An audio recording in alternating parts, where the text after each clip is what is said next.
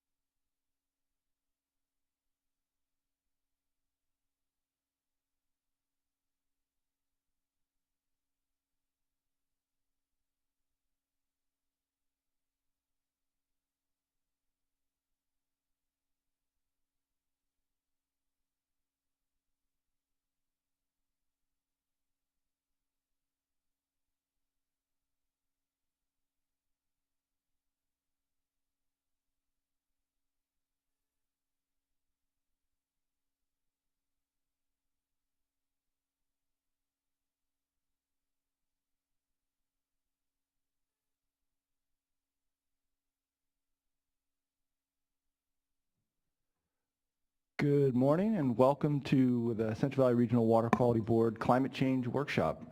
I want to thank everybody for taking the time and showing up.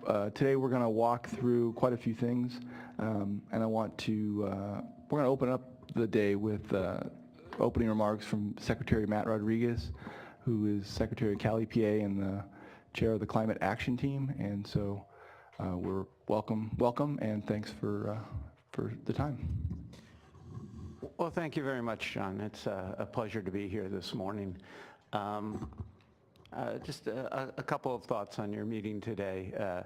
First off, I think it's important to note that California is probably doing more to address climate change than any other government entity I can think of.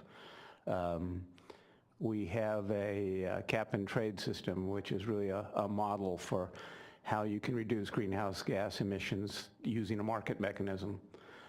We have probably some of the most successful programs in the world for promoting renewable energy. We are working with the fuel providers in the state to reduce the carbon in our fuels. We're a leader in energy efficiency. And because of these programs, I think we can, in all modesty, assume a leadership position in the world in dealing with climate change issues. It's one of the reasons why our advice is sought out by other governments. It's a reason why we are invited to speak at conferences to talk about what we're doing on climate change. It's a reason why other governments have signed MOUs to work with us on climate change issues. And so it's important to know that we are working collaboratively with Mexico and with China and with the Netherlands and with provinces in Quebec and with other states to deal with climate change. Now, there's a reason for all of this. We're not doing it simply because we're altruistic. Climate is a big part of what makes California what it is.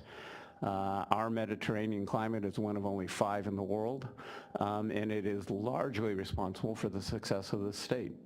It's the backbone for our agricultural industry, it's the backbone for our tourist industry, it's the reason why people want to come live in California, among other reasons, but let's face it, it's easy to recruit people to come out here to California weather. So we have a vested interest in dealing with climate change. So we're doing all we can. We've enlisted allies. But it's, frankly, an uphill struggle at this point.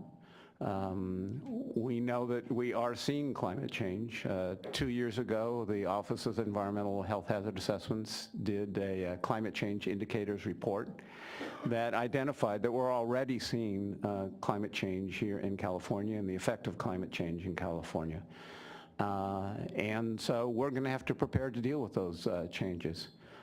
Some of the things that we know will happen. We'll see more catastrophic events, such as the droughts that we're dealing with right now. We'll likely see more flooding in the future as our weather patterns change. It will put a strain on our systems for delivering water throughout the state because precipitation patterns will change, snow patterns will change. We'll have to look at our coastlines and figure out how we're going to deal with rising sea level and what that means not only for shoreline infrastructure but for changes in groundwater tables and changes in tidal influences.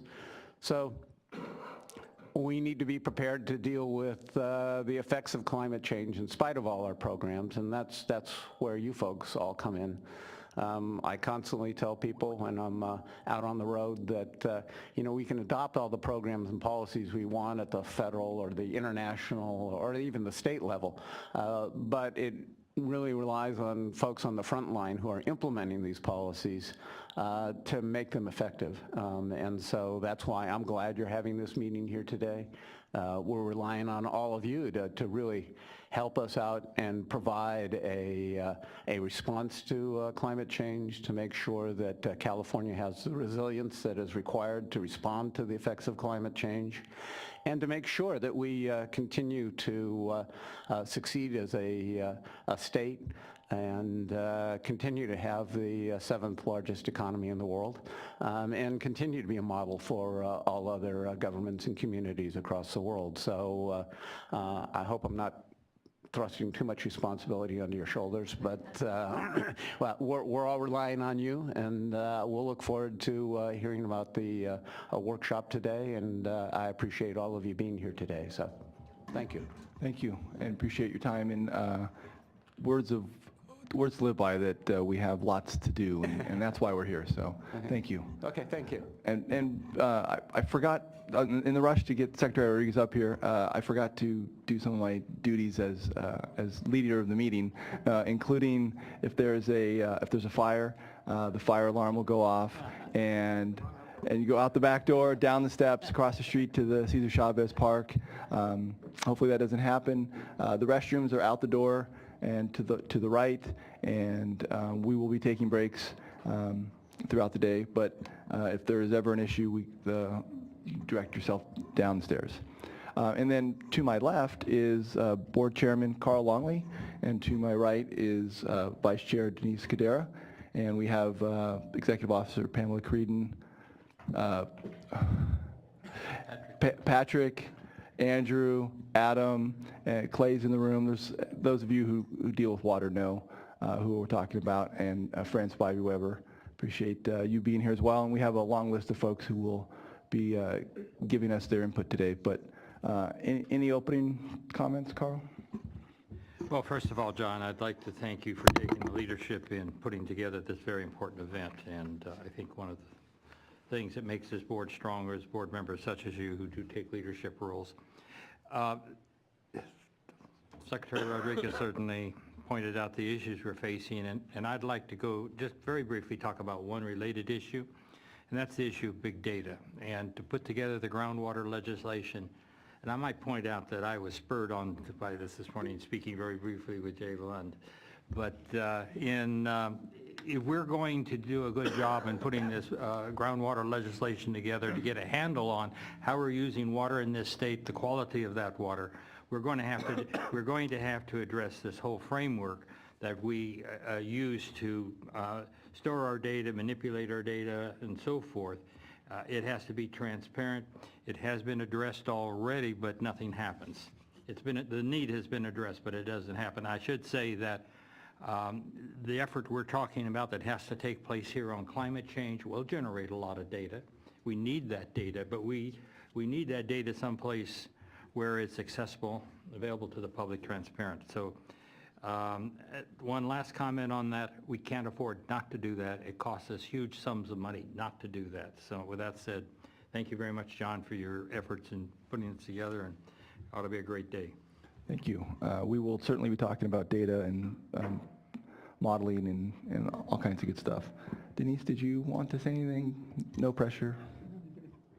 My only comment is I'm glad to be here, and it's good that we have this workshop that's underway, and my desire is outreach. It's important to educate the communities, the youth, about the need to address climate change, and how we go about doing that is very important. So this, I think, it's just very great to hear that we have this workshop and that California has to lead it, and we'll continue to move forward and bringing others into understanding the significance of this and how we can work together to address climate change. Thank you.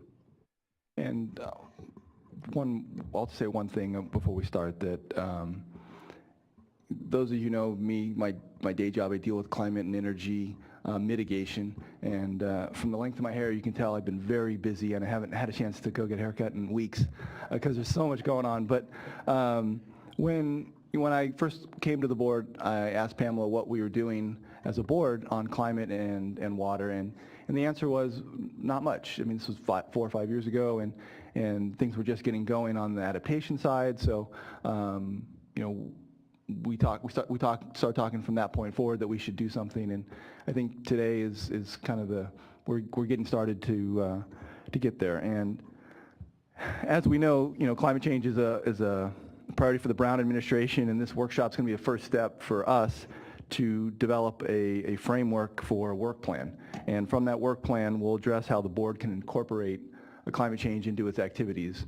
And I was looking through the adaptation report, and I have it highlighted here, but basically there's a paragraph that says, as adaptation comes along, folks will have to think about what they're doing, including changing regulations and adapting the regulatory framework. And that doesn't come along quickly.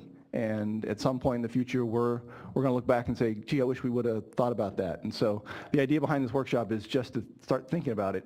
And as the work plan gets developed over the next 6 to 8 months, and we have something for everybody to look at, we'll host a workshop and let the public comment. And with that, I think I'll turn it over to Andrew Alcteboke, who will do our first panel dealing with research, data, modeling, and climate change impacts of the Central Valley. All right. Thank you, John. I'm going to invite our panelists to come up to the table. First of all, I'll just briefly introduce the panelists. I'll let them talk a little bit more about their research and their backgrounds, et cetera. So we have, starting down at the end, we have Ellen Hannock from the Public Policy Institute of California, Jay Lund from UC Davis, and David Perky from the Stockholm Environmental Institute. And just, by way of background, I had asked the panelists before to think about basically 2 basic questions. The first is, what are the likely impacts of climate change in the Central Valley?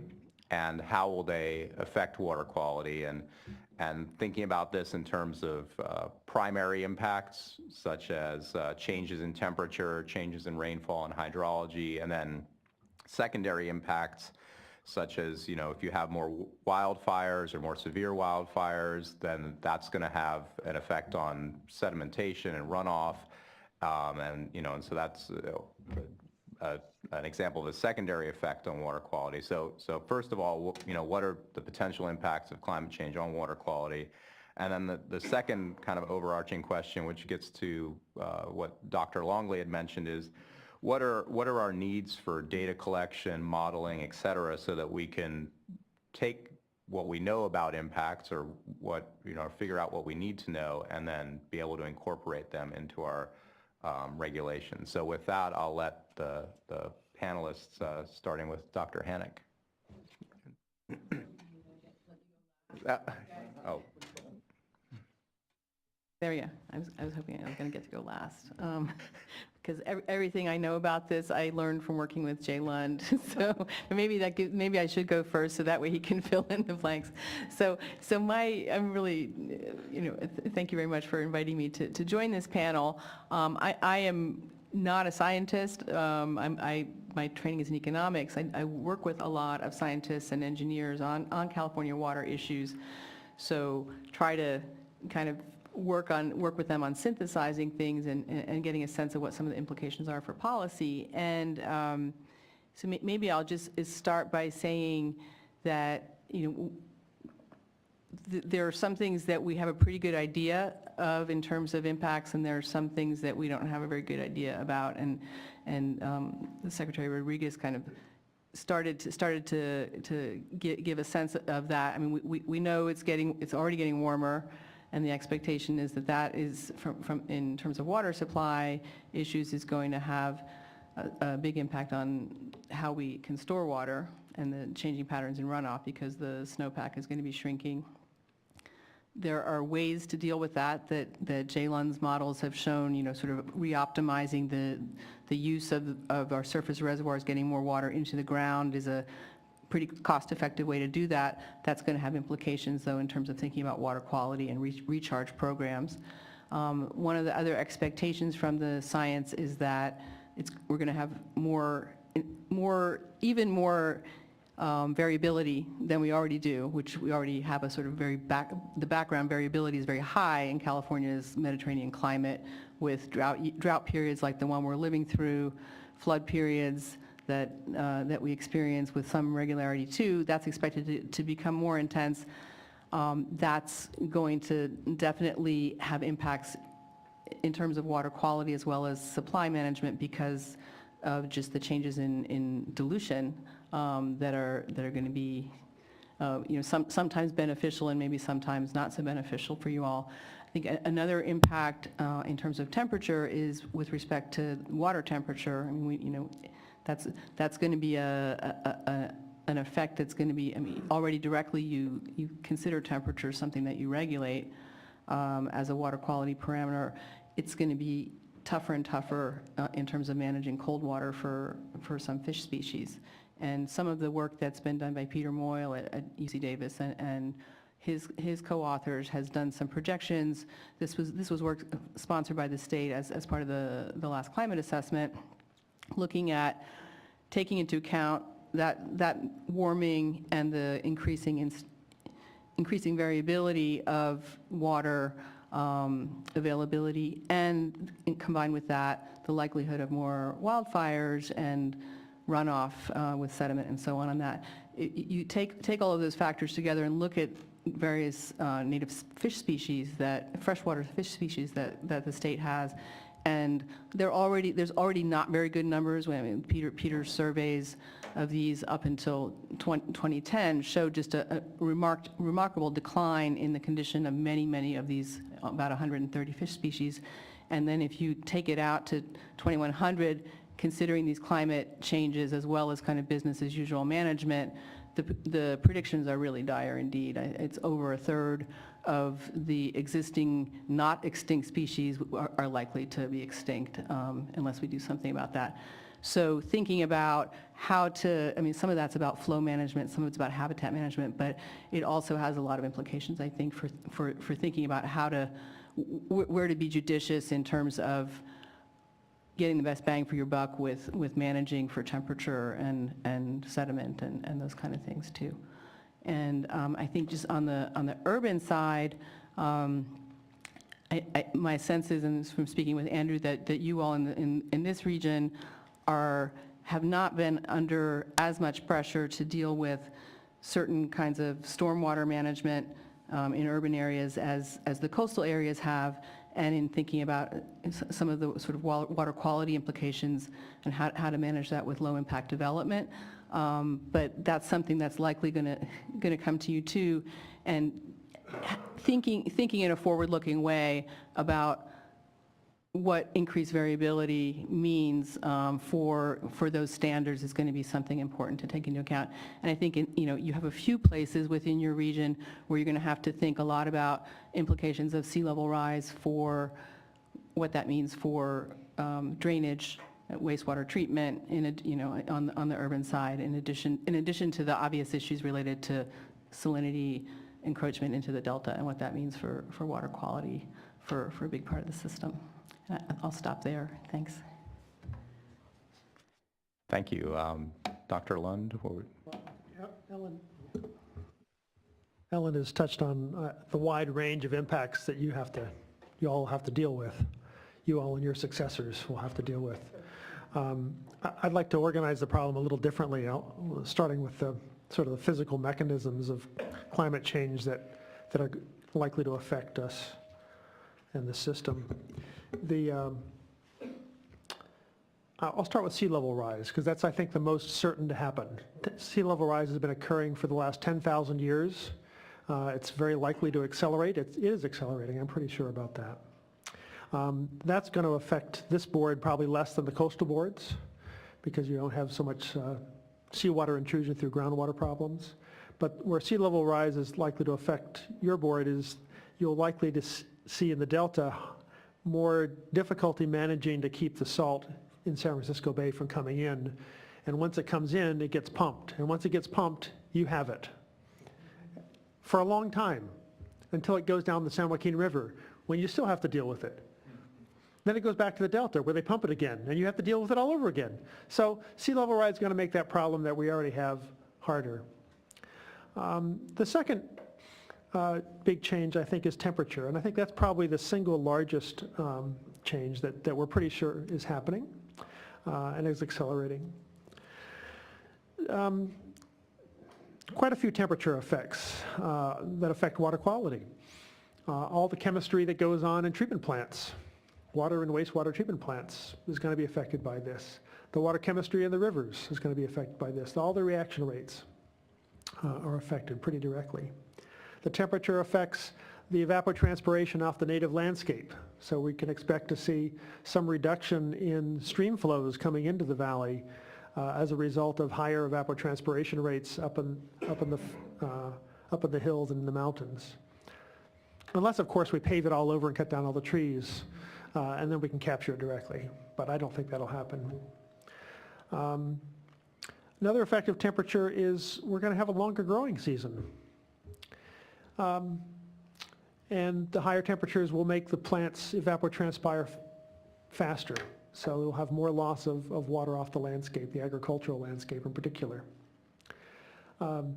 Colleague at Davis, Jan Hopmans, and one of his students did a really interesting study on this a few years ago, but I haven't seen it published yet, where they went down to Firebaugh and looked at a region down there, and they noticed that the higher temperatures make water evapotranspire off the crops faster, but the higher temperature also makes the crops come to maturity faster. And so the net water use for that crop is about the same. So they lose water at a faster rate, but not for as long, because the crops mature faster. Oh, but the crops are maturing faster, and the growing season is going to be a little longer because the temperatures are higher. So maybe some of them will want to put in a second crop. So either it will have no effect on water demand, or it'll double it. I think that's really interesting and frightening. So that's kind of interesting. So that'll be a big thing for us. Is this one working? And this one's not. No, this one's working too. Okay. So temperature effects, pretty major. Also the temperature effects on cold water pools, as Ellen mentioned, for fish management. And then all the ecosystem, again, the chemistry is driven a lot by temperature, and the chemistry and the biology that fish have evolved to will change. So all the native ecosystems are likely to be pushed around by this change in temperature. Average precipitation, average runoff. Let me look at it as average runoff. The models sort of differ as to whether the average precipitation in California is going to increase or decrease. There's maybe a little bit more that say it'll decrease than will increase, but it's sort of a mixed bag as I understand it. However, the higher temperatures are likely to mean that the average runoff, even if we get the same average precipitation, we're going to get a little less average runoff. Maybe on the order of 5 or 10%, okay, just because of the higher temperatures. We'll have to deal with that. What time frame is that 5 to 10%? 50 to 100 years. We certainly have, well, maybe right now, I don't know. And then the fourth effect is the change in the extremes, sort of the pattern of extremes, floods and droughts. There's some argument that we're going to see more droughts, more floods, even if the averages stay the same,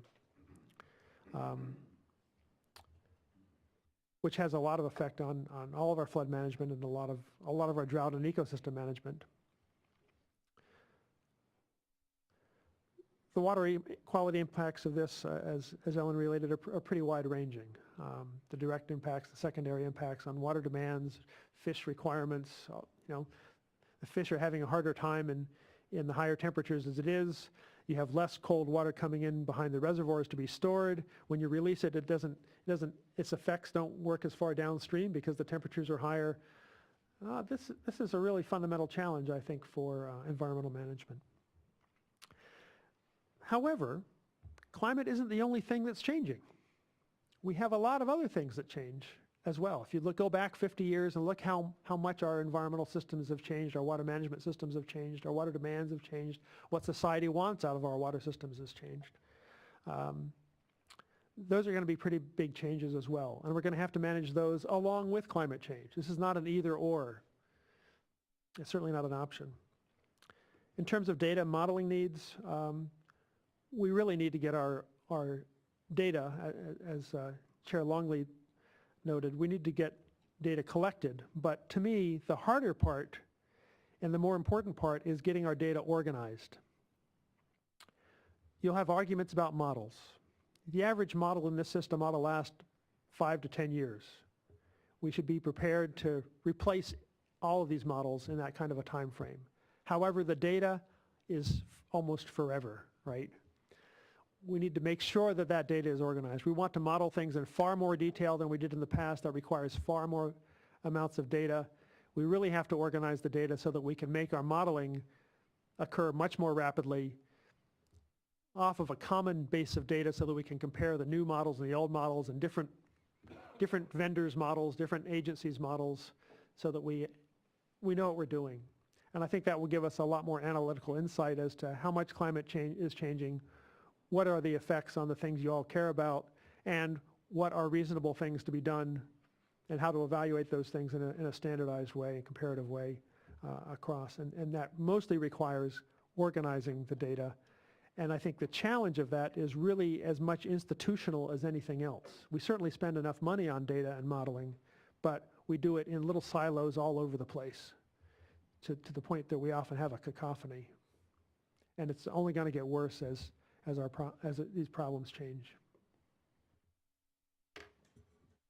Great, thank you very much. Dr. Perky. Thank you, Andrew, for inviting me, and thank you, board members, for creating this opportunity. I don't have quite the illustrious reputation as Jay and Ellen do, so I think I'll take a moment just to introduce myself and the organization that I represent. I work for the Stockholm Environment Institute, which is a Swedish-based research institute working on issues related to sustainable development. And we have a U.S. presence, what we call the U.S. Center. And within the U.S. Center, I manage what we call the water group, we refer to as the U.S. Water Group. My own personal background is I did a PhD at UC Davis and have been working on California water management issues probably for about 20 years now, maybe a little bit more. But through the work through SEI, we also do a lot of work in various other parts of the world because we have a global mission and mandate to address issues related to sustainable development. And I guess, Ellen and Jay both gave very clear presentations of the challenges that we might face in terms of water management and water quality. And I appreciate Jay going back to some of the basic physics of what's happening and how that relates to some of the challenges that are likely to arise. My role and our role within this process of responding has a lot more to do with developing the basic tools that can be used to actually try to understand what some of these challenges mean in specific places, and to use those tools to support decision makers at different levels, at different agency levels and at state level, at local levels. We're a model developer, and so I take seriously what Jay says, that models come and go. But much of what I'll share today is related to the fact that we have developed a modeling platform within the Institute, which is being used in a number of places in California to study climate change and its implications on water management and water quality. Just a couple of examples that sort of tear off of the things that Ellen and Jay mentioned. For example, related to water temperature and different climate scenarios and what that might mean for aquatic ecosystems. We did a study in collaboration with some folks at UC Davis focused on Butte Creek, which is the last sort of holding area for the spring run Chinook salmon, where there's a substantial population, and there's been a lot of investment to try to preserve that population. And with some colleagues at UC Davis, we did a study that looked at what climate change might mean for the snow accumulation and snow melt patterns in Upper Butte Creek and in the West Branch Feather River, and what that would mean for the ability to store water in reservoirs, and what that would mean for the temperature of water that was released from reservoirs, and then what that would mean for the water temperature where the fish are holding when you operate the existing hydropower plants as they're currently licensed, or when you change the operating license for those hydropower plants. And the outcome for of that study is a bit shocking. I mean, if we have the worst case climate change scenarios and we continue to operate the hydropower plants as they're currently licensed, then the model suggests that under a range of climate features, we're going to lose the spring run Chinook salmon in that system. But they also offer opportunities to explore ways to respond to that. You can revise the way the hydropower system is operated to coordinate it better with the needs of the ecosystem in terms of water temperature for fish. And I think the kinds of tools and models and data that you need to be supporting and developing and applying are going to be the tools that allow you to understand those trade-offs in a place like Butte Creek. We've also done some work with the El Dorado Irrigation District, applying some of the tools that we develop to support some of their infrastructure planning and their drought planning protocols. And one of the issues that they were particularly interested in was what do we know about the risk of wildfire, and what is, if we had a substantial fire in the El Dorado National Forest, what would that mean in terms of our ability to operate our drinking water system? And so we tried to incorporate fire risk into some of the modeling tools that we were applying with them to support the development of their drought plan and some of their infrastructure planning. And what you find in the science is that we can get maps of where fire risk is going to change under different climate scenarios. There's good maps being developed by colleagues at UC Merced, for example, and at UC Berkeley there's some fire experts. So they can show you a map that says, okay, under this climate projection, this is an area where the fire risk is likely to change, but that's not the complete information that's required to understand what the water quality and water supply information are, because where the ignition happens, the severity of the burn, the duration of the burn, that has a lot to do with the response of the system to sedimentation, erosion, hydrologic response. So there's definitely a lot more information that could be developed around sort of understanding how those components of individual fires might change in the future, and not just the risk, the overall risk of some sort of generic fire. So that's a place where we've been doing some working, and in the modeling it was the modeling suggested as best we could that in terms of water quantity, it maybe wouldn't change that much. The reservoir could accommodate the difference in the timing of the runoff. But in terms of water quality and the turbidity that they were going to have to manage, a lot depends on what you assume about what these fires are going to do on the landscape. And just another example of the kind of work we're doing, to tear off of what Ellen and Jay suggested, I mean, the agricultural system in the Central Valley is changing. It's changing because of urbanization, it's changing because of global economics, it's changing because of climate. And one of the things that we need to be able to do to understand how that's going to change is to really understand how crop production is going to change in different parts under different climates. And Jay talked about this balance between more ET but shorter growing seasons.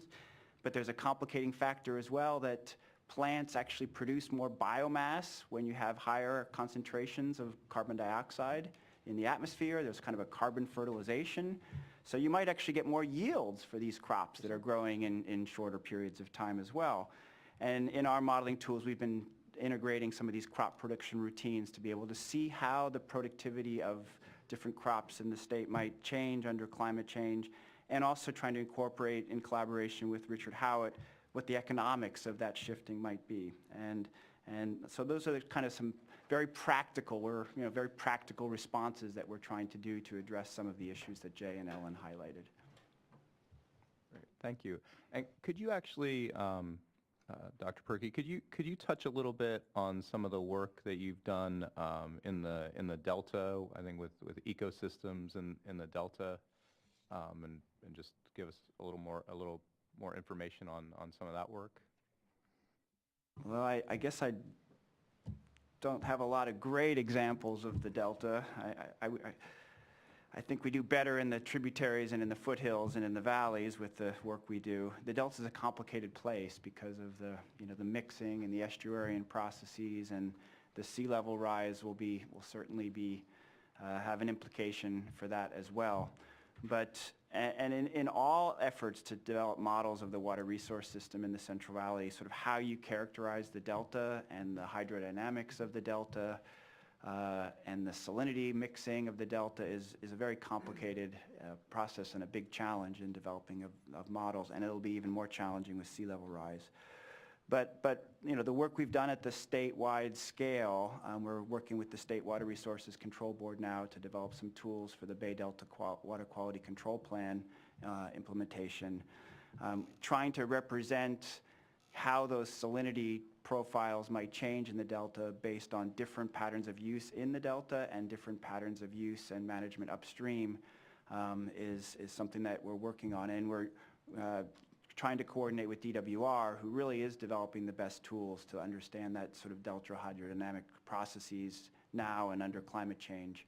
But that's an example of something we're trying to do to sort of understand how the salinity dynamics of the delta would change based on different patterns of management upstream under future climates and future land use patterns as well. Thank you. And I don't know, Dr. Lund or Dr. Hannick, if you have anything to add. Yeah, we've done a fair bit of modeling for the Delta under a range of conditions, and for the water management system under a range of climate change conditions. And two things have come out of all these modeling results and our observations of the management of the system over droughts and floods and things like that. That if you want to, is that first, California, in terms of quantity, the Central Valley has really an amazing water management system in terms of the kind of resilience and robustness. Now we're seeing the limits of that, I think, in this drought. But when you consider how big this drought is in terms of tens of % of reductions in water flow, and then look at sort of single-digit effects on agricultural economy, it's a sign that we have a really pretty amazing water management system. Not that we can't make it better, but it could be a lot worse. It certainly was a lot worse in the 1930s and the earlier droughts, if you go before the week. So that's the first point. Second point is, if you want to break this system, you break it at the delta. almost every climate change analysis that we have done, reflecting sea level rise and changes in temperature and all the other changes we've talked about, people want to increase exports from the delta, move more water from the north to the south, because in a drier kind of climate, there's more water. Granted, there's less water in both places, but the gradient is increased, economic gradient of moving water. So that's, I think, a important issue for the boards to think about. When you get to add the recent groundwater legislation on top of this, since most of the overdraft is in the southern part of the Central Valley, as you all know, when you eliminate that overdraft, which is what the new legislation will do in some decades, what do the farmers that currently use water want to do in that circumstance? They also want to go to find some other water elsewhere. Well, where's the easiest place for them to look? It's also at the delta. So the delta is at the crux of how we manage for climate change as well. We're not going to escape that very difficult hole that we have in the system. Great. Thank you. Dr. Hennick, was there anything you wanted to add on that? Yeah, maybe just touching on some of the numbers that come out of some of these modeling exercises that Jay and Richard Howard and others have done. The economics of it don't look as bad as the water supply numbers. And so, as an example, what they found just for this last year was, despite about a third of a reduction in surface water supplies, and a lot of that made up with groundwater, but not all of it, about 500,000 acres fallowed out of about 9 million irrigated crop acres, and the proportion in terms of revenues is even less than that. And so the projections where they looked at a 2050 horizon with a dry form of climate change, so about almost a 30% decline in water availability for Central Valley agriculture, almost equivalent reduction in irrigated land as a result of that, but there was still a net revenue increase, a real revenue increase for Central Valley ag, and that's just on assumptions that farmers are going to continue trends of productivity increases and shifting as water becomes scarcer toward the crops that are earning the most with the water that's available. And I think, if you add to that that sort of scenario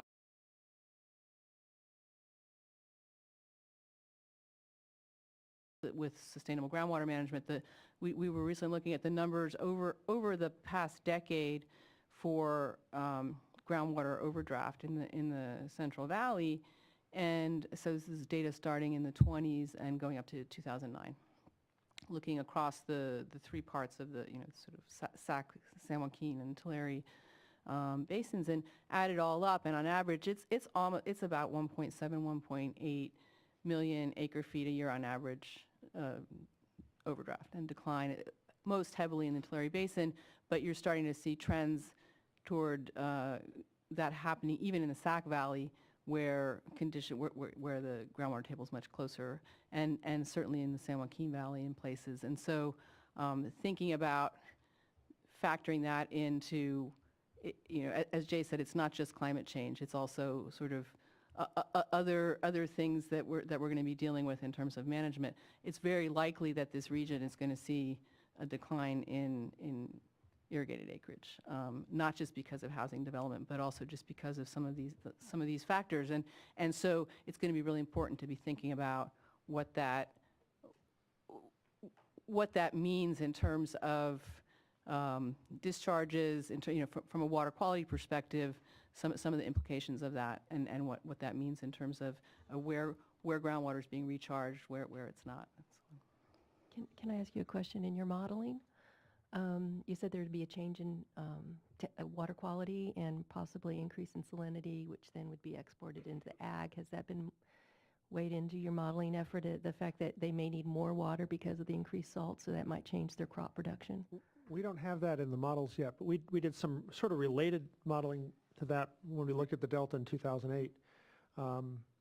And the economic impacts of that over time were on the order of hundreds of millions of dollars, actually, per year. So our board's very concerned with the salts and the salt buildup in the Central Valley. So if there is a change and the salinity changes, would that then increase the salinity in the valley, and would that have an impact on agriculture? It will affect some areas of the valley. Some parts of the valley don't drain as well as others. You all know this better than I. Reflecting on Ellen's thinking on this, which is, I think, entirely correct, we're likely to find ourselves in the ironic condition where the groundwater, ending groundwater overdraft and climate change have increasing costs. However, because of the growing rising prices for California agricultural commodities, we might find that in absolute terms, we have rising agricultural profitability at a time when we have declining irrigated acreage. Can I ask a quick question also on the modeling? You said roughly I think a 30% loss of potential irrigated lands. Was that did you, in your model, were you able to say, was that localized to any specific areas, or was that just a regional model? Yeah, and you do the mass balances for the southern part of the Central Valley, you know that it's got to come from someplace. I mean, just to make the mass balances work. Now, where would it come from? The other thing that Ellen nicely highlighted is the many layers of climate adaptation, and of adaptation in general to all the other changes that are going on in this world that occur in the California's water system. One of its sources of strength is we have many layers of adaptation. So we have the level of adaptation on the water management system at the statewide scale, where the water projects are moving water north and south and back and forth. You have the level of adaptation at the irrigation district scale, the water utility scale, where they're changing their treatment technologies and their crop acres and things like that. And then you have that adaptation at the farmer scale and how he manages his crops and does irrigation. And the cumulative effect of that, I think, for your question, means that when you look at the mass balances, you see that we have to reduce that amount of evapotranspiration off the landscape. How are you going to do it? Well, that means that the least productive areas are going to go out of production first. So if you look at some of the areas where the salt is already accumulating, the yields are already lower, they're growing lower value crops, they're not going to take the almonds out first. So that's what makes the economic impact less than the physical impact. And Jay, when you and Richard did your study for the CV salts effort back roughly 6 years ago, as I recall, one of the things that came out of that was there were crop shifts that you saw that were probably a result of salinity buildup, changing water quality. I think one of the things, obviously, that we're going to see is some crops can use very salty water, get a very good price. I'm thinking of pistachios, yeah. So those kind of things will obviously play out too. But my question really was going to be, do you see a point in time, given increasing salinity in the delta, where it may not be profitable, I guess, to ship water south out of the delta for both ag and domestic uses? You're talking about 5 million acre foot a year roughly now. I can imagine it declining by 1 million acre foot a year or maybe more, depending on how we manage the delta and how we manage water upstream. But I think there's going to be tremendous economic value for continuing to export a sizable amount of water from the delta, either directly or indirectly or underneath or over the top or around the side, one way or the other.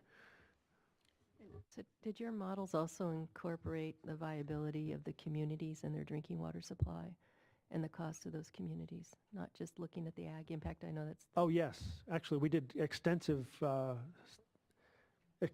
I would still say preliminary, more extensive cost analysis than almost anyone else has done on the drinking water treatment costs for the large communities. For the smaller communities are on groundwater, and I think they probably face as much problem from the nitrate contamination as anything else. Yeah, I mean, that was the observation I wanted to make. A lot of what they've been talking about in terms of where these crop shiftings might happen and where these water quality constraints might happen are also the same places where we have a large number of communities that have impacted drinking water systems. So being able to develop some tools that sort of integrate across all of those dimensions of the problem and the regulatory response, I think is important to think about.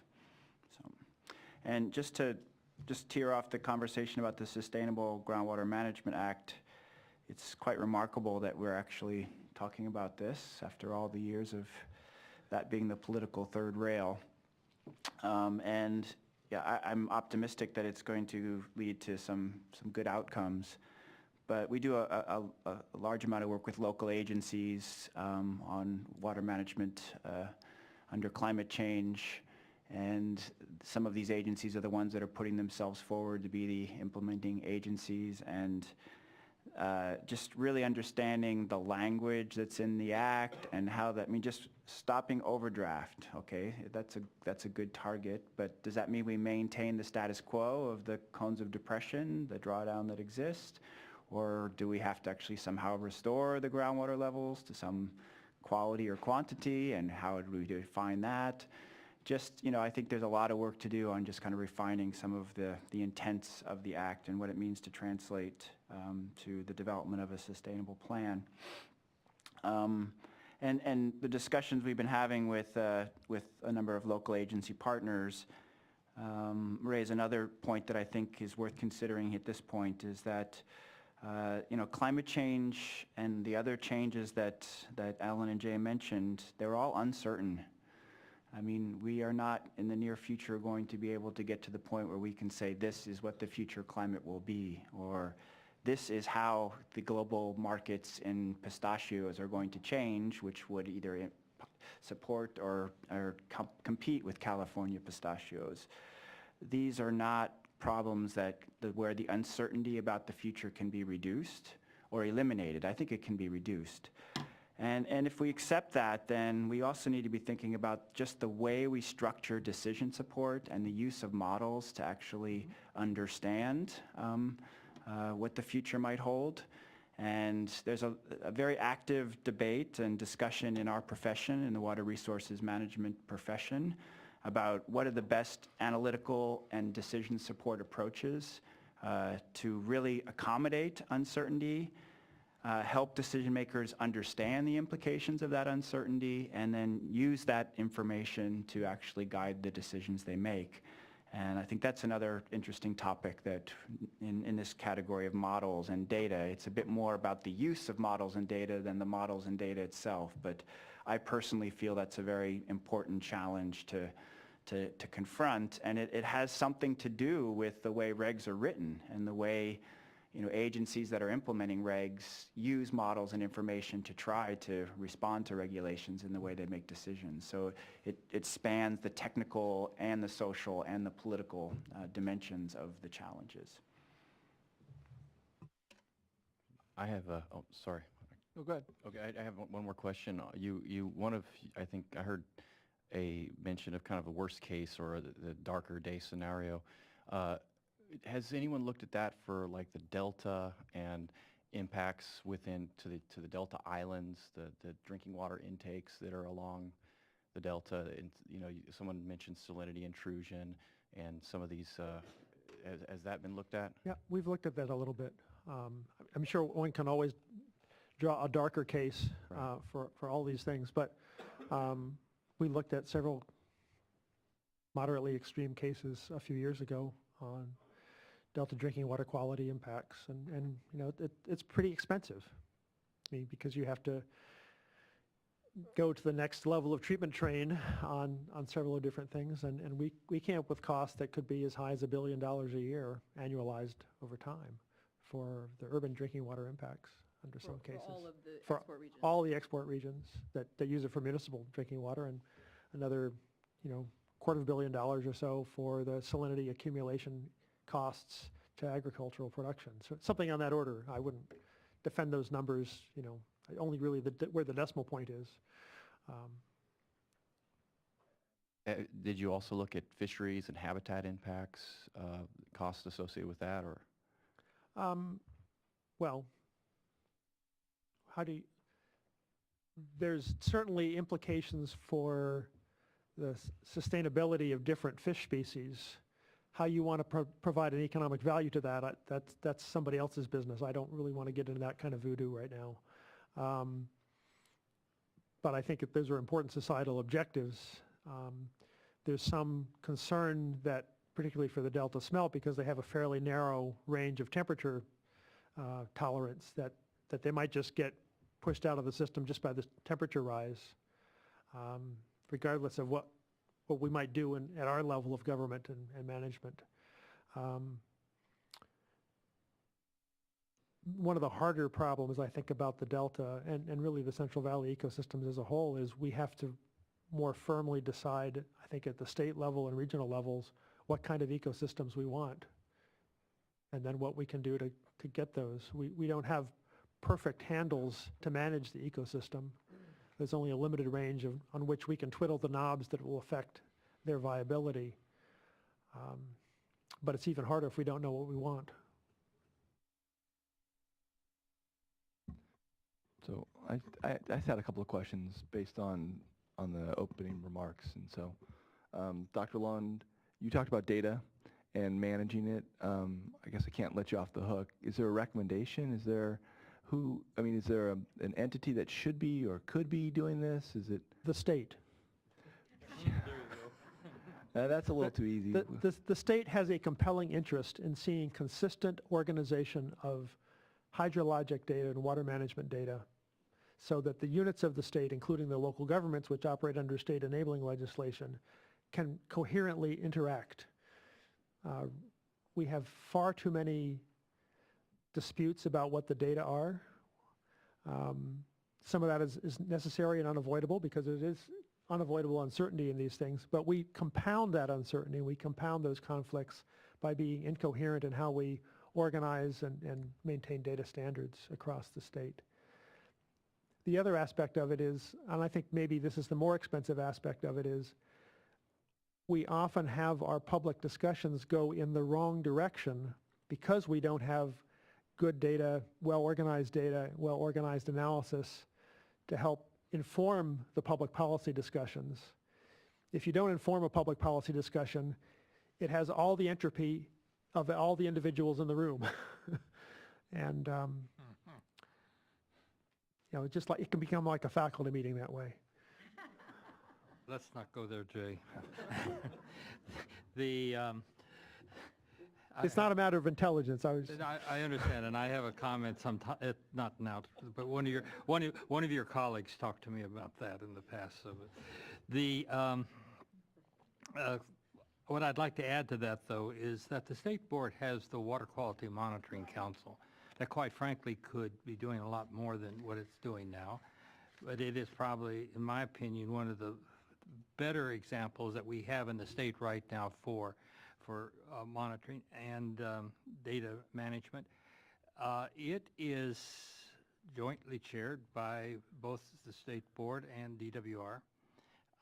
It has been suggested to me by some that really needs to be looked at, and it's enabling legislation as a possible mechanism to that could be presented to the legislature together with the appropriate language as something that we can build on to begin to address the data monitoring. So it gets back to it's the state, but we have an example now. I agree, Dr. Longley, but it's taking up to 2 to 3 years to get data into the system, so that has to be addressed I as well. recognize, and those are some of the issues that have to be addressed in the process. It could be an excellent larval form. That's right. Yeah, good. And then, Dr. Hannick, I was going to ask a question about PPIC and if there are sort of, I don't know, surveys or what interaction with, I know you guys do a lot of policy work with what people are thinking and where this is headed. I just didn't know if there was anything relevant that you guys were working on. So PPIC as a whole, it's not a very big shop, but it's a research organization, nonpartisan, aiming to provide really relevant policy relevant research to discussions, and in addition to a series of research efforts in different areas, including water, we also have a survey team that goes into the field every 6 weeks or so and surveys about 2,000 Californians, adult Californians, about a variety of things. Every year there's a survey on environmental issues in the summer that looks a lot at questions relating to climate change, energy policy, air quality. And so I think now there's about a decade worth of questions on these kinds of issues. And what you see consistently is, Californians support the state's greenhouse gas mitigation efforts, the kinds of things that Secretary Rodriguez mentioned in terms of California's leadership. You also see that large majorities of Californians are concerned about the impacts of climate change, and that includes, the kind of things we're talking about here: droughts, floods. Floods tend to be a lower percentage, but that's probably because fewer. I would bet if you looked at where the people are living that say yes, they're worried about floods, it's people that are more flood prone probably.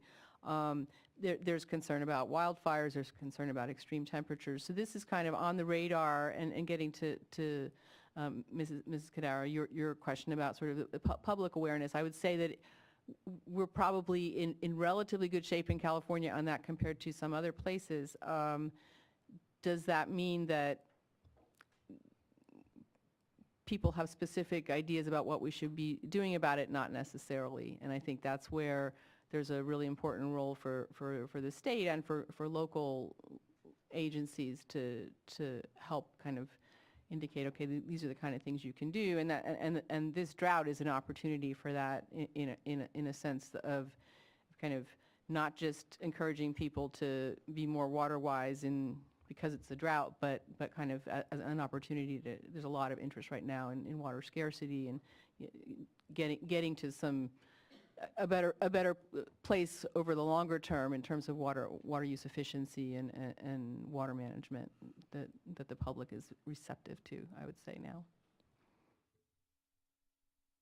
So I had a kind of maybe stepping back a little bit, but we have a pretty good history in the state of sponsoring state-sponsored modeling, especially taking global climate models, downscaling them to the state, and even smaller than that. And we've been talking about modeling and different aspects of it. So my question is, where are we in general in terms of linking those types of models with water quality outcomes? Where are we now, and what do we need to help inform us so that we can make appropriate decisions? I know Dr. Perky, you had mentioned the fact that no matter what, there's going to be a large range of variability, and we need to have our policies respect that. But what do we need to really put some good bounds on that in terms of water quality? I don't know, Dr. Perky, if you want to maybe. Yeah, I mean, when I said we're always going to have to deal with uncertainty, I didn't mean to imply that we just have to stick a finger in the air. I think there are some very concrete procedures for using models and information within decision-making under uncertainty frameworks. I'd recommend you all look at the work by the RAND Corporation on robust decision-making as a possible framework for formally structuring a decision process in the face of deep uncertainty.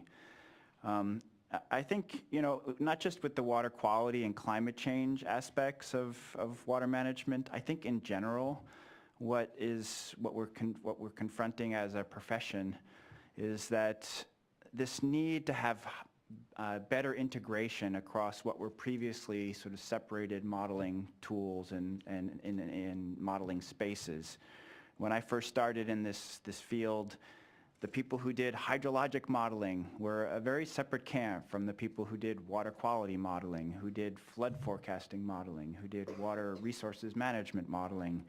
And they had their own cultures, their own tools, their own approaches to the problem. And when they would apply these tools, they would have to assume something about the boundaries of that.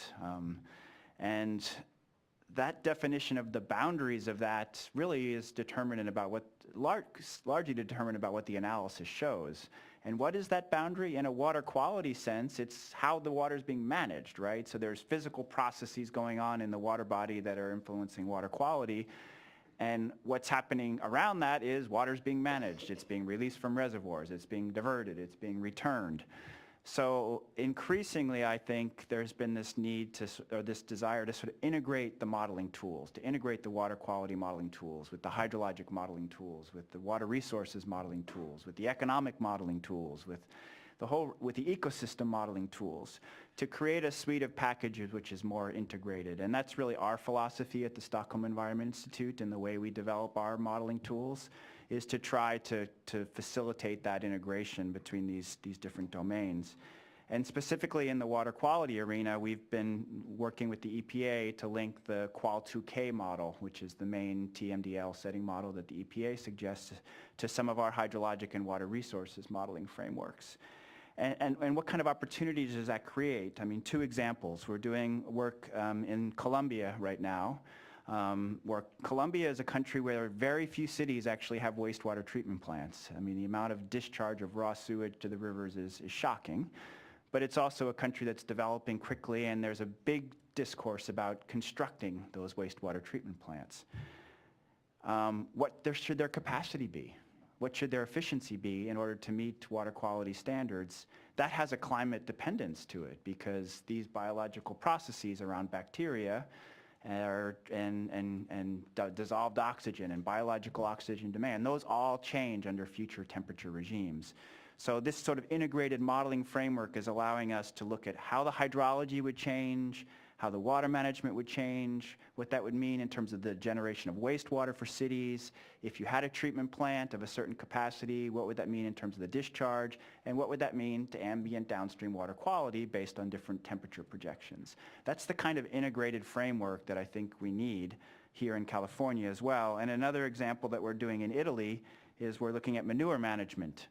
And the bacteria die-off factor is an incredibly important factor in that process. I mean, how quickly do the bacteria die off when you have manure spread on the landscape as part of your practices?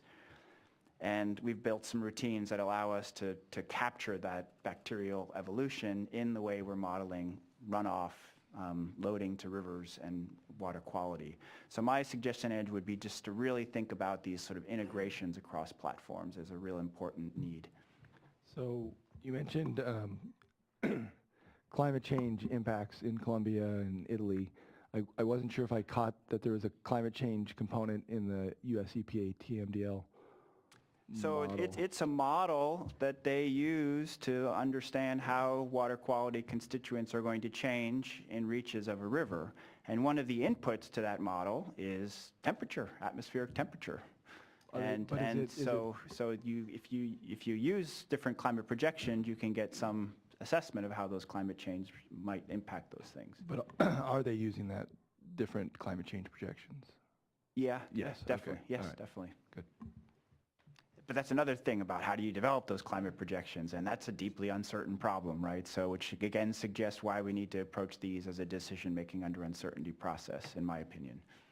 So we've seen, I think, a fairly big change in how people think about integrating the climate models with the water management models over the last few years. It used to be when we get these projects, it would be, okay, we're going to have these in climate change models, and we're going to downscale them all, and then we're going to develop rainfall runoff models for them all, and we'll have all these different stream flows coming in from the different models, and then we're going to run the management models for all of these, and then we'll come out with some stuff. And then 6 months later, we'd have a whole new set of climate models, and we had to start the whole darn thing all over again. And we get almost the same management result. So some folks finally got their heads and thought, oh, wait a minute, we should do this the other way around. Let's run the cheaper models faster, cheaper models that are closer to what we care about first, and vary the climate inputs, vary the stream flows, say, well, how much would the climate have to change before it changed our decisions? And started to see thresholds of costs increasing. And so I think that's probably the way that more folks are going these days. And it's far more economical and more relevant, I think, to the kinds of issues that the agencies have to deal with. We've done a lot of these kind of models for a lot of different climate scenarios and a lot of different other kind of conditions. And one of the things that really impresses me about climate adaptation for water in the California system is the kind of things you would want to do to adapt to climate change are the kinds of things you'd want to do to adapt to droughts and floods. I mean, the kind of flexibility you want to build in the system for any kind of climate change is largely the same as what you'd like to have today to better manage for today's condition, only more of it. And so I think that makes it a much more civilizing discussion if you start from that basis. Maybe just to add to that, so there's an aspect of flexibility that we talk about in terms of water supply, and that means, for example, having water markets and making it possible for the economics to kind of drive where the water is moving when you have less of it. And that's partly why you have lower economic costs of drought than actual water loss. But I think there's also an element of flexibility that we're going to have to be thinking about more when it comes to water quality.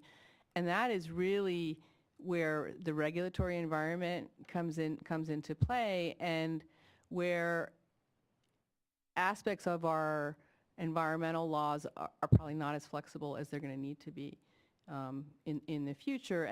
And there's some of this that probably is statutory in nature in terms of what needs to, something that would require actually legislation. Some of it is probably within the discretion of agencies to be thinking about. And I'll just, I'll just throw out one of them is the anti-degradation laws, which, or the statutes, which are there for a good reason, but they were put there on the assumption that under the very optimistic assumption that if we just do the right thing, we can avoid degradation, and we can kind of continue to have all the beneficial uses get what they need. And in the climate change world, where you are looking at definitely temperature changes, that some of which are just not going to be able to be mitigated directly, and you're probably looking at sediment changes, you're looking at salt concentration changes, all of these kinds of things. There may need to be some more flexibility on that, where one's thinking not about throwing the baby in the bathwater out wholesale, but where does it really make sense from a social and economic and environmental perspective to put our eggs into the basket of preventing degradation, and where can we relax on that? So. Could I maybe ask, Dr. Lund and Dr. Perky to also comment on this, this idea of the link between the research or the predictions and our policy response for water quality? Some of these things I think are predictable. Go to the good water chemists that do the treatment processes, and you say, okay, what's it going to do to your processes if you raise the temperatures? You change all the kinetics. I mean, that should be a fairly garden variety physical, chemical, biological thing. On many of the other aspects, we're going to be surprised. Things will happen that we're not expecting. And I don't know exactly what those are yet, for obvious reasons.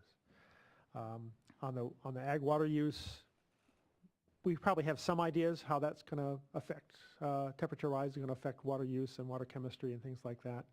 But it'll vary between the different kinds of with us. C3 and C4 crops, that some of which are responsive to CO2 and others are not. Some of it's going to, a lot of it is going to depend on what we want as a society in terms of water quality. What constituents do we consider important for the species that we consider to be important? And that changes quite a lot from decade to decade. And our treatment plant decisions last for more than a few decades. So I think that's going to be the harder part.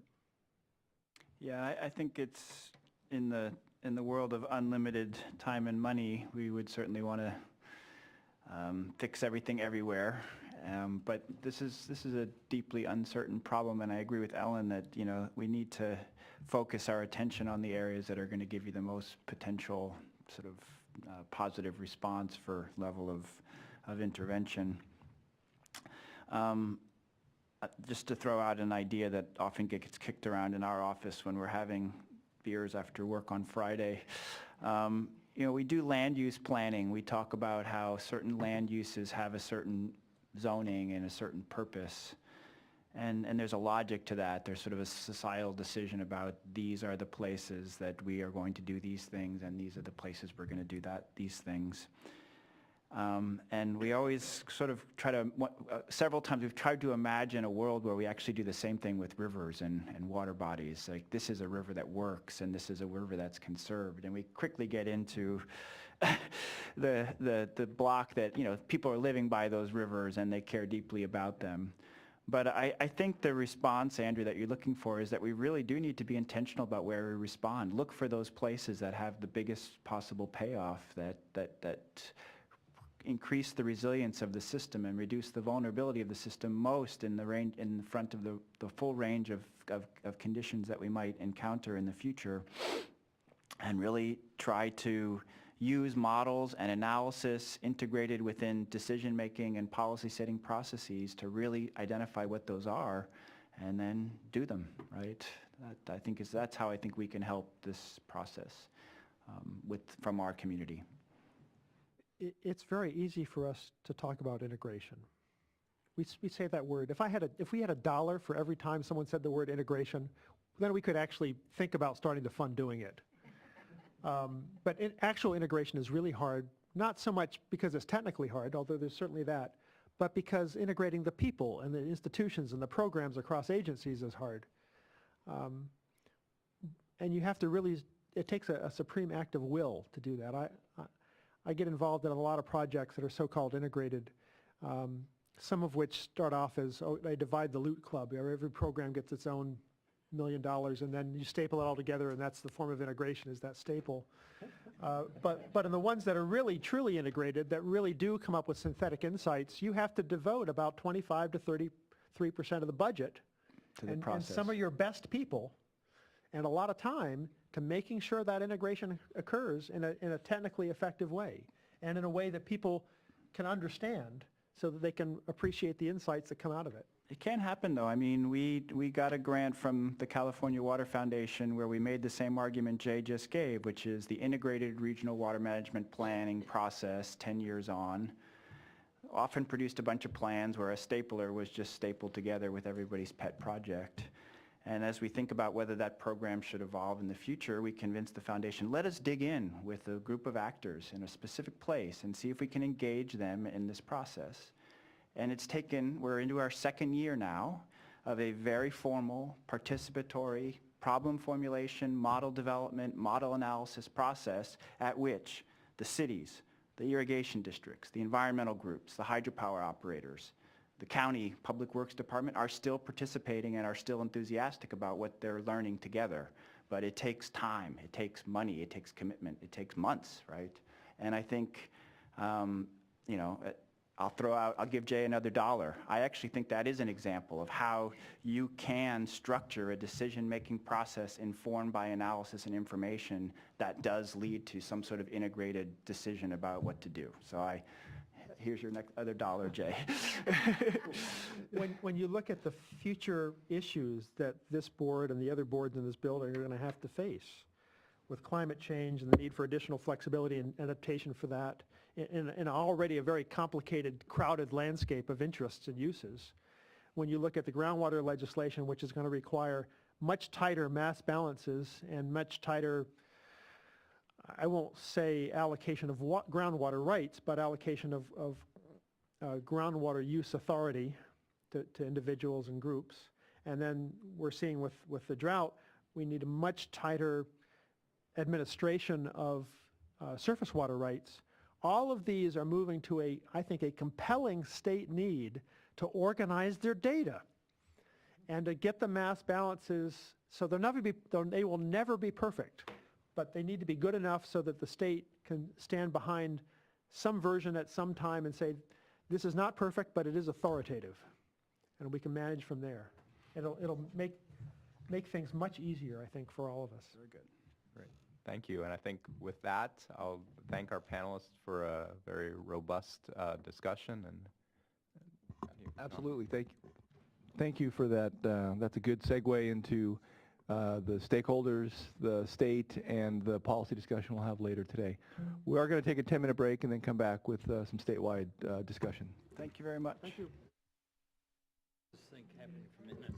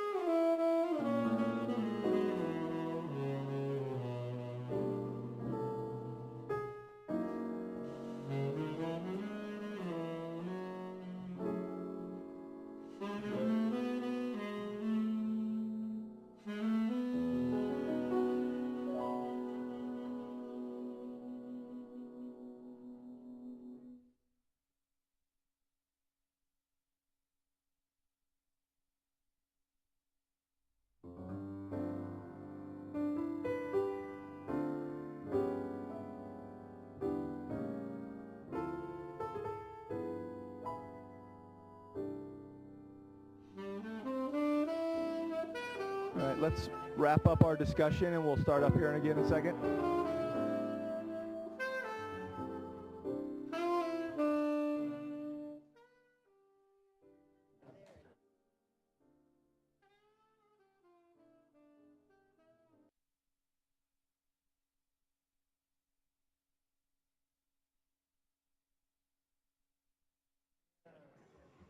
All righty, we'll start up here again in about 1 minute, 30 seconds, 10 seconds. Take your time. It's logarithmic time, yes, that's what we're dealing with. All righty, so we're going to come back from break and discuss, and I should mention or remind everybody that this is webcast, so if you're not speaking into a mic, those around cannot hear what you're saying. But we're gonna come back and talk about an overview of the statewide climate efforts on greenhouse gas reductions and the impacts of climate change. John Blue from CalEPA made it in today. Appreciate that. He's going to give us a brief overview, and will serve as a lead in to our next panel. So we gave you 10 whole minutes. Excellent. Okay. Thank you, Mr. Constantino. Board members and staff. I'm John Blue with the CalEPA Office of what are we there? We're the climate unit. I'm the manager of climate change programs. And just to give a brief background on the state's efforts with regard to climate change, many of you know a lot of this background information, so I'll go through it fairly rapidly. But back in 2005, then Governor Schwarzenegger signed Executive Order S305, which set out some rather aggressive climate change goals for the state. And then, and this was sort of in the face of national inactivity on climate change. And in California, we're sort of uniquely vulnerable to the impacts of climate change. You know, depending on how you measure it, 1,000 miles of coastland, a very engineered water delivery system, dependent on winter snowpack for a water supply, any number of issues of vulnerable agricultural economy, et cetera. Subsequent to the executive order, AB 32 then set many of these goals into statute, and the governor addressed or had the Secretary of the Environment chair up the climate action team, which was composed of the large agencies that dealt with climate-related issues. The overarching goal was to bring California's greenhouse gas emissions back to 1990 levels by the year 2020.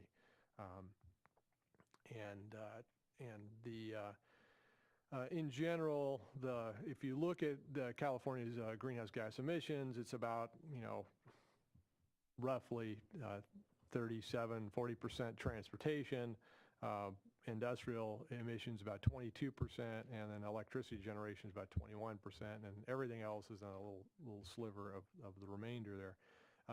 And so if you look at that, you realize that that's because those emissions cross just a broad sector of the economy and the state's economy and citizens.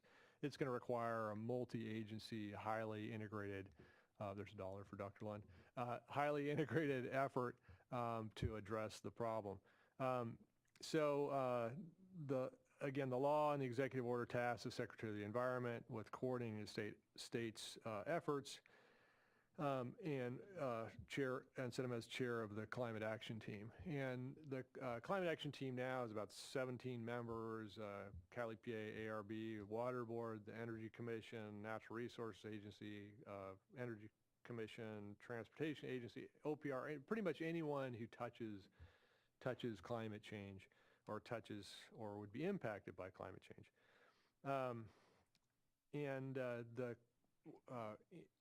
Under the Climate Action Team, there are a number of specific subgroups that work on specific sectors of the economy or resource sector. We have a group working on water and energy, and some people here are on that. The water energy subgroup, there's public health, state operations, land use, forestry, intergovernmental group, coastal, ocean, agriculture, et cetera. Some of them are more active than others, but it just shows sort of like the breadth of activity and energy that's being focused on this. And I have to say, as a, I've been working for the state government in environmental work since 1991, and I've never seen this sort of integrated. There's another $1. This sort of integrated, cooperative effort on anything in all that time. This is really unprecedented. So the efforts are kind of sort of a three-pronged approach to addressing climate change. And number one is mitigation through greenhouse gas emission reduction efforts. And then adaptation adaptation or climate change preparedness in anticipation of what we expect climate change impacts to be. And then finally, research to fill data voids, information that we need, to find the information we need to make better decisions.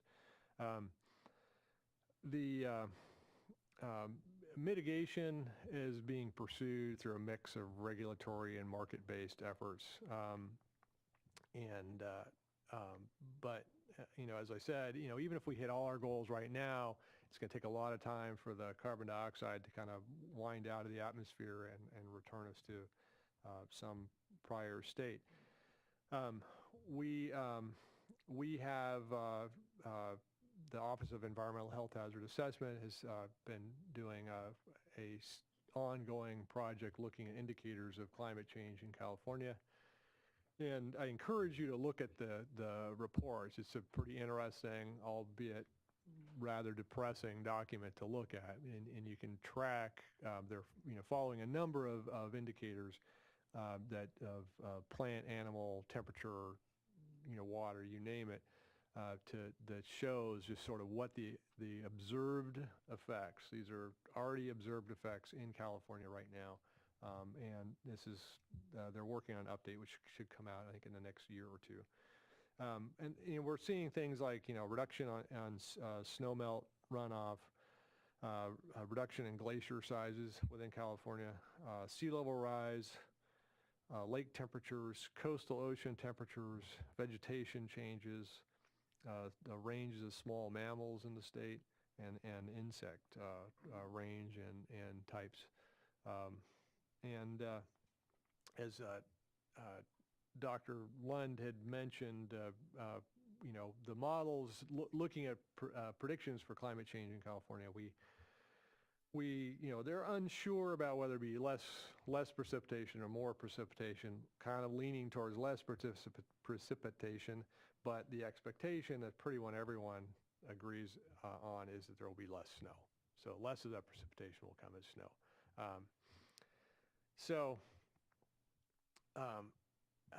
With regard to adaptation, looking at these observed effects, adaptation is sort of preparing the state's infrastructure for what we anticipate these impacts are going to be, and trying to plan for that. The Natural Resources Agency took the lead on developing a plan on the climate change adaptation strategy, and then the updated Safeguarding California plan.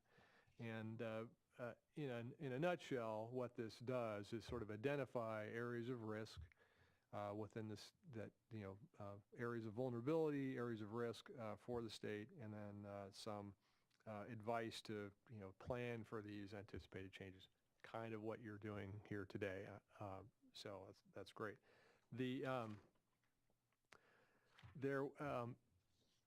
Building on that, recently, last fall, the Ocean Protection Council passed a resolution tasking their staff to do, sort of what you're doing here, and task them to commit with to work with all the other agencies to implement the Safeguarding California plan, but specifically to to try and identify what success looks like.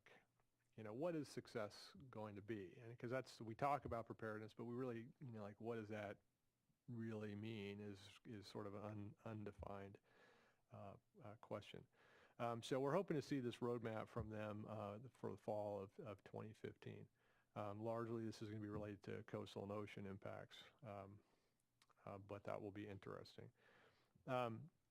With regard to research, or the third prong, the Climate Action Team recently adopted a climate change research plan for California, which identifies key data needs and establishes priorities for state funding of research for the next 3 to 5 years. And they worked in the Energy Commission was lead on this project, but they work with 10 plus state agencies. And Do we know how much of that plan was dedicated towards water quality?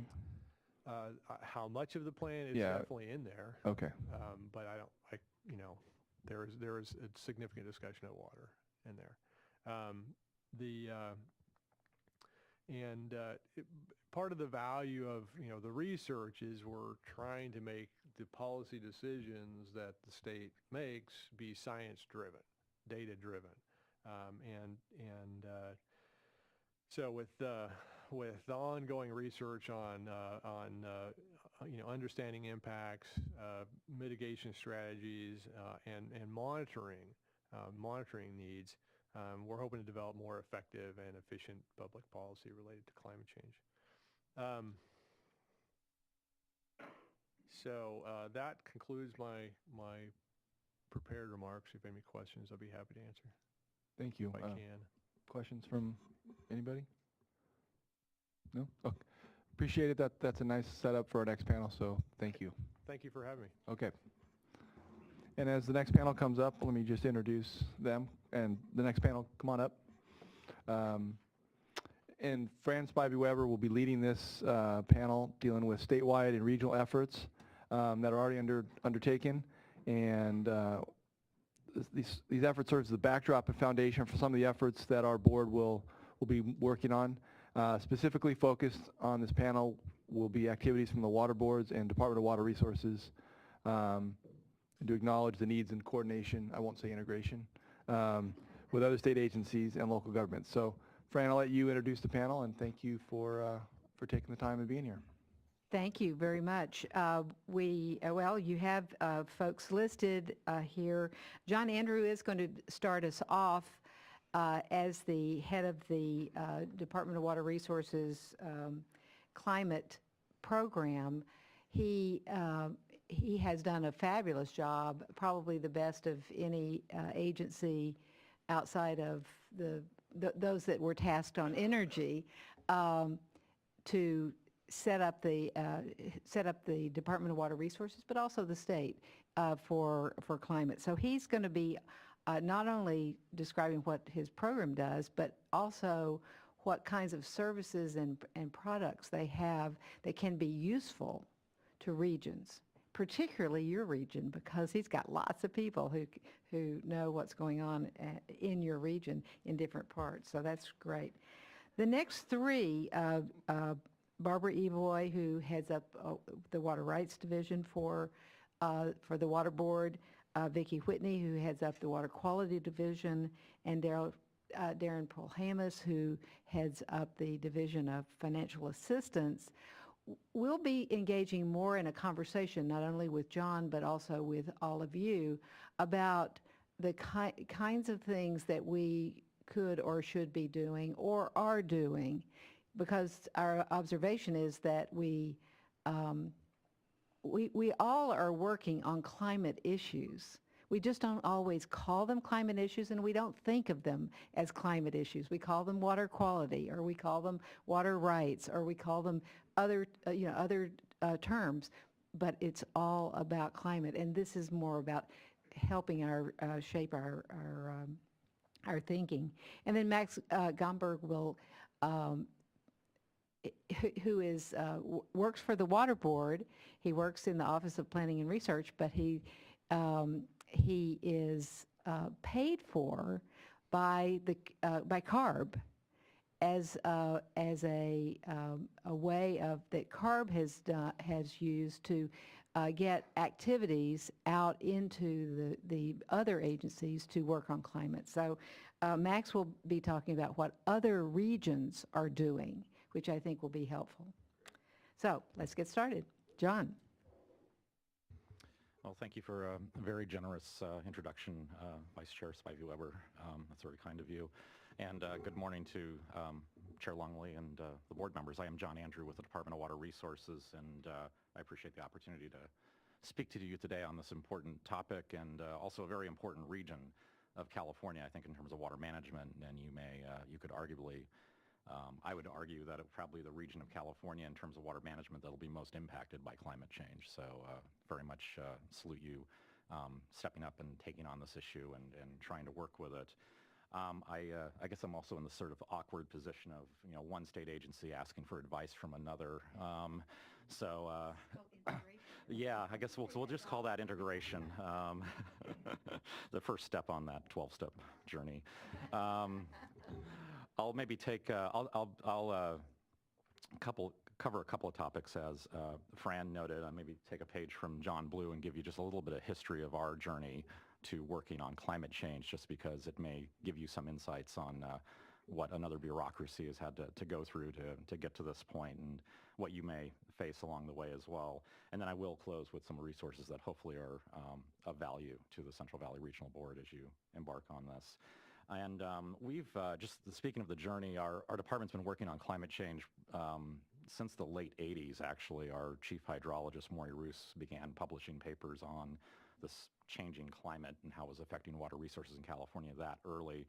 And the state's water plan all the way back to 1993, Bulletin 16093, actually started talking about climate change. And you fast forward to 2005 with the California Water Plan update issued that year, which Fran was a public advisor for, as was Jay Lund and maybe others in the room.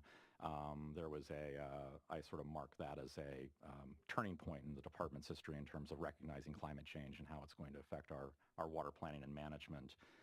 The year after that, then Director Lester Snow tapped me to basically, I usually call my position the Dean of Climate Change because I have a lot of responsibility but not a lot of authority internally to get people to do things, much like the Dean of a college.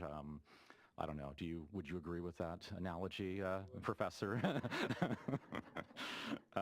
Anyway, but his task to me and later to my staff was to incorporate climate change into everything that we do at DWR, and that goes for planning and management and research studies, operations, just top to bottom, climate change had to be incorporated as a way of life at DWR. For many years, that was just, was not a highly visible function. It was not a well-resourced function. Probably for the first 3 or 4 years, it was just me working on that. But fortunately, in about the 2009, 2010 time period, the department came into some funding from Proposition 84 and was able to carve out some money to actually hire a climate change team, which now numbers about 10 people at DWR. They revolve around what we call 4 regional climate change specialists. As you may know, we have 4 regional offices: Red Bluff, West Sacramento, Fresno, and Glendale, and we've divided up the state pretty much in those quarters, if you will.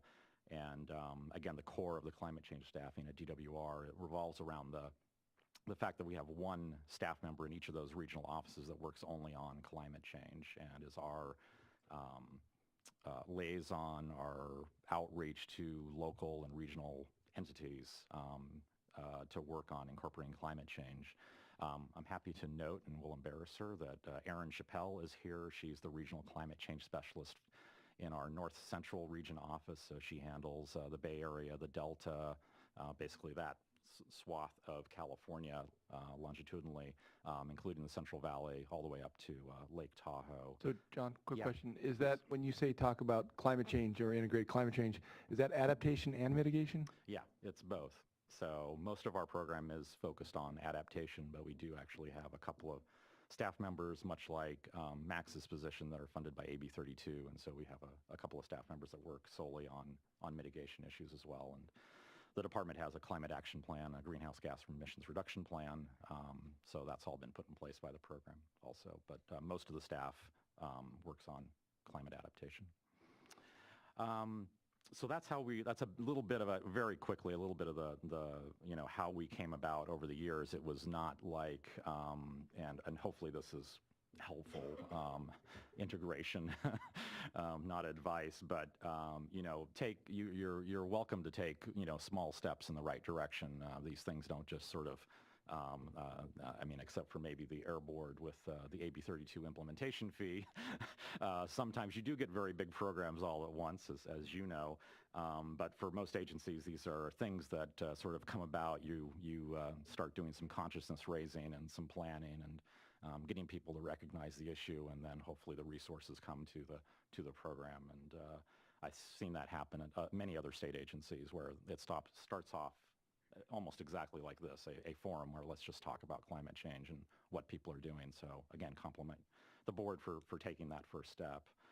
I wanted to move on quickly to some of the resources that we have available, and I will go back to the state water plan to begin with. And I know Chair Longley is one of the public advisors for the most recent state water plan. So this will not be news to you, but we have a strong regional approach in the state water plan and have for the last couple of updates, and it just gets stronger and stronger in terms of this endorsement of the concept that really most water management in California is happening at the regional and local level, so and what we can do to support it. So the one of the 5 volumes of the state water plan is dedicated entirely to describing the regions and their issues, all the issues, not just water supply, but water quality. And that now includes climate change. And we divide the state up, I think, roughly the way the state and regional boards do in terms of the hydrologic boundaries. The Central Valley is divided into 3 regions: Sacramento Valley, San Joaquin Basin, and Tulare Lake. So I'd encourage regional board staff to take a look at those regional reports. They're very good descriptions of what is some of the water issues going on in each of those regions. And because of our staff, I've actually got substantive discussion of climate change impacts affecting those regions. Another volume in the California Water Plan update is dedicated to what we call resource management strategies. And so these are different types of actions the regions can take to address their future water management needs. So these are things like building more storage, improving conservation, doing recycled water, desalination, and they get into things that are not all just strictly water supply focused. There's at least 3 or 4 of these resource management strategies that are that focus on water quality. So I would encourage you to take a look at that as a resource. Each of those resource management strategies have a description of how that strategy either is affected or is helpful in terms of addressing a changing climate. Other resources available to you, I guess about 3 or 4 years ago now, a group of state agencies, including the State Water Resources Control Board, decided to share the costs of a study with the National Research Council on sea level rise along the west coast of the United States. That evolved into actually not only 5 state agencies, but it was actually 3 states, Oregon, Washington, and California, and then 3 federal agencies actually chipped in money for this study, the NOAA, the U.S. Geological Survey, and the Army Corps of Engineers. And the NRC produced a report back in, I think, May of 2012 on how sea level rise is going to affect the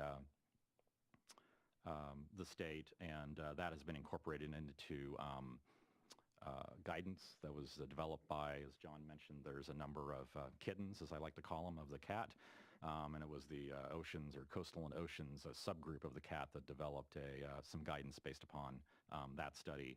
So that's already ready and available. That's meant to be not only guidance for state agencies, but also hopefully local and regional entities will also be using that guidance in their planning as well. The Bureau of Reclamation, I'd encourage you to check with them. They have, as one of, as you all know, the federal government was a bit late to coming to the climate change realization. So after this administration was elected back in 2008, a number of federal agencies came out with initiatives on climate change, and the one that the Bureau of Reclamation started was called basin studies, and so they're going around much of the West and actually looking at how different basins are going to change in a changing climate. And fortunately, one of them is the Central Valley. So I'd encourage you to connect with them and take a look at the information that they're developing as part of that study. I think it's great that you had an academic scientific panel today. We have a group called the Climate Change Technical Advisory Group that's a standing external scientific advisory body to the department that only deals with climate change impacts.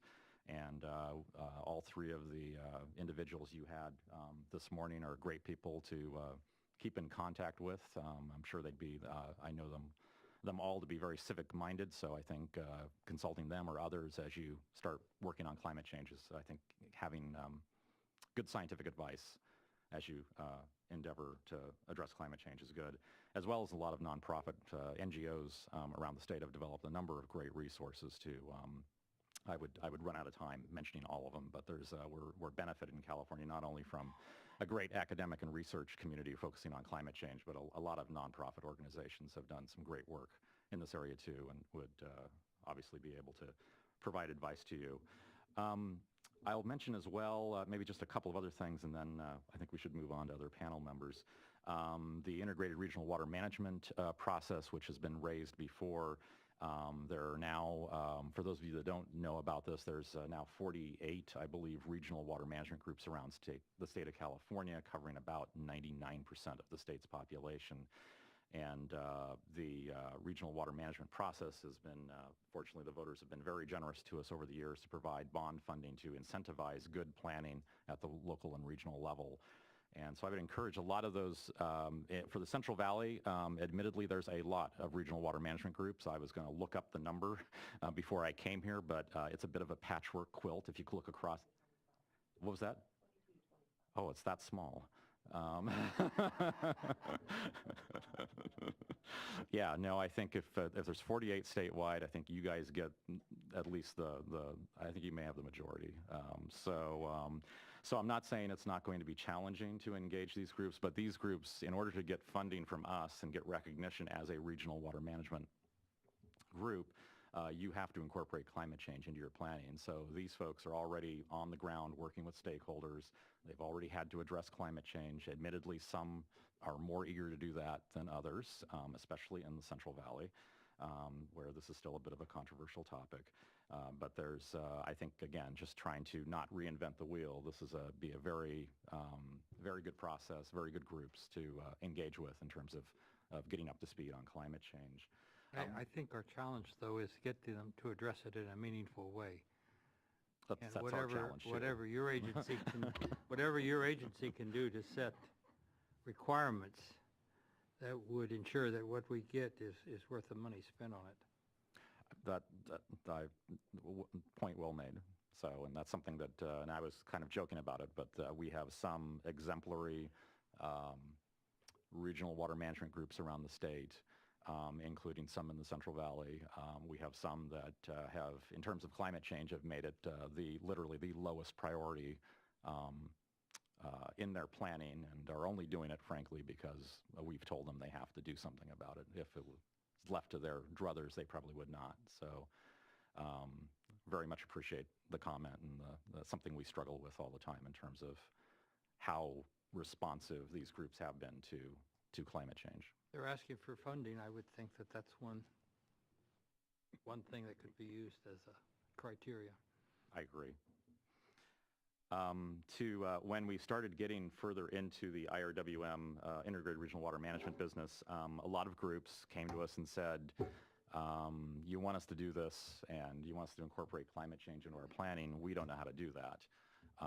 I think some of them were ones that didn't want to do it, and that was their excuse, but we took it at face value that there were groups that actually did want to work on climate change and didn't know how to do it. It is a very complex issue, and how to then take the great science that you heard from your previous panel and incorporate it on the ground is difficult. So we worked with some partners, including federal EPA, the Army Corps of Engineers, the Resources Legacy Fund, to produce this handbook about 4 years ago now, maybe 3 or 4 years ago. And it's essentially just a cookbook of, how if you're a regional planner and you need to incorporate climate change into your your water planning. You can basically go step by step through this, and it'll tell you how to do it. So I will not be taking this copy back to the office with me, so if I can leave it with the regional board, I hope somebody picks it up, and it's also available. If you need more hard copies, happy to bring them over. You can also download it from our website. I'll note that in essence, I think the state board was a cost share partner in this, because I think US EPA took some money that was going to go to the state board and sent it to us instead. So thank you for your cost share on the handbook, inadvertent as it may have been.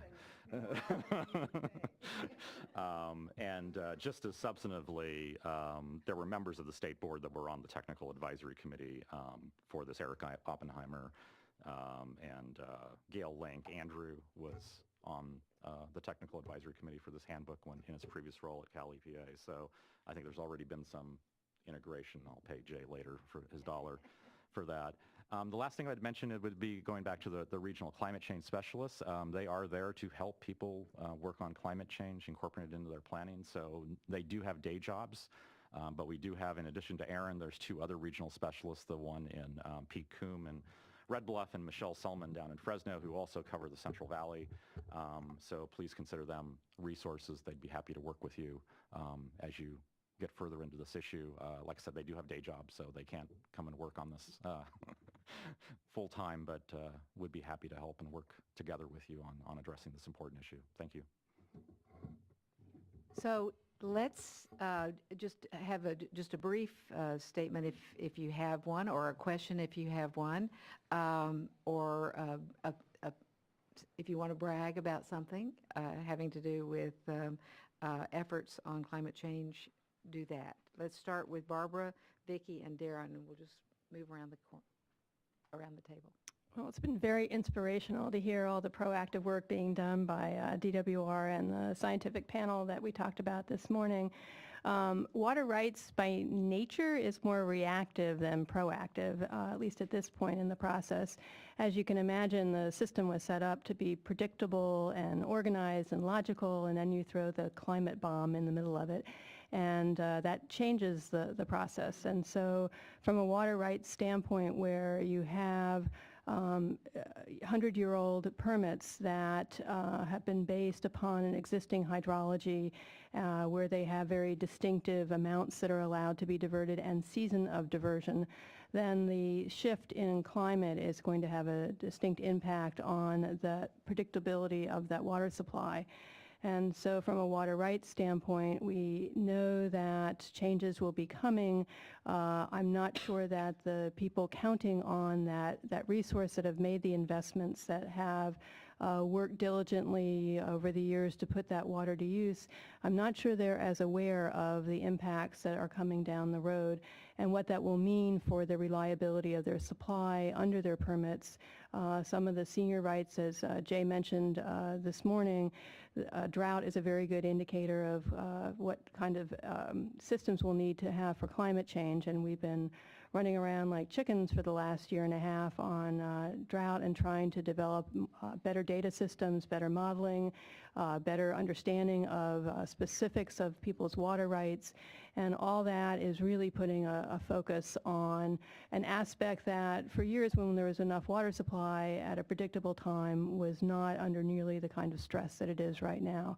And so we are very interested in seeing how the climate change models play out and how we can better adapt this year and future years to the climate changes coming ahead.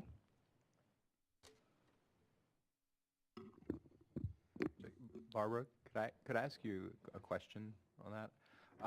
So what if any is the tie-in between sort of water rights and, we have a fair number of effluent dominated water bodies, and as we're, dischargers are moving more and more to having less surface water discharges, doing more water recycling, how or does that interact with the water rights system? Thank you. It very much does. And so that has been certainly an issue that we've tried to look very carefully on.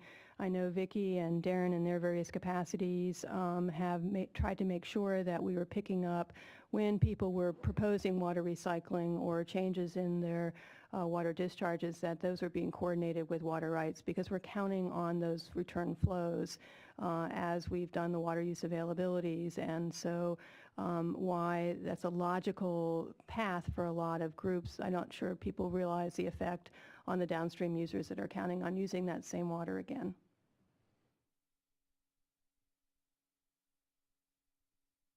I had, in preparing for this, put together 2 lists, actually, and they follow the 2 categories that you mentioned earlier, adaptation and mitigation, although I called them reacting to impacts and addressing causes, but they're the same things. So we're doing some activities in both of those categories. I would say more in the adaptation world, so I'll talk about that first. First is recycled water. The Division of Water Quality presented to the State Board a few months ago a statewide recycled water general order that the regional boards can use. The State Board adopted it. It's for all non-potable uses that are consistent with Title 22 except for groundwater recharge, which is aggressively being used down in Southern California and had some of its own issues. So that was one thing that we did, and actually we did that at the suggestion of your executive officer, Ms. Creedon, who said that she was going to do a general order for the region, and why didn't we just do it for the state? We thought that was a good idea. So that's been completed. We're also working on a desalination policy, which we propose to bring to the board in May. For their consideration, and how that ties in with the Central Valley is, as you all know, the Central Valley is the water supply and the hub for the water supply of the state of California. Much of the water from the Central Valley is moved down to Southern California, as well as the Southern San Joaquin Valley through the State Water Project, when you're talking about Southern California. Most of the desal facilities that are being proposed are either in Southern California or they're in Central California along the coastal branch of the California Aqueduct. Providing an alternative supply through desalination does not in and of itself create less demand on Central Valley supplies, because following the 1977-78 drought, the legislature adopted 3 water code sections that say that water right holders don't, appropriative rights are usually lost by non-use. And so there was concern from the right holders at that time about conserving water, that they might lose their water rights as a result of not using it. Anyway, these 3 sections address conjunctive use projects, desalination projects, and recycled water projects.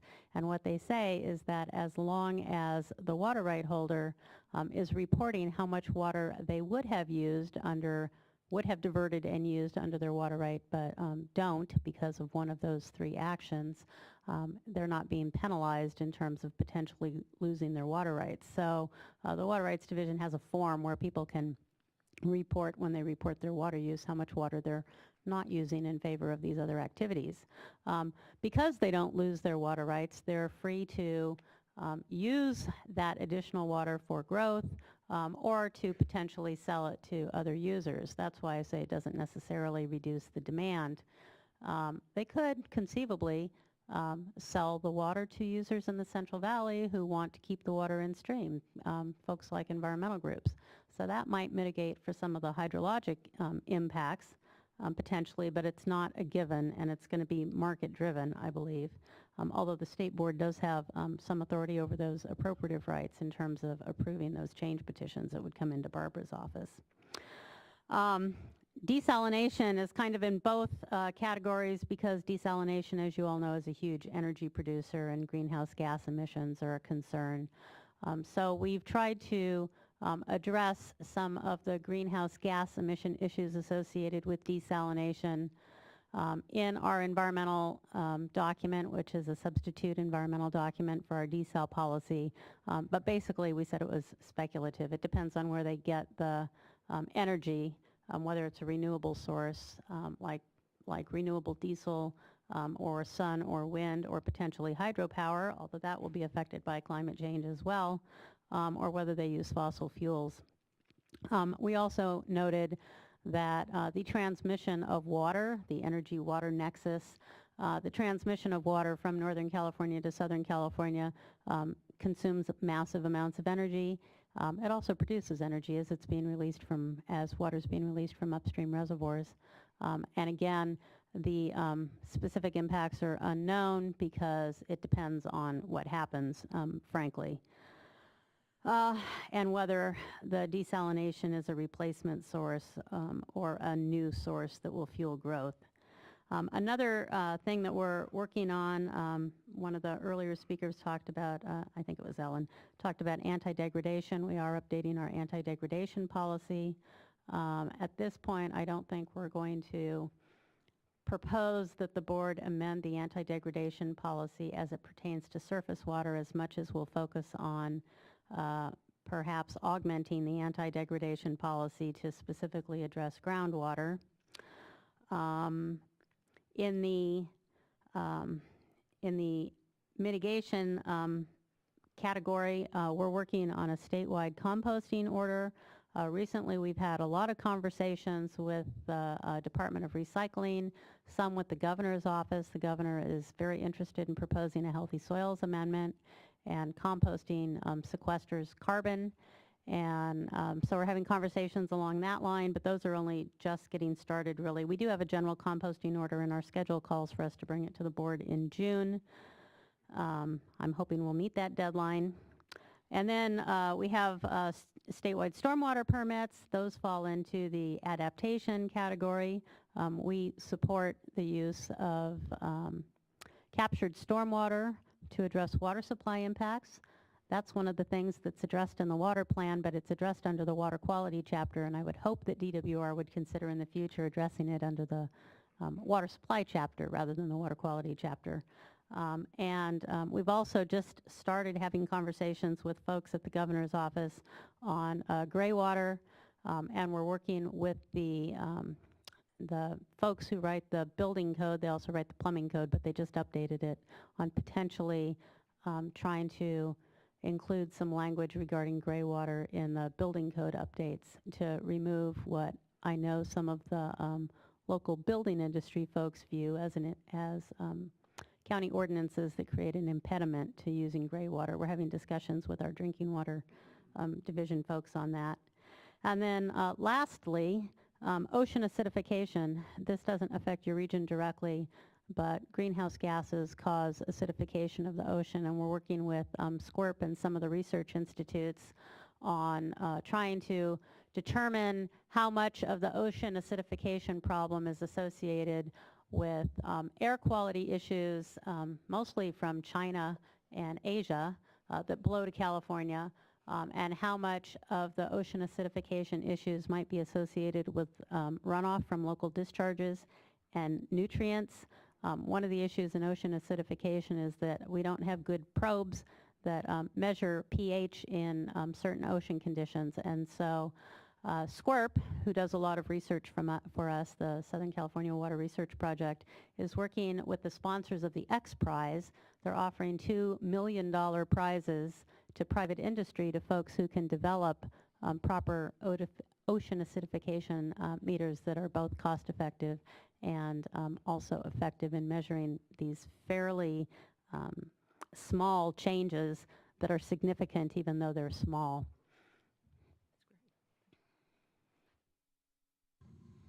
So I thought it was appropriate that I go after Barbara. It's on. Yeah. So it says. Try that? Okay. Because after they set the policy and then you guys write the permits, they come to me for funding. You know, so kind of it all rolls downhill kind of syndrome. And they often then, I guess kind of what strikes me with that is that obviously as you already know, which is why you're holding this conference and talking about this, is that the decisions you make will then dictate exactly what I have to work with when it comes to funding and how far I can push them. Ultimately, we try to meet our water quality objectives and the permitting structure that's there, and that's what the projects we want to fund. But I am working on ways, and she's going to hit me if I don't say this, sitting next to me, Fran, has pushed us to try to incorporate a thoughtful process as when we're evaluating projects that we are proposing to provide funding assistance for, that they involve thoughts towards, is this a smart investment from a climate change standpoint? Oftentimes you're presented with two choices side by side, and one of them may be better than the other, or even a multitude of choices. And so how do we work through that is kind of the question we're posing to ourselves and trying to come up with at the moment as we do that. So at the moment we're pondering that and how to set that up. I'm taking a little bit of inspiration from how we incorporated water recycling in our policies before, where we, in essence, before we would fund a wastewater treatment plant, for instance, we would make them go through and justify the 14 BMPs that were put together regarding water conservation and either tell us why or why they could not do any one of those. And so hopefully in the future I have a list of type of decision points like that, that when we're asking for the planning documents from a project, they would do the same thing. They would show us why or why they could not do particular decisions associated with climate change as they do that. And the other challenging point for us, as I think about it, will be addressing the obvious funding programs which people will focus on. So our water recycling and drinking water fundings obviously draw the first attention as they're focused on climate change as we try to augment water supplies and deal with that. But I think there's a bigger challenge as well in trying to invoke climate change thinking into our not so obvious programs. So for instance, groundwater and stormwater, which, if you think about it, have this incredible nexus as well to either providing a water supply or a means of storing water or rejuvenating a supply that may have been lost to contamination, and how do we get that back so that we have that as a future resource. So I'll leave it there and leave you guys some time to grill us on questions. Now, do you all have questions? Yes. If you have questions, I'll No, go hold ahead. mine.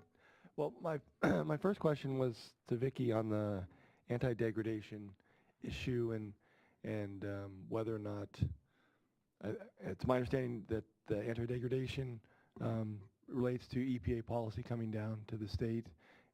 Again, where are they at on this, and can you incorporate climate change into that discussion?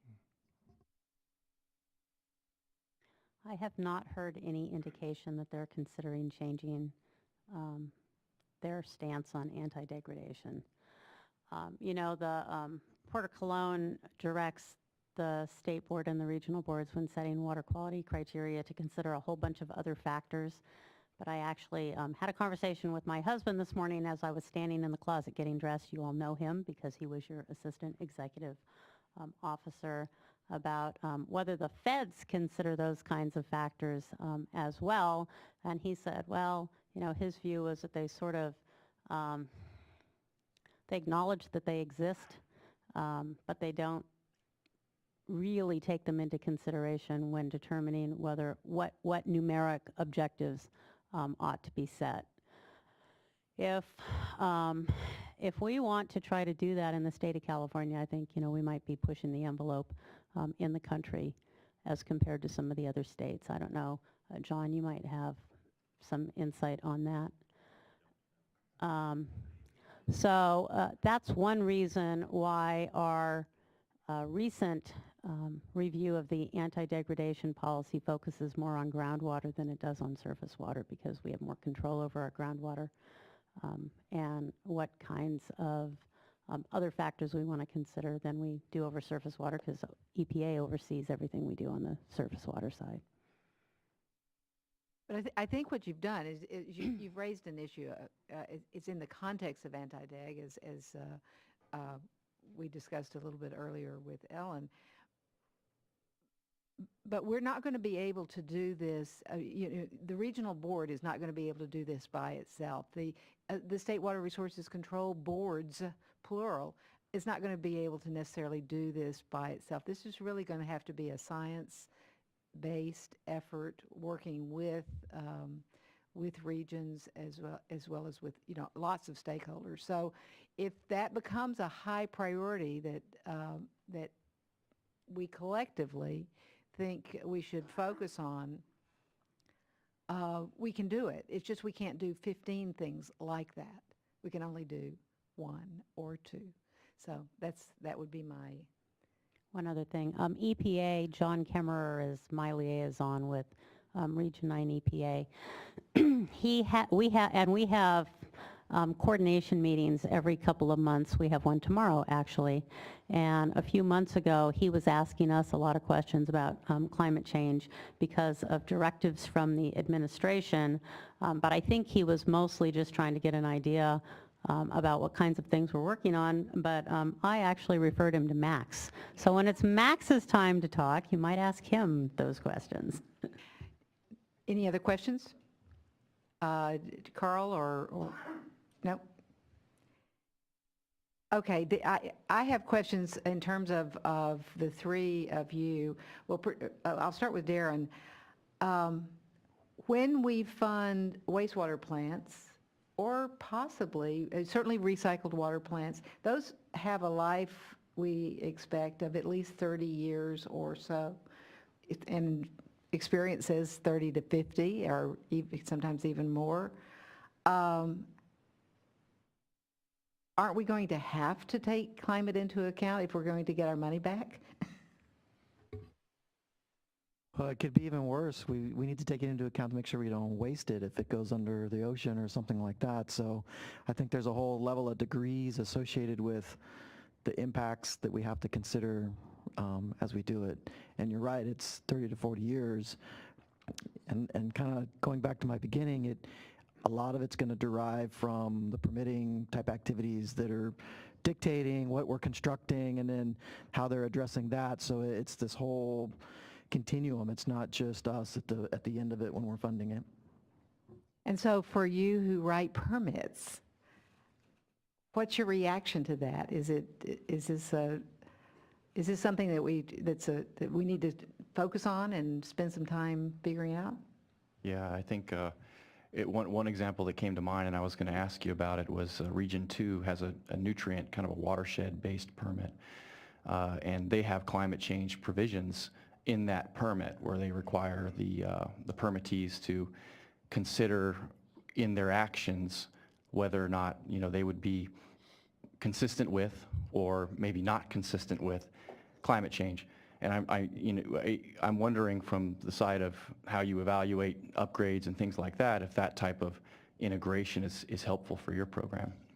No, in fact, I was just thinking through another contentious project that we're working on at the moment, and they've selected to do nutrient removal kind of on their own because they want to discharge back to their own groundwater. It's a major part of their water source, and it's increased the cost dramatically. It's a disadvantaged community on top of that doesn't have a lot of choices for their water source.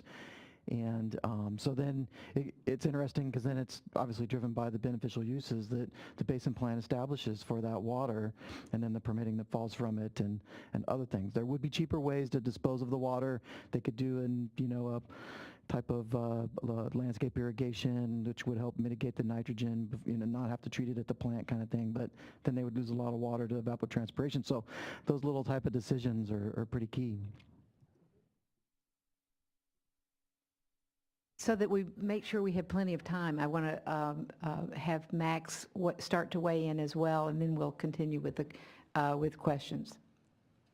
Great. So I'm just going to run through what a few of the other regional boards are doing and then just make a couple other comments. So I'm glad that Region 5 has decided to hold this workshop.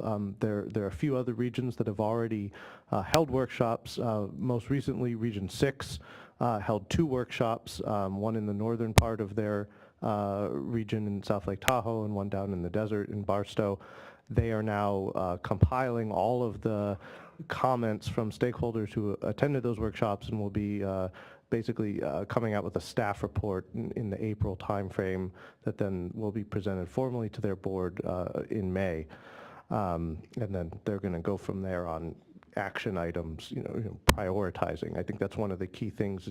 Climate change is affecting everything we do, and as Fran said, you have to pick, where to focus. Region 9, they're planning a workshop for later this year, and one of the things that they're really focusing on is trying to get as many of their staff and board members to other conferences and workshops that are addressing the topic that are being held. So, there's a big one in May on headwaters to ocean for the San Diego region that they're sending a number of their board members to, as well as staff. Region 1 actually has a number of things going on. Their board is meeting today, and they're looking to adopt amendments to their basin plan, one of which includes developing a policy to address the effects of climate change on water quality. So they're formalizing, the need to have a policy, some goals in their basin plan. In addition, they're partnering with NOAA, the National Marine Fisheries Service, on a sort of look at the entire Russian River watershed and effects from sea level rise and storm surge on the estuarine conditions in the lower part of the watershed, and on temperature and changes in precipitation in the upper part of the watershed, which will hopefully inform their work to manage that watershed. In addition, they've got two policies that are actually here for the state board to review currently, one of which is on temperature, and one of which is on habitat restoration. So, these are things that they're doing anyway. They're trying to do them in such a way that they're responsive to what we have in the science, uncertain as it may be, for climate. And then Region 2, it was already mentioned, they just adopted a nutrient policy for the entire San Francisco Bay region, and they've got specific language that says, if in implementing the nutrient policy that there's an overlap or nexus between that and what they're doing on sea level rise, they need to report that to the regional board. Region 2 also held a workshop last year and has sort of been working on some additional permit requirements out of that. They have specific permit for land disposal facilities to basically submit reports to the board on vulnerability to sea level rise, storm surge, 100-year floods. They're also integrating that vulnerability into their assessment of a commuter rail line that's being planned between Marin and Sonoma right now. So there are a number of things going on. I just wanted to mention a couple other things. John mentioned the California Water Plan, which has a lot of information, as he touched on this year, on climate. As some of you are aware, we also have a few other plans at the state level that sort of frame what we're trying to do on the climate front, both mitigation and adaptation.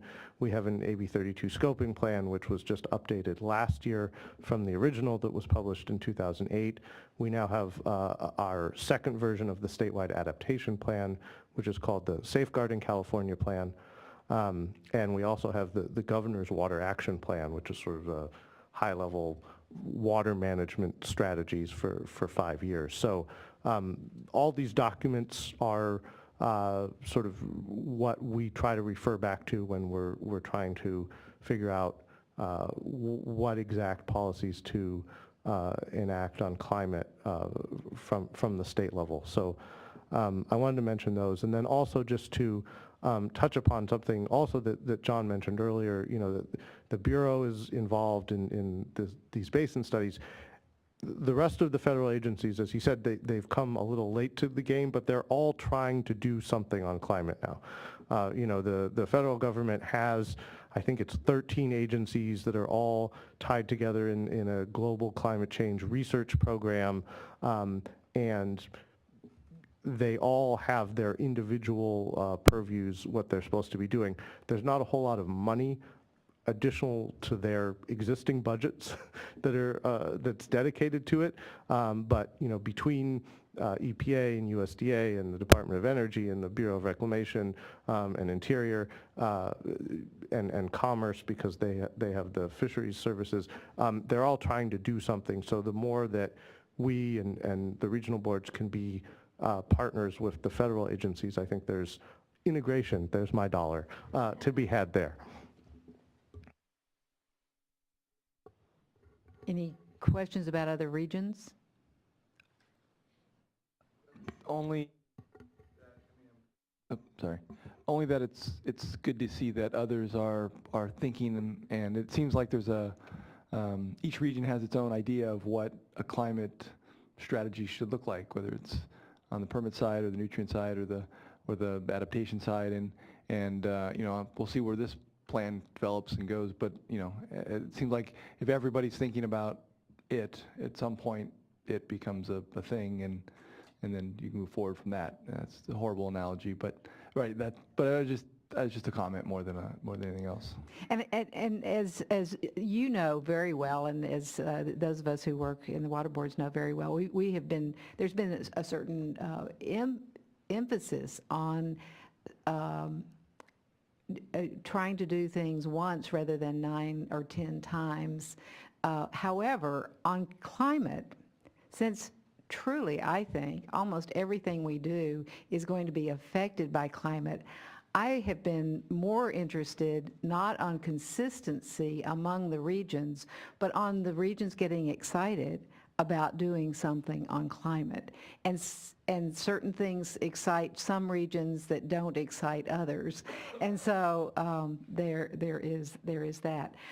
On the data issue and also on the modeling, which we heard about in the science section, do any of you, any of the 4 of you, and John too, do you see some potential that we should be working on ourselves or with others in using some of the modeling particularly, but also in terms of identifying how the data is going to be made accessible to researchers as well as to others? The Monitoring Council was mentioned. It's fairly small, but... So as you all know, we have the surface water ambient monitoring program and the groundwater ambient or gamma groundwater assessment, ambient, yeah, whatever, monitoring assessment. And that is under the purview of Greg Gearhart, who is our director of OEMA, Office of Information Management and Assessment. I recently started having conversations both with Greg and with Kathy Owen, who's our director of information technology, about the need to close the feedback loops.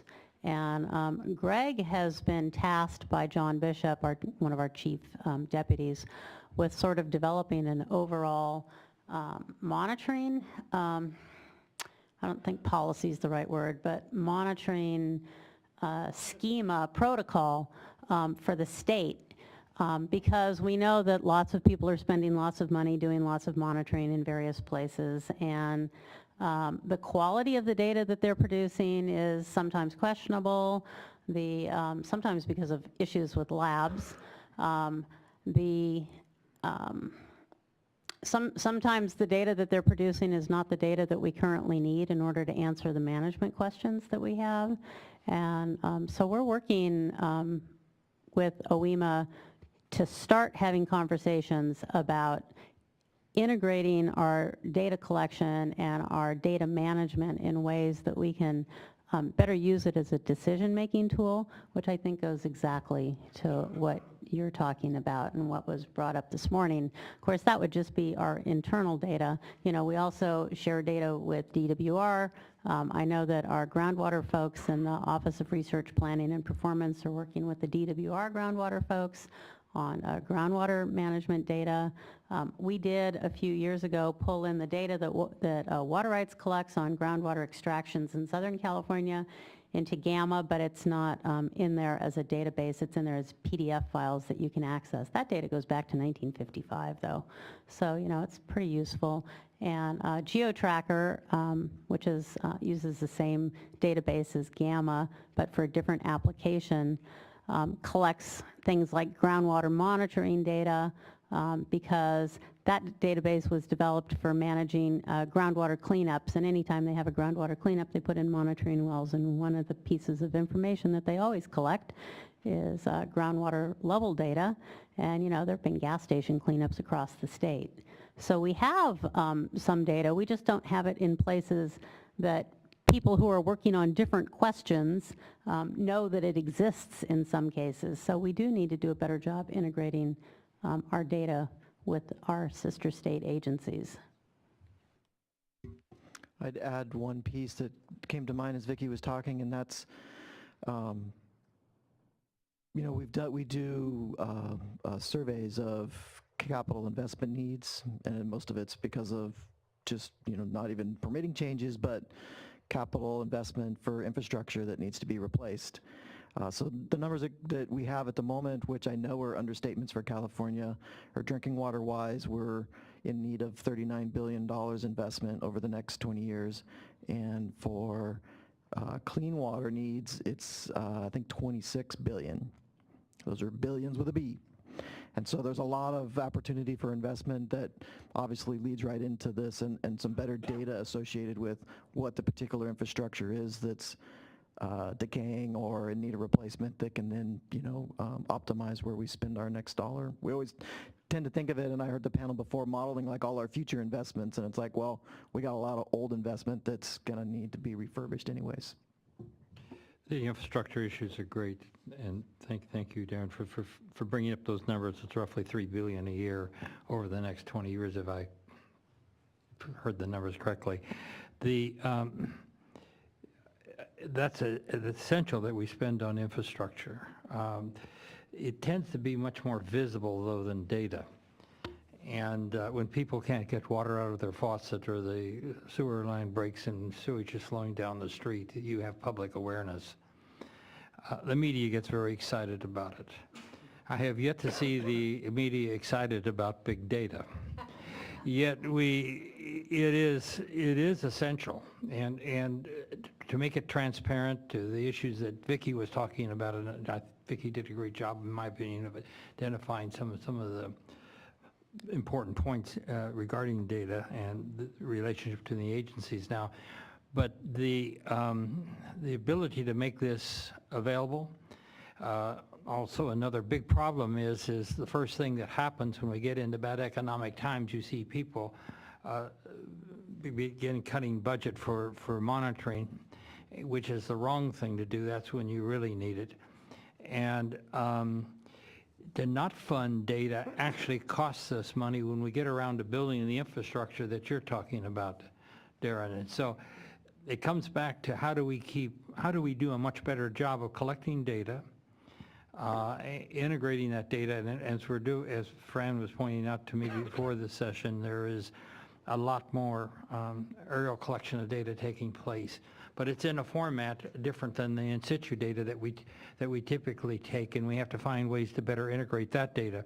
There's a lot of issues here. They're pointed out in the 2013 Water Plan Update, also in a report that was prepared by the California Council of Science and Technology. And we need to find ways of making the legislature aware of these issues, getting the legislature to support these issues, if we're going to be able to not be back here in 20 years talking about the same problems. I think that's it for our time. I had one comment. Region 1 yesterday had a workshop that I attended on stream flows, and the data topic came up. Most water supply planning relies on USGS collected data, and one of the points that was made is that USGS has continually defunded their stream monitoring gauge data network for years. Tom Howard is California's member on the Western States Water Council, and the Western States Water Council writes position papers every year. They write them to the senators and to the state senators and congressmen, on funding things. And year after year after year, they send these position papers that, beg Congress to fund USGS monitoring. You guys might want to weigh in on that too at some point, because that information is going to be really important in determining how to address climate change, because it affects, receiving water and assimilative capacity of the streams.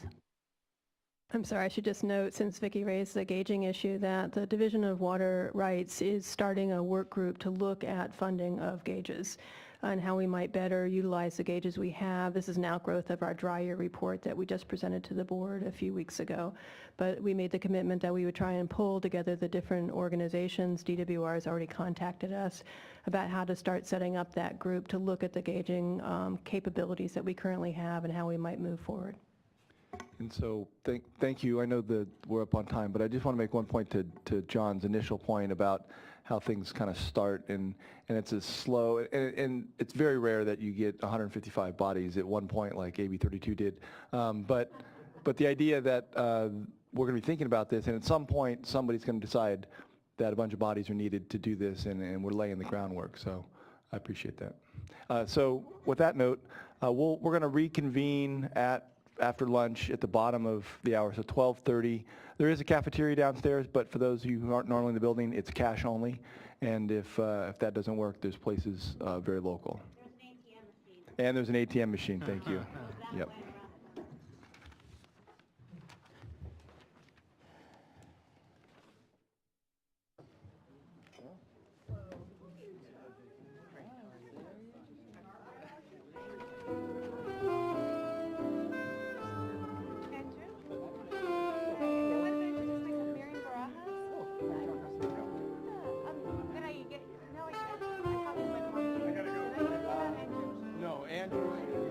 Andrew's right there. So you're John from John, yeah, I'm on the regional board. Oh, okay. Okay, I'm the new public affairs information officer. For the state? For the statewide board. Oh, great. Yeah. Give me your name one more time. Miriam, okay, great. Yeah, I apologize for your name. That's all right.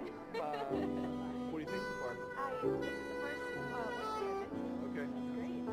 Yeah, it's a little more informal than the board meetings, right? We don't have to transcribe and all that, but yeah, it's a good start. So. Yeah, I'm going to be at the next Yes? Okay, great. Yes, I will. Actually, I'm missing this. I have a conflict, but I'll be that week that goes.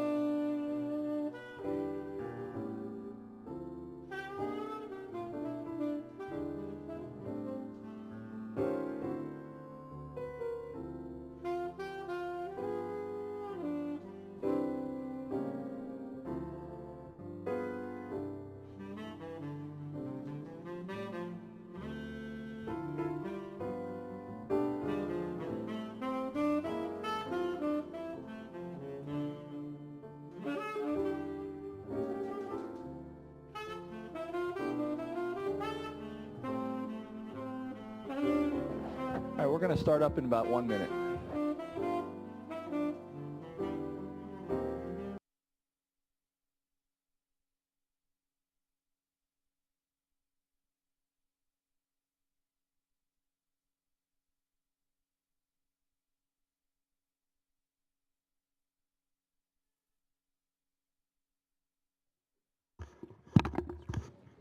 And excuse me for finishing my sandwich, but I got pulled away to a meeting, and so.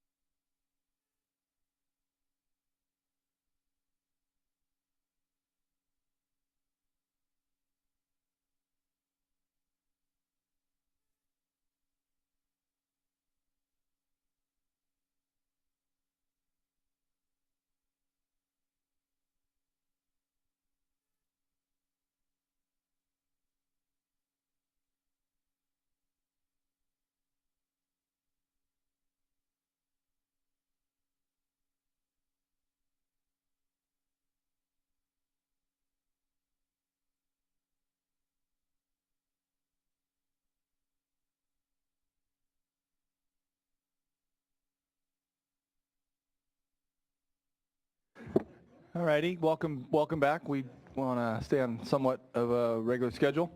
And our next panel is moderated by the distinguished former Central Valley Board member, Jenny Lester-Moffitt from the Department of Food and Agriculture, and we're going to be talking about impacts on permittees, and we call this a stakeholder panel.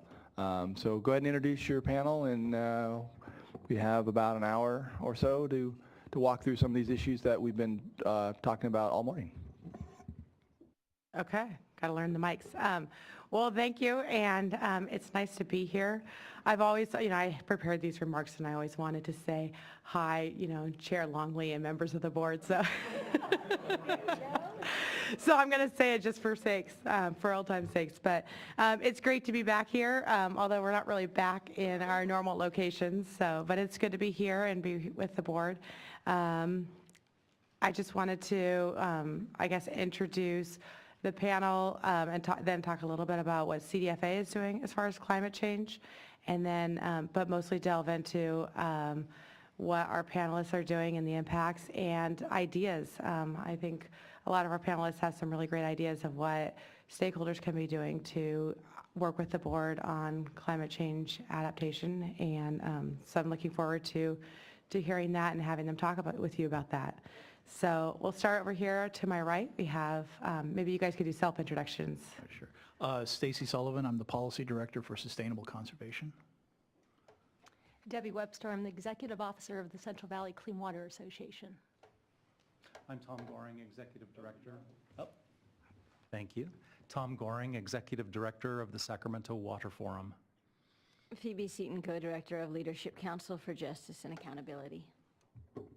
Okay, so just a little bit now, I've got to say I'm very new to CDFA. I just started on Monday, so I'll keep my talking points very limited about what we're doing, seeing as my background is very, very small. But CDFA has certainly been very involved in climate change. Secretary Ross serves on the Climate Action Team. I'm sure you heard about that this morning when you heard from Secretary Rodriguez. And then a big effort that CDFA did was in 2011, we convened the Climate Change Consortium for Specialty Crops. And out of that came a report that I could share with you. It's a nice, hefty 75-page report that has 25 specific recommendations that we as a department should be doing to ready California for the new climate change realities. And then there were sub-recommendations that were in 4 different categories. They were outreach and education, planning, resource optimization, which include things like farmland conservation, research needs, and then technology innovation. And I think some of those definitely apply, or a lot of these apply to the water boards, and certainly this one does as far as groundwater recharge, irrigation efficiencies. We have, as a result of these, integrated these recommendations in a lot of what we're doing at the department.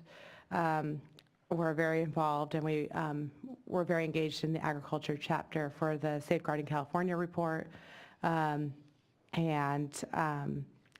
We have developed and are implementing now the SWEEP program, which is a water energy efficiency program, and the dairy digester program, which we're currently we currently have a call out for funding for that.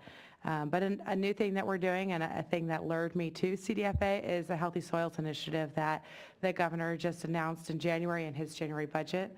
And CDFA is taking the lead on that initiative and working with the different agencies and stakeholders as we move forward with that. It's very much in its infancy, so there's not much to share, seeing as I started on Monday. So that's a little bit about what we're doing at CDFA, but really I wanted to hear from the stakeholders. I've got 4 questions. They're very open-ended because mostly I want to give the stakeholders their thoughts and their chance to talk about what's going on. So my first question is to tell us the priorities with respect to climate change in the regional board for the stakeholders that you represent. And we'll start with Stacy, and we'll just move this way. Thanks very much. Grateful. We're very grateful to be able to participate today. A lot of what I'm going to say it comes out of, some of you may not be particularly familiar with sustainable conservation. We're very much rooted in collaboration. We pride ourselves in having been able to bring together business, landowners, and government to find solutions to environmental problems that also make economic sense. And we think that the most important resource that California has is common ground, and it's also sometimes the most scarce resource that we have. So we're looking to build that as much as we can. My organization, we work in partnership in this particular context. We have been working in partnership for many years with the dairy industry to help them deal with a range of their waste related environmental issues, air quality, water quality, and greenhouse gas emissions. We have been involved since early in the 2000s, in this millennium, in the dairy digester area, and have a lot of scars to show for it. We have also we were working with the dairies more generally just on the how do you deal with basically the excess nitrogen on the dairies, and that obviously has a water quality implication as well as air quality. We are also working with water agencies and farmers right now in the Kings River Basin to promote groundwater recharge on farm, basically using surplus flood flows to help recharge aquifers, to basically improve groundwater quality and quantity, and to find a way to achieve in some cases, the very challenging goals of recharge in some overcharged basins, where if you were going to solely use dedicated recharge basins, you might have to take thousands of acres out of production in order to do so. So these are the areas that we're working in, where we feel that we have intersection with the board. Specifically in the groundwater recharge area, and I may be bleeding over into problems and whatever, but in the groundwater recharge area, one issue that we're very concerned with is the implications of putting water clean, in many cases very, very clean flood flows, onto lands with legacy nitrate pollution, and the impact that that has on the groundwater and how that operates in the context of the anti-degradation policy. So that's a very specific issue that we're concerned with. We are also right now very much involved in trying to find ways to, or see if it's possible, to deal with excess nitrogen on dairies by composting, thereby creating a lighter, more transportable, and more commercially viable product out of the waste, getting it out of both the groundwater contamination issue and taking care of methane emissions. But we're interested in we're very much interested in how that would operate under the terms of the proposed compost general order. how that compost general order would intersect with the current dairy general order, and this comes to, I think, maybe the most, in some ways, maybe the most important point that we feel is that while we think there's a lot that the Regional Water Board can do on its own, we also feel that we would really like to see the Regional Water Board and CDFA and really take the lead in coming up with really substantive interagency cooperation and collaboration, particularly in permitting issues. We feel that this is this interagency cooperation, integration, if you will. There's Jay's dollar. Yeah, okay. Is something that's going to be absolutely essential, but I can talk more about that in the context of some of the other questions. Debbie. Okay. Well, first I wanted to start out with my membership, and I think the board have a very common goal, and that's to protect water quality. And I remind you of this, I know, quite often, but our jobs is 24/7 is really to clean up the water and make sure that it's protective of the environment and the people that live in our communities. And on top of that, I think you have a desire and we have a definite goal that we need to do this in an economically viable and sustainable way. And our communities need to be able to have affordable water and wastewater. So when we do things, we want to make sure that there really is going to be a benefit. Before I get into more of the suggestions on the board, I wanted to give you a little bit of a background about what POTWs are doing to address climate change, because we are doing some things that are board-related but not necessarily board-driven.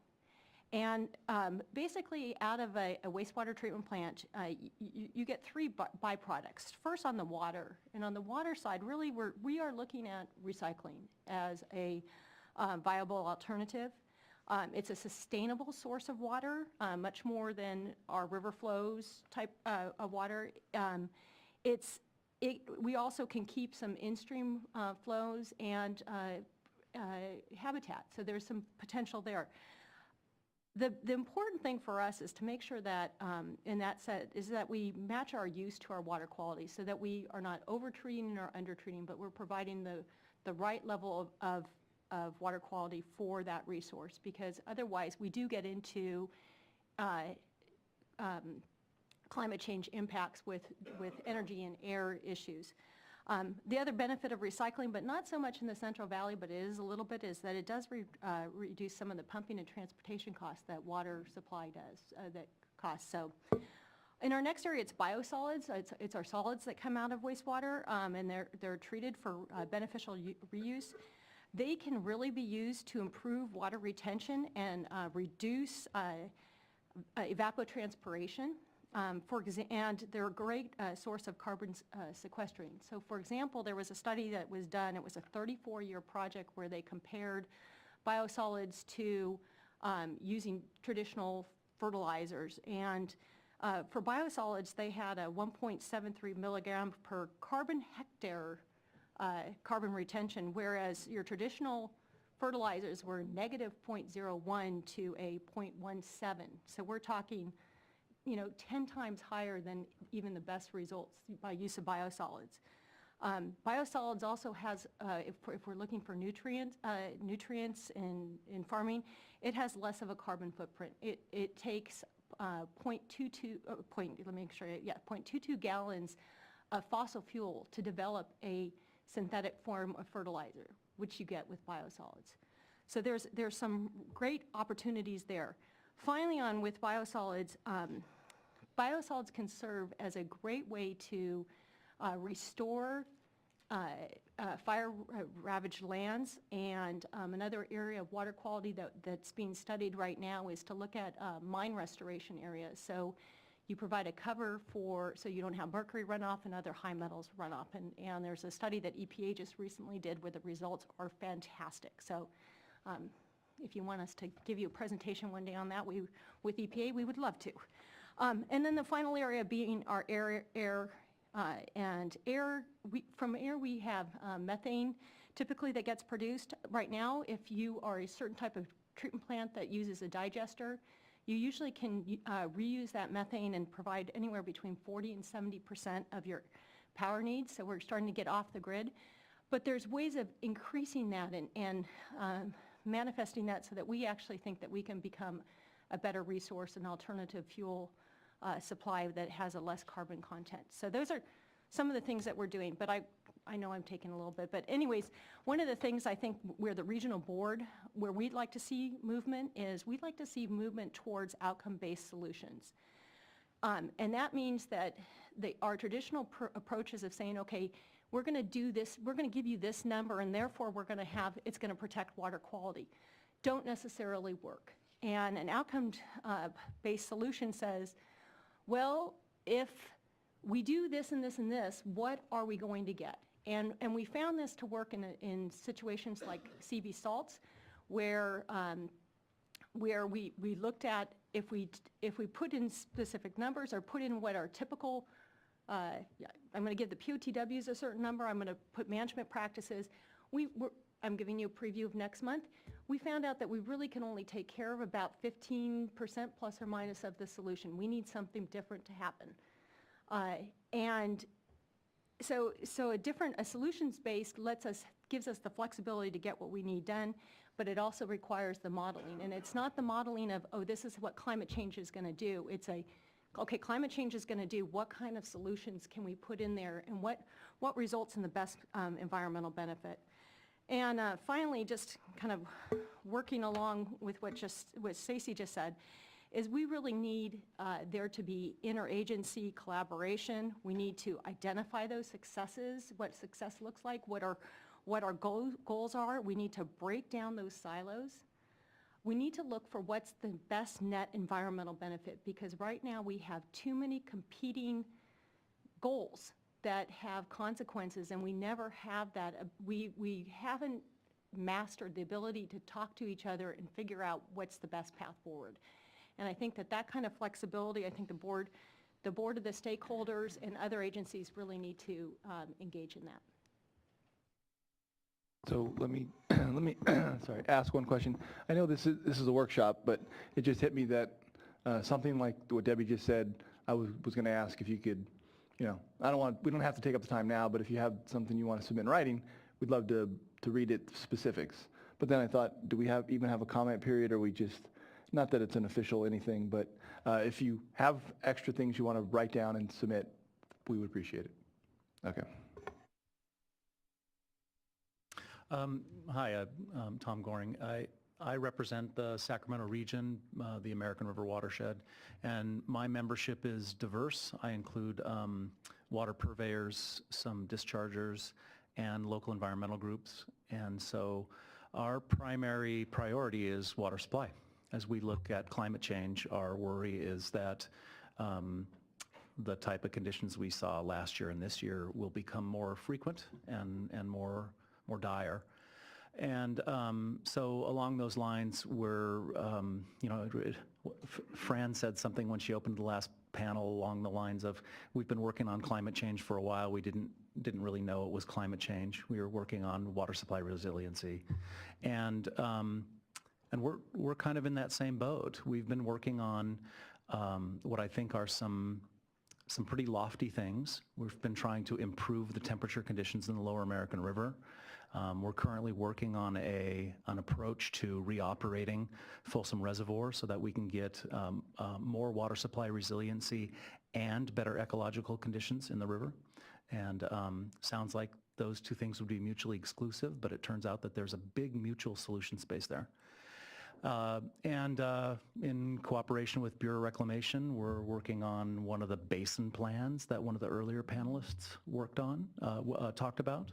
In fact, it looks like the basin plan that will cover our watershed will end up being completely funded by local funds. So we're in there. And finally, we're working pretty closely with Army Corps of Engineers at almost first ever forecast-based operation of Folsom Dam. It's which is our next priority, flood control. So far I haven't mentioned anything about water quality. I think our priorities on water quality mostly come from water quality in the lower American River. And my Enviro stakeholders, Enviro members, I think are really aware that, number one, we're really lucky to have a riverine system that is not overly degraded. We do have some water quality issues. Some of them still need to be addressed. But unlike other streams in California, it's relatively pristine. But our concern is that as climate change gives us more and more years of low flow, water quality problems will tend to be a bigger piece of our problem pie, if you will, right? Because dilution's the solution, and if you got less dilution capability, it starts to be a bigger problem. I think I'll stop there on priorities. Thanks. For folks who don't know me, I'm with Leadership Council for Justice and Accountability. We represent lower income communities, primarily in the San Joaquin Valley, out to the Coachella Valley. We do a lot of work on a lot of issues, but a lot of work on drinking water and wastewater. Our work kind of spans from groundwater protection. That's a lot of my work with the regional board to date, and also at the local and the statewide level, looking at how to make drinking water systems and wastewater systems more economical, more efficient, more accountable to residents. And I'll touch on both of those issues today. So I think in terms of priorities, we just undertook a significant climate change initiative. And I think along with a lot of other people, we've been doing climate change work without calling it climate change, along with a lot of the folks that we work with. So, but what we're definitely seeing is that vulnerable communities, especially those in this board's region, in this jurisdiction, are going to be most impacted. So kind of vulnerability is going to lead to more vulnerability. With changing conditions, some of the things that we're especially concerned about are water quality, water scarcity. We're already seeing communities running out of water completely. We are also seeing kind of moratorium on growth because of water scarcity, which has impacts for sustainability and economic participation. Also quite concerned about waterborne disease that is kind of anticipated with extreme weather events, in particular in communities that are reliant on septic systems and inadequate wastewater systems. Am I missing anything major?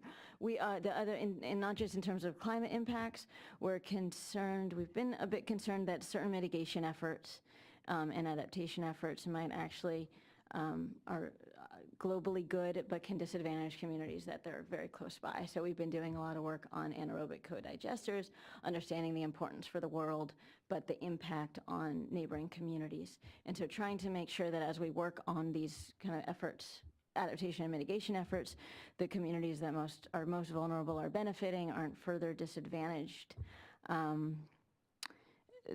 Everybody said interagency collaboration is key. I think that CDFA is really important.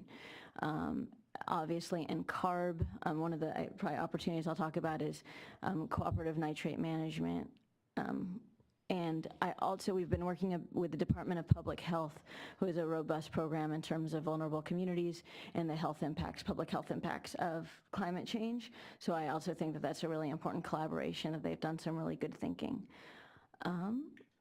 And so in terms of priorities, I think protecting those most vulnerable communities, acting proactively to make them less vulnerable, and I can hold off on some ideas for that, making sure that recharge efforts also are not impacting water quality, so that we're doing a good job in terms of addressing those issues before they become issues.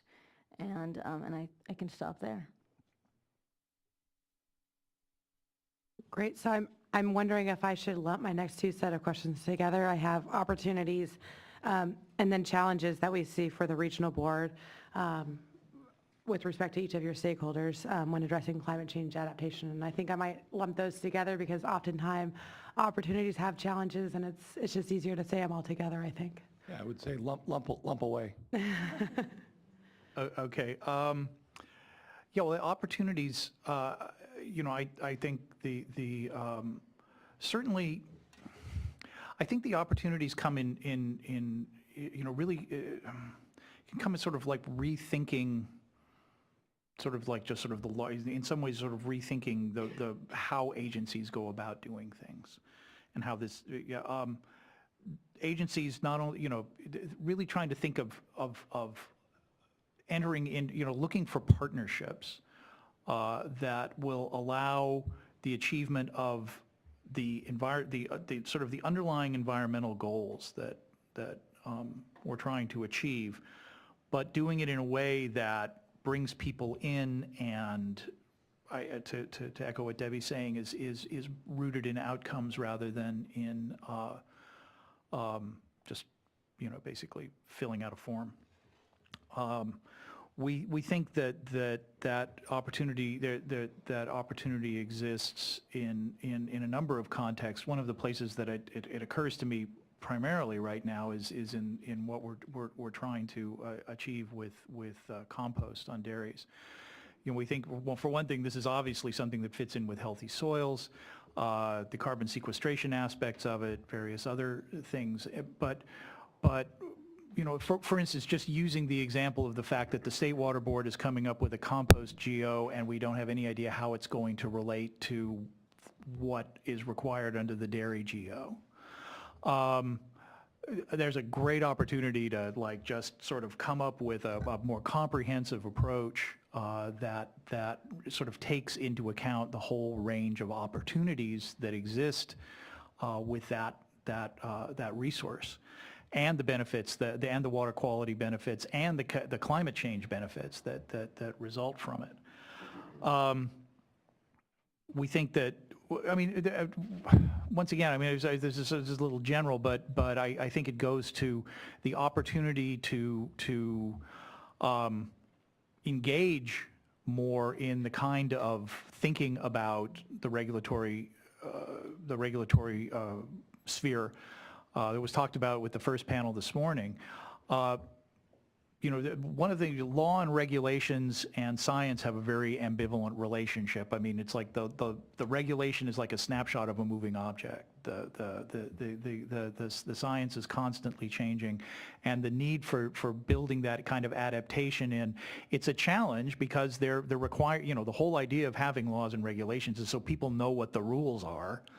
And so if that's going to change all the time, that's a problem. So that to me is a real challenge, but I also think that it's a tremendous opportunity to rethink both the relationship of the agencies to the regulated community and to its role vis-a-vis other agencies, and its larger mission to provide these protections in a way that really is focused on achieving the goals.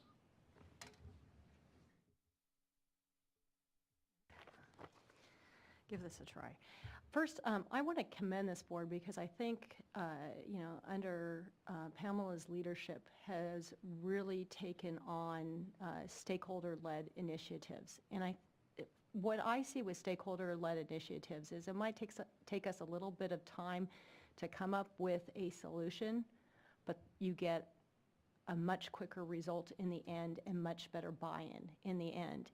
And so as it relates to climate change and other priorities and circumstances of the board, I would just encourage you to continue to look to stakeholders to help form solutions. And one thing that we're finding is that really some of the solutions are going to require some flexibility, especially with basin plans. And you just approved, and the State Water Board on Tuesday has before it the opportunity to approve a variance policy. You will have some basin planning on kind of designated beneficial use designations and refining those uses so that we match uses. There's other things that we're doing through CV salts that will provide flexibility to be able to meet some of these challenges in an economic way that might not be your traditional way of doing it. And I think that that's a challenge because sometimes in looking at those, we get afraid or concerned that someone's going to abuse or is going to abuse the system. And what we've been talking about in CV salts is, yes, there's these alternative compliance options out there, but if you're not, and we're going to make them available, but we still have these traditional regulated ways to do it. And if you want the alternative, you show us. It's a show me policy. And I think that those types of opportunities really can help reward some of the things that address our goals, our key goals. And so I would look towards that. The third thing that's actually happening through these stakeholder processes is the development of models. So one of the first stakeholder processes in the drinking water policy work group, we looked at a model there that took basically the whole Central Valley, and we said, hey, we think there's going to, the premise was, hey, we think that there's going to be a problem because there's a lot of growth in there. What we found out was, no, actually with our current programs, things are getting better. And it really turned things around. With CV salts, I just explained to you what's happening there. With methylmercury, we're doing the POTWs, everybody's got their phase 1 study. Well, with our phase 1, before going into it, we thought, hey, you know what, maybe we think that it's probably filters that are going to take care of the methylmercury problem. What, even in the initial analysis and looking at it, was, it's not filters, let's look at something else. There's something else that's driving it. And so the development of models, again, moving towards those outcome-based is a real opportunity, I think, that this board has. And we've got other policies that are in development. And so we need to look at climate change coming in, but we also need to look at what can we do to really make effective solutions, and how do we need to develop our plan to address that. And I think I lost her. She was right here. Anyways, Fran Spivey-Weber, about 4 months ago at the board said, you know, our basin plans are supposed to be plans. And sometimes we treat them like they're laws. And I realize there's regulatory constraints in there, but I think an opportunity and a challenge that the board has is to really look at the basin plan as a plan. What do we want to do? How do we want to implement it? What are we thinking about? I know, Carl, because I've gone through many basin plan amendments. They're tedious. They're hard. I know they are, but the issue is they do set certain requirements, and if we don't have those in the basin plan, we have to have them someplace else. And I see an inefficiency of having two separate documents. They really are a plan, but they're an enforceable plan. I agree. I agree that there's an enforceable part. I think that there needs to be additional flexibility. And that's what I think we're trying to do with CV salts and some of these other opportunities. I think the other thing that I'd like to say on the challenges is we're moving forward with uncertainty and limited resources, and the importance of trying to phase things so that we're not putting a lot of resources in the face of uncertainty with uncertain outcomes is something that the board has the ability to do. And also the importance of prioritizing. So right now with CV salts, we're prioritizing nitrates. We are going to take care of salts as a big picture, but it might not come first. And for the board, it's a challenge because they're going to want both at the same time. But really, we need to phase. We need to take care of the most important things first. Yeah. I guess I have two. I feel like I'm the outlier on the panel. You know, I'm sort of more of a water supply eco person rather than a discharge person. But and I did tell our moderator, "You sure you want me on here?" Yeah. All right. So I guess I'll have two categories of opportunities/challenges. One is the general, and it's going to mostly echo what you've already heard, which is collaboration, more holistic approach. More flexible approaches, and I think the challenges there are, you know, we have an existing regulatory schema, and that can be a challenge when you try to do something flexible. as Debbie just said. I also think one of all of our big challenges is just bandwidth. You know, there was a lot of talk in previous panels about the need to, I'm not going to say the I word. I don't have because I don't have a dollar in my wallet. The need to bring down the silos and cross-communicate, and all of us need to do that not only across state and federal lines and local and state lines, but sometimes within our own organizations. It is a problem, and it takes energy. It takes huge energy to cross lines like that, and I think it's a real challenge. And I think along those lines, I think there's a challenge. You know, I'm still in this sort of general range of opportunities and challenges. I think there's a challenge to get the word out. An example, most of the folks in my family,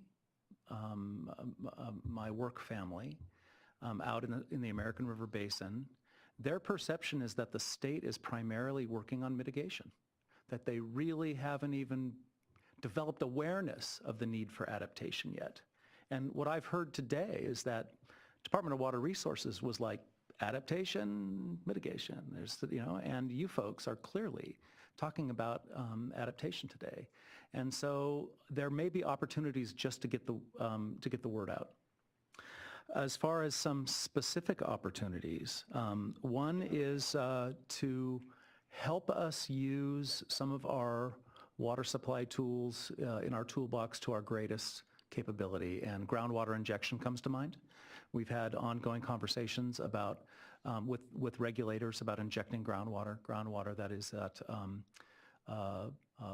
been treated to potable levels, but also has trihalomethane precursors in them, and so we have some limits on getting them in the ground. That is a really big tool in our climate change resiliency toolbox, and so I think we need to continue to try to work that one out. The other is better coordination on ongoing cleanup of contamination plumes, and we've got some big ones in the Sacramento area, Aerojet plume being the biggest one, and other plumes at some of the other military facilities in the area are on completely different timelines for cleanup, and so are on completely different timelines for how soon they're not going to be a problem. And I think cross-cutting lines, state, federal, local on those has a big bang for the buck in our region as well.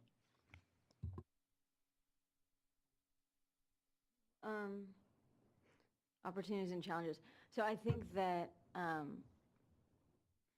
I think, and just in response to the flexibility thing, I think that flexibility is, we need to be adaptable, especially in this time, but that we're going to want to see kind of measurable, enforceable moves towards clean water and cleaning up water and protecting water quality. So I just want to make sure I said that. I think that kind of getting back to the issue of taking some of the vulnerability out of the vulnerable communities, that across from the local to the statewide, and I think the regional board has a role to play in this, is that some of the communities that we work with are on their own. They're either on domestic wells or on septic systems. They're fewer than 200 connections, and they're at, again, the highest risk of running out of water, having non-potable water, having septic leakages, et cetera. And so, through the basin plan, through different policies and programs, the regional board playing a role in working on consolidations and extensions and combining services, I think is really important. And I think it's, the regional board hasn't been as involved in that, but I think that there's an emerging role. And if we talk about CV salts, we'll talk, maybe if you want me to hold off on that, I can talk about that. Next, including climate change and climate change co-benefits into policies and permits, I think is critical. That, again, implicates, I think, a collaboration with other agencies and entities. Phoebe, can you clarify what you meant right there in that last statement, the climate change co-benefit? Sure. So, one of the things that we've been thinking about is nitrate. So, nitrate management and the impact that nitrate has on groundwater and volatilization as a greenhouse gas. So what's the best way to manage nitrogen or, irrigated agriculture in ways that both reduce the impact of nitrate on groundwater and as a greenhouse gas. So that's one example. Another example is if there are ways to address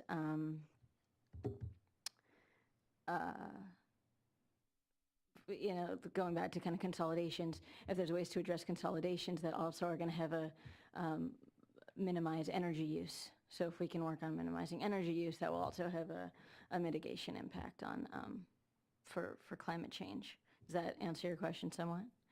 I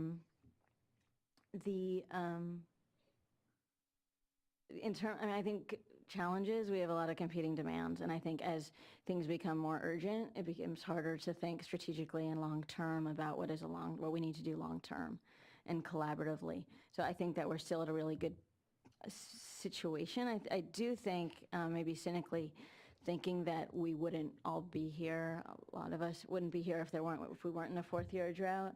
And so this relationship between drought and variability is really kind of high in our minds. What's this about a drought? What? So hoping that we can, I guess, maintain a certain level of urgency before it's too late. So I think that is an opportunity and a challenge. And then just competing needs. I think that we have a lot of economic opportunity and a lot of economic needs, and folks are going to have to make adjustments. And then we have on the water quality side a lot of demands that we're making on the water quality side to improve water quality. So I think that those kind of competing needs and demands are a continuous opportunity and challenge. And then the last question that I had is what are the opportunities for the regional board to address climate change adaptation when making basin plan amendments? And that would include, I would include the CV salts process in that. And is an adaptable, a lot of you talked about an adaptable policy structure. Is that possible for setting limits, and how do you envision that? Well, sort of to answer the last question first, I do think it's possible. I agree that it's something that's going to be very hard to achieve, though. But I think the alternative is fragmentation and increasing real environmental impacts. So I think it's an effort worth making. I think that the important thing is to be clear that the flexibility is in the means by which we achieve agreed upon and enforceable environmental goals. That's not where the flexibility should be. The flexibility should be in the means by which we achieve them, and as much as possible making stakeholders, the regulated community, a partner in achieving that as opposed to a target in achieving that. But I want to make it clear, sustainable conservation, we're an environmental organization. We want those environmental goals to be achieved. We're just trying to find a way to do it that creates as much buy-in as possible across the spectrum. And that's really why we think that effort to build that kind of adaptability, if you will, adaptable policy structure is really worth making. And it's happening in incremental ways. And we think that the interagency work group on digesters was a good example of a start on that. The Healthy Soils Initiatives is going to be very interesting to see how that plays out. I think that kind of thinking is growing, and I just feel like it needs to be encouraged. As far as, I'm sorry? Let me interrupt you if you don't mind and ask a question. So you made the statement, and I think I got it mostly correct. Flexibility should be within means of achieving environmental goals, and making the regulated community a partner rather than a target.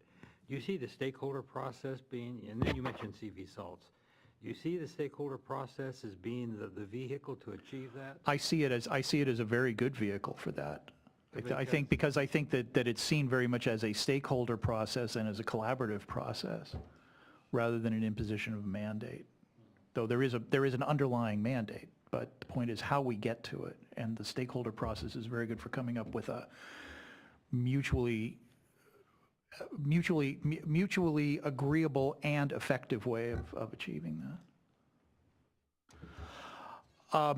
We haven't worked that much on basin plans, so I don't feel entirely qualified to answer that question. I would just go back to maybe just two things that we would like to see become more part of just the general thinking. And actually, even though the talking here is about adaptation, I would say one of these deals with adaptation, and one really is about mitigation. The mitigation one, the mitigation one is I believe, helping to deal with the issue of methane from dairies, to take a collaborative role in that mitigation effort, and specifically, as I was saying, in the context of working on compost of dairy products, dairy waste products. But there are other ways that could be done as well. But that is an area where I think the Water Board has a definite role that they could play in the achievement of what really would be a large mitigation effort. Dairy manure is the largest single source of methane in the state, and needs to be dealt with. And I think that factoring that kind of thinking into just planning in general would be a valuable thing. The adaptation, I would say, once this comes back to the issue of groundwater recharge and the water quality implications of that, specifically in the context of the anti-degradation policy, but in other areas as well.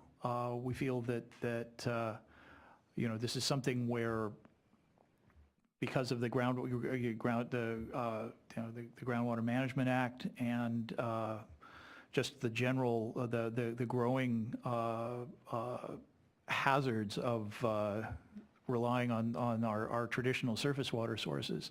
This is going to be a very important part of climate change adaptation, and we need to make sure that, once again, while providing the necessary environmental protections, that we all work together to make this happen as much as we possibly can, and provide that benefit. Stacy, I'd like to go back for just a moment. Yeah. It appears to me that major issues that you're talking about are basically ones that sustainable conservation has been involved in, the composting issues, other issues with dairies and so forth. Mm-hmm. And you talked about digesters, the digester task force or group, whatever their title was. I should know, I was on it, but I'd forget. That was also a good example. And do you think that kind of effort should continue around composting and digesters as these issues evolve with some solutions over time? Absolutely, absolutely. And you are well aware, I'm sure, that the lead on that was Department of Food and Agriculture. Yes. They have a person over there, Deputy Secretary, very much aware of how the regional boards I work. figured this was an opportunity to sort of like make a pitch. But once again, in the spirit of interagency cooperation, I want to make sure that you have a chance to play too. Thank you. All right. Shameless, though. There you go. Yeah, to me, this was an interesting question, because I feel like in some ways we're in the midst of this. But the second question is really what maybe got my attention more than the first. But what opportunities do we have?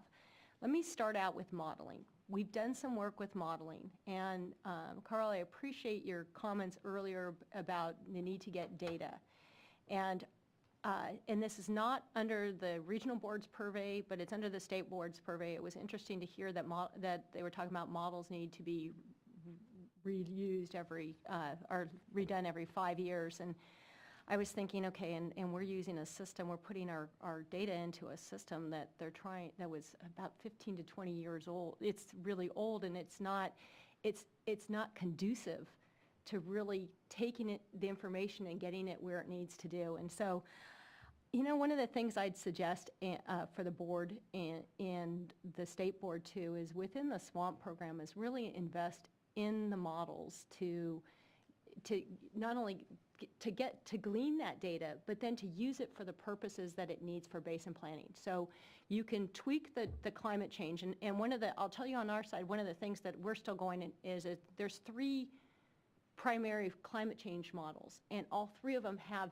very different effects, and it's like, well, which one do you use? Which one do you think is correct? So we are in the face of uncertainty, but you can put that in there, and then you can look at your programs. And one of the things that I think and I should have said this during the challenges section, is that our basin plans, there's a section in our basin plans on beneficial uses in the introduction, and it says that all water quality programs can be stated in terms of whether there is sufficient quantity or quality to protect beneficial uses. And we also and it also says that the protection of beneficial uses require that certain quality and quantity objectives be met for surface and groundwater. And as a board, and we've siloed into, we're only about water quality. We don't have any jurisdiction. We cannot face climate change without starting to look at quantity too, and what's going to happen with the quantity.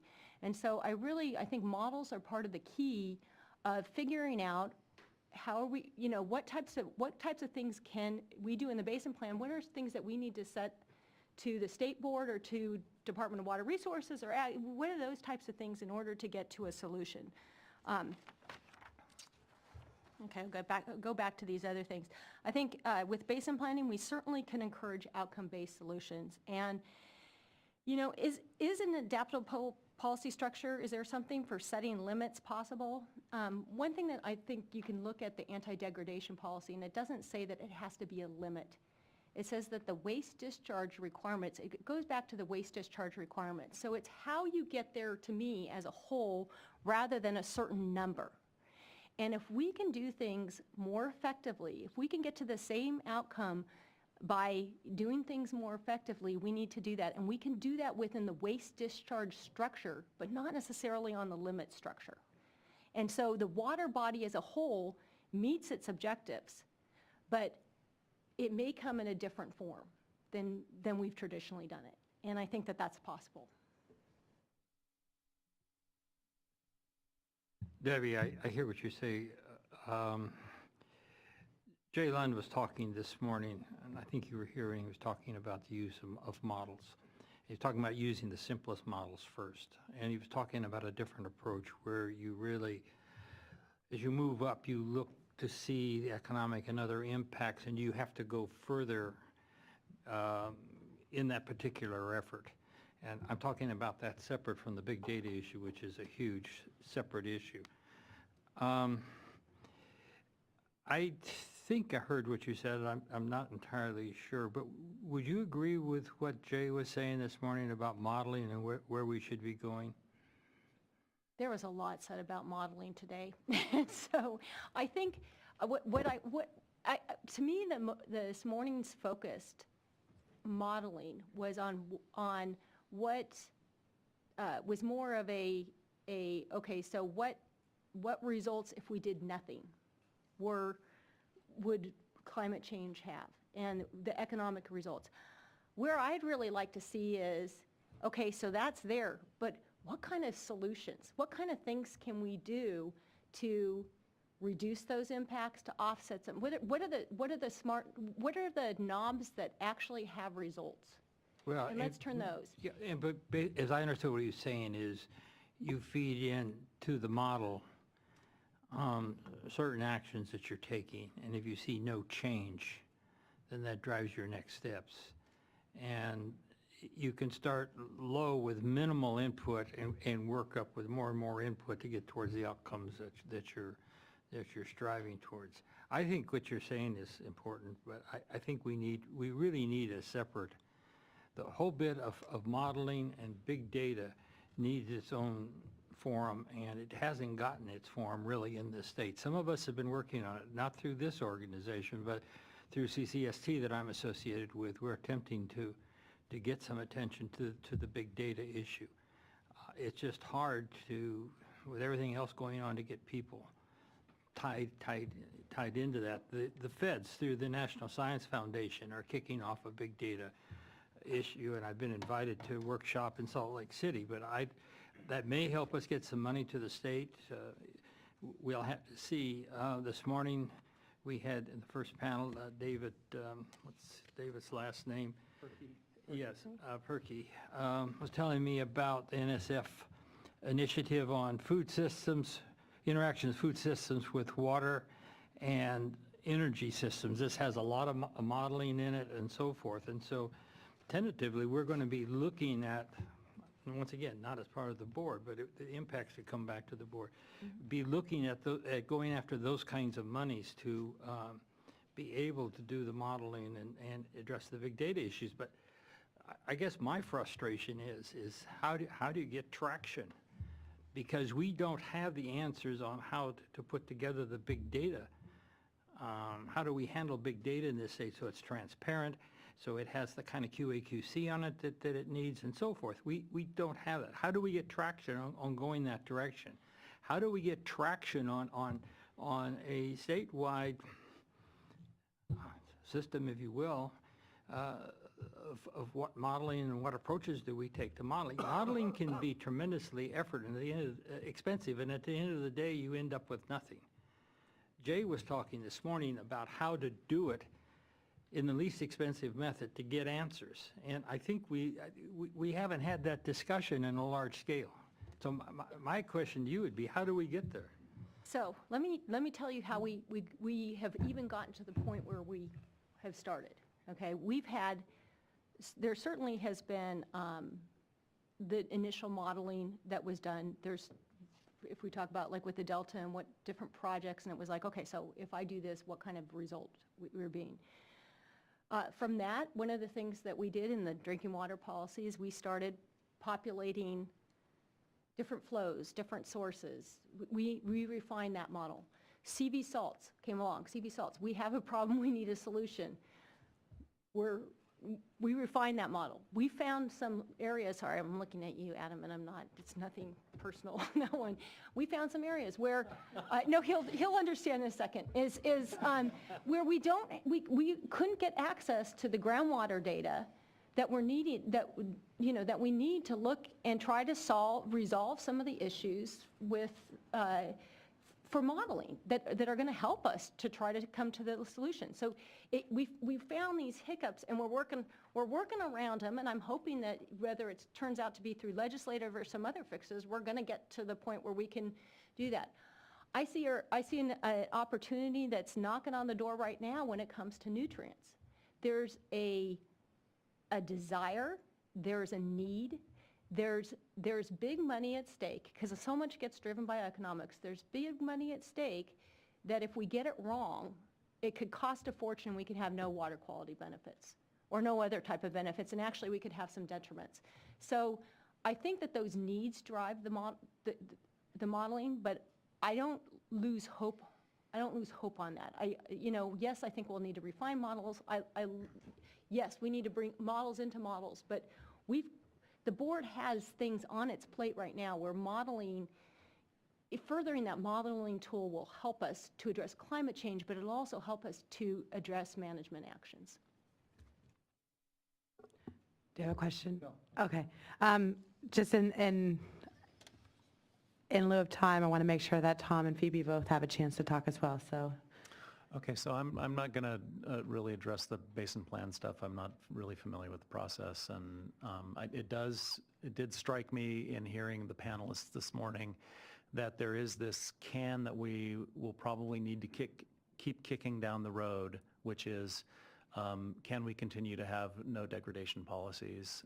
In my world of dealing with the ecosystem of the American River, we think of it in ESA terms. The Endangered Species Act does not let us write off a species. If it looks like one's just not going to make it, we can't just turn our backs. And we're going to kick that can down the road a while, but I don't know how much longer. As far as the modeling, oh man, this is really hard. In the work we've been doing on the Lower American River, we literally have 4 different water temperature models now. One of them is used by Bureau of Reclamation to come up with a day-to-day plan for operation of their temperature management system. One of them we developed, it's a sub-hourly model, takes hours and hours to get a run. And each of them has strengths and serious weaknesses. And I loved what Jay said this morning about let's and in my nomenclature, use the more nimble, less expensive models to do sensitivity analyses to frame problems than use your bigger models. And it's a great idea, and I like the idea. And I think WEEP, Dr. Perky's model is a good example in water system analyses of one of those scaled down models. But in our world, we end up running the more nimble, cheaper models and then having too much uncertainty in the answer and end up having to redo the analyses anyway. And I'm always reminded of my physics professor who said a man with a watch always knows what time it is. A man with 2 watches is never sure. And I don't know how, I don't know how you get out of that box. Tough problem. You just need a 3rd watch. Exactly. Let's pour more money into it. Let's just keep. Okay, Phoebe. So to go back, I just wanted to go back to John's question. We are putting together, might be duplicative of other resources that you already have, but kind of a fact sheet on climate change impacts, adaptation and mitigation opportunities for vulnerable communities that would be happy to share once we put it together. That might be helpful. I did want to talk about the basin plan. I think that there were some ideas came up before lunch about policies, some narrow, some fairly broad, in basin plans and other regions. So the kind of requirement that climate change be addressed, that there be a policy that climate change be addressed. I would probably pitch that, especially for its impact on populations and vulnerable communities, is really, really important based on what I said earlier. And just on CV salts, one of the things that we're talking about is kind of mitigation programs and for impacted communities, for communities that will be impacted by groundwater quality issues and maybe quantity as well. And so the opportunity to use this moment to look at longer term solutions.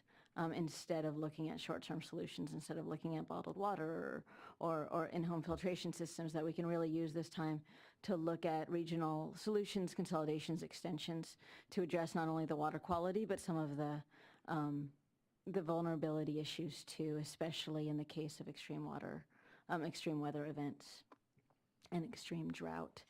And I'm a big fan of data, so the more that the board can have access to, so we can better understand where we're going, our trajectory, where we are, and our trajectory in terms of quality and reliability, I do think is key.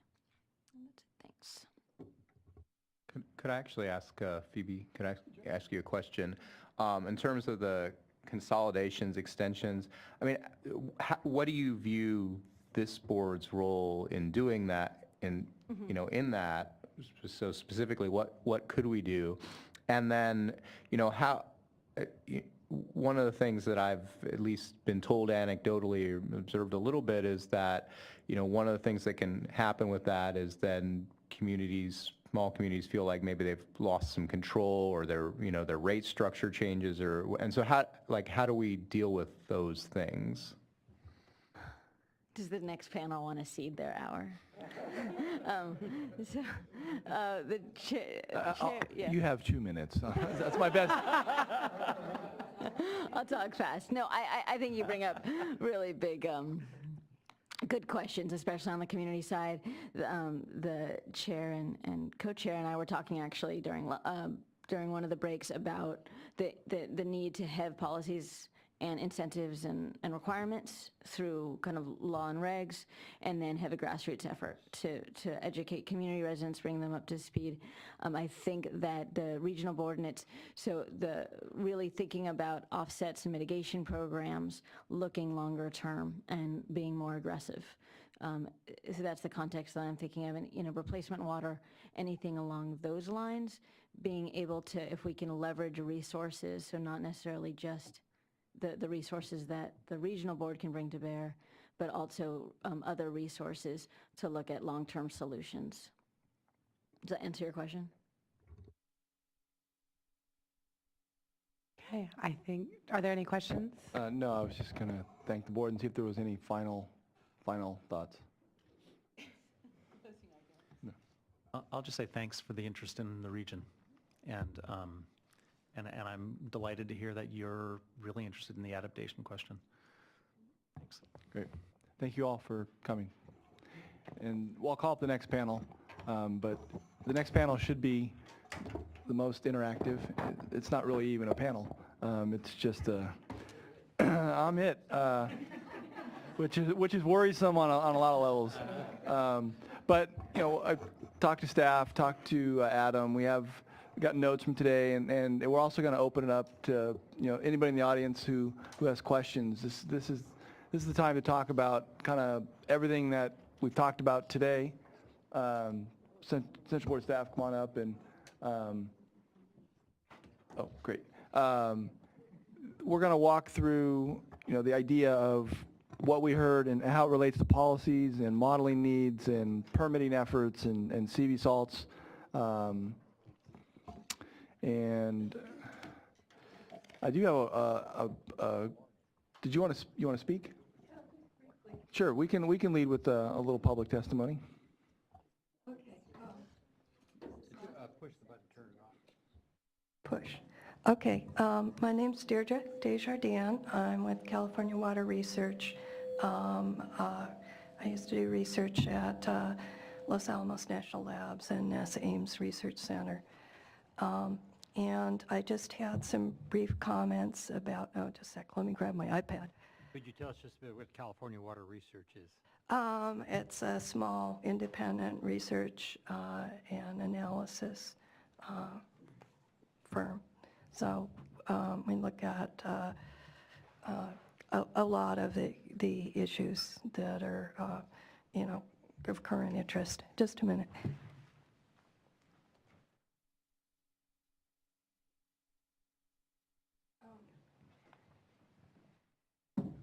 So I had some observations about modeling.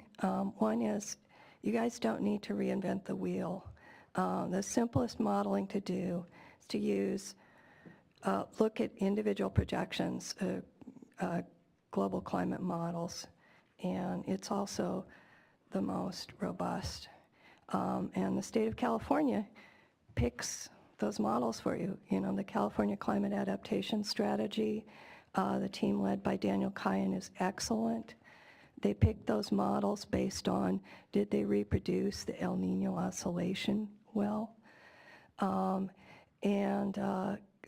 they had a suite of 6 global climate models and 2 greenhouse gas emission scenarios for a total of 12 that they look at, and it gives you a good simple range, and there's a lot of studies that are done on it.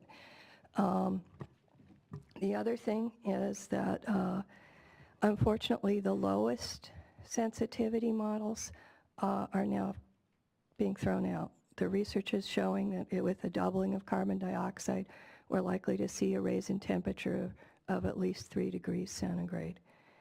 And unfortunately, more warming comes with more drying.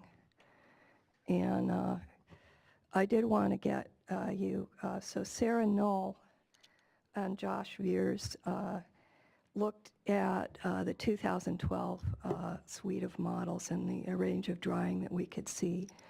And they found, with the same global climate models that were used in the California Climate Adaptation Strategy, and they found that critically dry years on average under the higher greenhouse gas emission scenario increased to 41.3% of all years in the current period, and then to 60.9% of all years by the end of the century.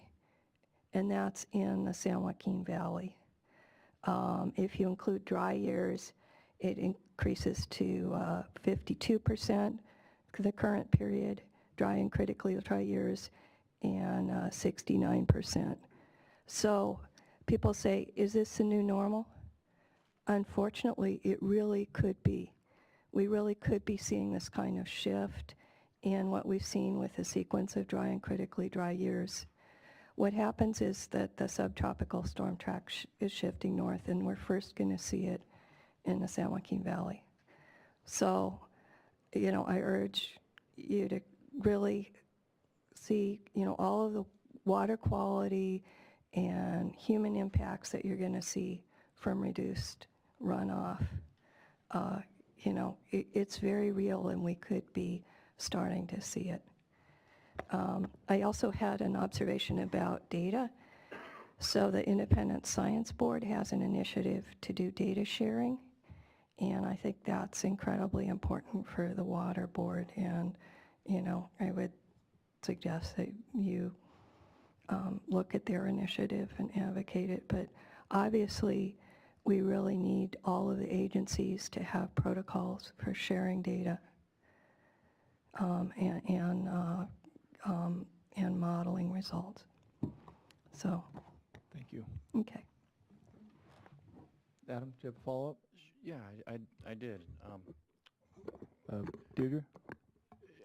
Just a couple of quick questions on policies and looking at climate change. And with our permitting programs and the programs that we have, we have this set of regulations and policies that exist. The science is changing, and the climate's changing, and you know, our policies are kind of in the middle of those two, and we have to figure out ways to make them adapt, I guess, if you will, to the data that we have and the climate, you know, the climate change scenarios that we're seeing.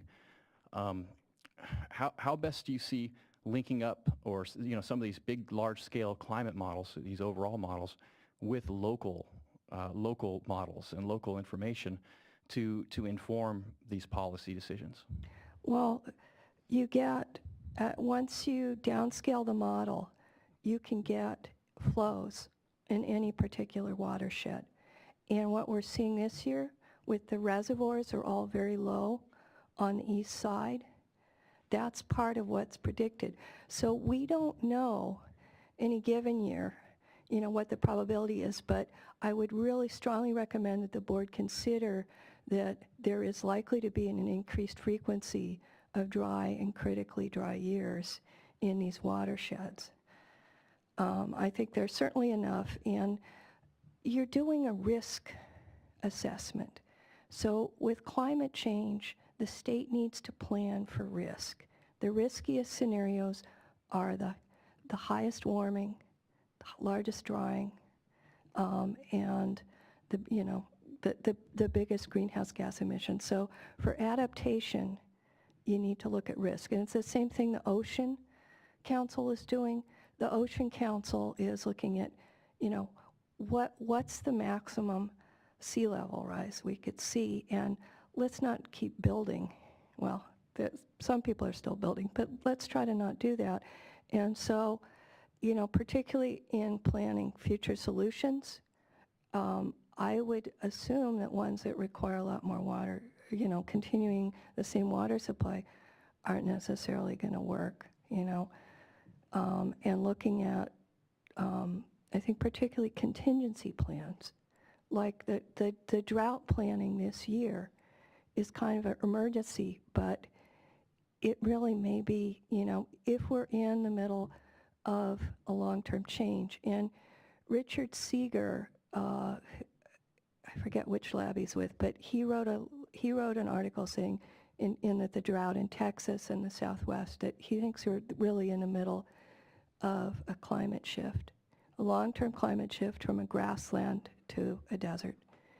And I think, unfortunately, the San Joaquin Valley and inland Southern California are on the edge of that. And, so it could be the new normal. Thank you. Thanks, Adam. So first thing I'll do is I'll just open up to the staff just to introduce themselves and what program they're in, and then I was going to have them open up with a whole statement, but I think I'll dive into the questions because I don't want to put you on the spot too bad unless you really have something you want to say. But let's go around the table and since it's not on the agenda, name and what you're mainly in charge of. Good afternoon. I'm Nicole Morgan. I'm the NPDS Program Manager for the Central Valley region. Hi, I'm Rob Busby. I'm a supervising engineer and geologist. I'm the program manager for the landfills unit, Title 27, but I also have several other programs like dairies that I work with. I'm Jean Chilcott. I'm an environmental program manager for basin planning, the TMDL program, the Delta, and CV salts. So watch yourself when you cross the street because we don't want you to get hit by a bus. Been hearing a lot today. Hi, I'm Sue McConnell. I'm the program manager for the Non-Point Source program and the new program manager for the Irrigated Lands program for the Central Valley Water Board. So let me just run through a couple of notes, and then I can go through what we prepared for questions, and we'll kind of just open up the discussion. And certainly the public's welcome to put your hand up at any point. But obviously we heard a lot about dynamic response. That whatever work and just to remind everybody what we're doing, we're thinking about putting a work plan together that will be up for debate, and then how we're going to integrate climate or what parts of climate. And I think one of the things that I heard, you have to prioritize, or you can't do everything all at once. And I liked Fran's view of you find your passion, right? So what is our group, what is Region 5 going to take the lead on? And it can't be everything to every program. And so that's one of the things I'd like to see out of the work plan is where are we the most impacted, and where can we make the most dramatic assistance to what the state's doing. So we heard about dynamic response, and whatever we come up with, it can't just be, well, instead of A, we're going to A prime. It's got to be a thought process there. So I want to talk about that. The unknown future, the air bars around what we know, the variability, obviously the use of models and data. If I could read my handwriting. What is success? I mean, that's one of the questions that came up early is, obviously it's still water quality, but how do we incorporate changing climate into that successful outcome? We talked about funding and where that could lie. Carl has talked about big data. How can we use all the data, the modeling, all the infrastructure, the sort of intelligence that we have? How do we use all that? I'll pay my buck. The integrated thinking, the time and effort it takes to do this. Maybe the answer is everything, jurisdictional level, agency. But what does that mean to these programs? And then, Deidre, I think your last statement about planning for risk is a good comment. What are again, it goes to what are the scenarios and the probabilities that these scenarios will occur. So with that, Adam, do you want to ask or lead a question, and then? Sure, I can do that. A couple things that, and it was funny, we came into this thing with some ideas as staff, and now I think my head's overflowing and about to explode. So it's hard almost to focus on any one thing.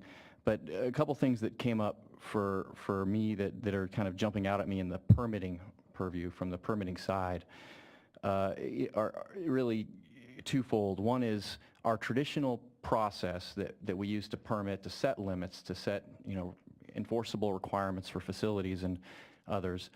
It's worked, and we've made a lot of strides with water quality, but I think when we have uncontrollable factors, when you have these hugely competing issues and needs for that water, it may not be the only way to get to point B, just as one of our last panel members was saying. So, out-of-box type of solutions, if you will. And we've seen some of this with other regions and other permitting programs from the MS4 program. The idea of alternative compliance, is from stormwater side, where instead of say a traditional infrastructure improvement, maybe you look at a watershed type of improvement. How do we in our permitting programs, and this is the one that kind of hit me the most, and I think it's something we should look at in our work plan. How do we incentivize that thought process and that way of dealing with problems so we can bring in solutions that maybe benefit multiple issues, is in step with climate change? How can it buffer your risk, your risk to water supplies and things like that, versus just building something? And that's my first question. How can we do that? Yeah, and maybe wrongly, but from what I've seen, I think that what you've just discussed, how do you do that? It's tempered to some degree by certainly the Clean Water Act and the requirements in the Clean Water Act, and how that Clean Water Act is interpreted by Region 9.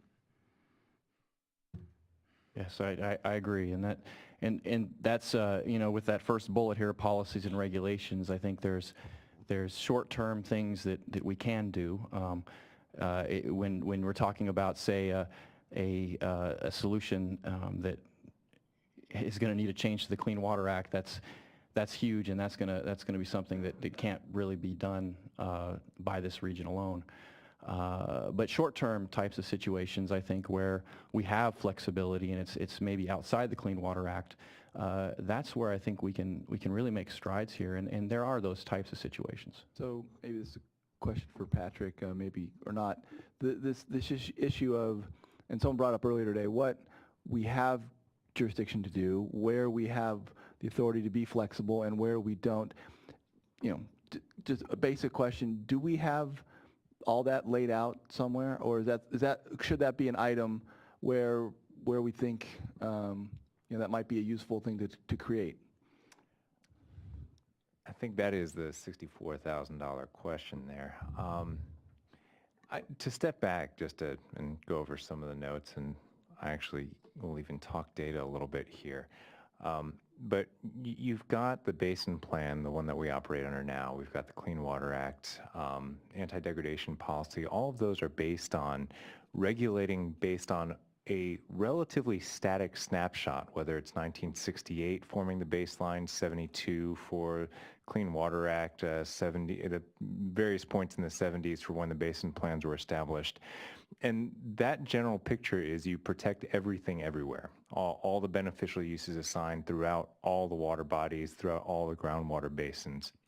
What we're finding is that that's a tough, tall order, and it may be a misuse of resources to do that.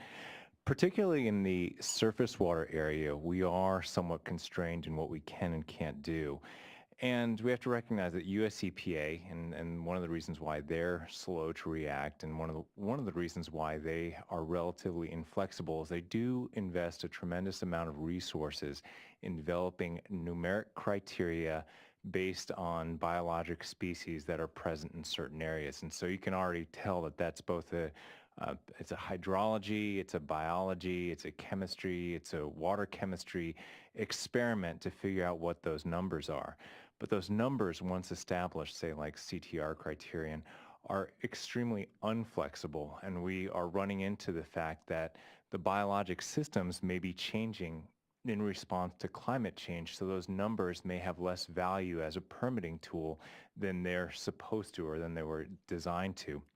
And that gets directly to what Jay Lund mentioned earlier, and I think it's an extremely important point. It is unnerving to anybody who's in a water quality regulation, but we do have to open up conversations about if we are protecting biologic communities, what biologic communities are we trying to protect? And recognizing that within climate change, there are going to be winners and losers with respect to the biotic communities. Some will flourish, some will be on the decline, and there may be nothing that the board can do. I think, again, in Jay's words, the widgets that we fiddle with to resolve those issues. So that's a huge question. And I think one that can be resolved in part by synthesizing the massive amount of data that we are collecting, both in the biologic systems and in the water chemistry and discharger systems. And I think that, it's a very tough hurdle to overcome when we're tweaking the beneficial uses, whether we're tweaking them in such a way that we're setting new numeric limits or whether we're tweaking them in a way that we recognize that there's more biologic variability due to climate change. And that is a long, as Jeannie will relay, that is a long, very difficult hurdle to cross when it comes to particularly the fishable, swimmable beneficial uses under the Clean Water Act. You do use attainability analysis. US EPA has very rigorous standards for that. So that I think that there's not a lot of flexibility, but there's a lot of opportunity to use the data that we collect, specifically when it's synthesized well, to overcome that very high hurdle. In the groundwater context, for a number of reasons, there's a lot more flexibility. And I think the tough questions that the board has to answer with respect to where we're going to give flexibility is exactly that. Where are our lines in the sand? Where are we not going to allow flexibility? And where do we think there's opportunity to allow flexibility? Some of the questions that are percolating through CV salts really are trying to answer those questions. And I think the direction that CV salts is going in is that numeric limits are really where there's flexibility. We may not enforce a nitrate limit of 10 throughout the entire basin. But that said, we're thinking of drawing a line in the sand when it comes to protecting users. And I think that's a shift in thinking for the board. That's an opportunity for a lot of flexibility that we're talking about, whether it's consumptive use projects, whether it's groundwater recharge projects. All of that can be enveloped really in those conversations about where we have flexibility and where we're going to draw the lines. I have a question for you, Patrick. So if in fact we are protecting users, as you say, and don't enforce numeric limits, which are also in the basin plan, does that open up the possibility for third-party litigation? I think anything outside the box opens up the potential for third-party litigation. As you heard from particularly the discharger community and other stakeholders, Phoebe and other representatives, it's one of the reasons why we try and engage in the stakeholder process to get a lot of buy-in before we launch an endeavor like this. Like CV salts, I mean, that's why we're taking what probably is a couple years longer than the board would have done on its own to get that stakeholder buy-in to really come up with ideas that are acceptable to everybody, hopefully. So I'm going to look to Adam again because we walked through some notes. Did you have something else you wanted to bring up? I did. Okay. I had a couple other questions also. One other thing that was brought up today was this idea of the Healthy Soils Initiative, and we in our ag programs right now we've been meeting with CDFA and trying to figure out how we can incentivize the healthy soils with through our regulatory programs. And I guess the question I'd like to put forward for this is how do we as a regulatory agency, with irrigated lands, really in our permitting programs period with other agencies, in our work plan, I think what I would like to see our work plan do is have an approach for how we work with these agencies and develop these kinds of incentivized programs. With Patrick's comments on flexibilities and whether or not we have them, it is something that'll have to be looked at, I think, because there are flexibilities, there are ways of doing things that are outside the box, but it's going to take some doing to figure out how climate change and how just changing factors can be considered in that. And so I guess the question is more, do we think that, long term, or looking at this work plan, this climate change work plan, how how do we approach that? I mean, do we approach it from the side of, well, we need to change our policies, or do we approach that from the side of, we need to just think outside the box in how we implement our policies, or is it both? And I think we can do both, and that's what I was getting from you, Patrick, is with legally, I mean, the Clean Water Act has limits we have to set, absolutely, but I think there are also a lot of limits that aren't in the Clean Water Act or are not in the California Toxics Rule and things where we can take a different or more maybe holistic approach to meeting those. And I think that's true. And I think even in the Clean Water Act, when they have you have your numeric goals within the TMDL program, there's a lot of flexibility to re-engineer who is working, where those opportunities are to reduce the numbers, reduce the mass loadings, take those opportunities and perhaps give some flexibility in other areas. Again, all of that has to be bolstered by an enormous amount of technical data and justification, which leads into, some of the conversations that we had earlier. If I can, because I lean over to ask Patrick about this, because I know EPA has investigated and somewhat promoted watershed permitting and actually water quality trading, but in order to afford us that type of opportunity for the surface water program, we would probably have to engage in a massive basin planning effort, on how we would provide the board the flexibility it would need to address some of the surface water quality, but it would follow somewhat of a TMDL approach in order for us to do that. So, I mean, that would be another huge effort, which may be what the board ends up having to do in addition to CV salts, just for salts and nitrates, but start using our basin planning as the mechanism that would provide that flexibility to the board to address and adapt to a climate change as it happens. I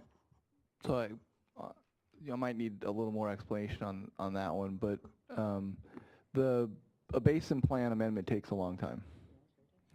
And the climate's changing, even though it's rapidly in terms of geologic time, it's still years and years. So the question that we may want to think about is how do we're almost projecting, and this goes back to what you're already working on is how do we, in parallel with things change so that we can know we're going to change in the future. I mean, there's just a lot of variables there, and when you think about it, it's kind of scary, because I think it was Stacy who said, the rules are there on one hand to protect the environment, but on the other hand to protect those that need to comply. And if you develop a dynamic system, what does that mean for those that need to right? And so, okay. Well, on that note, I honestly do think that the short answer. Oh, go ahead.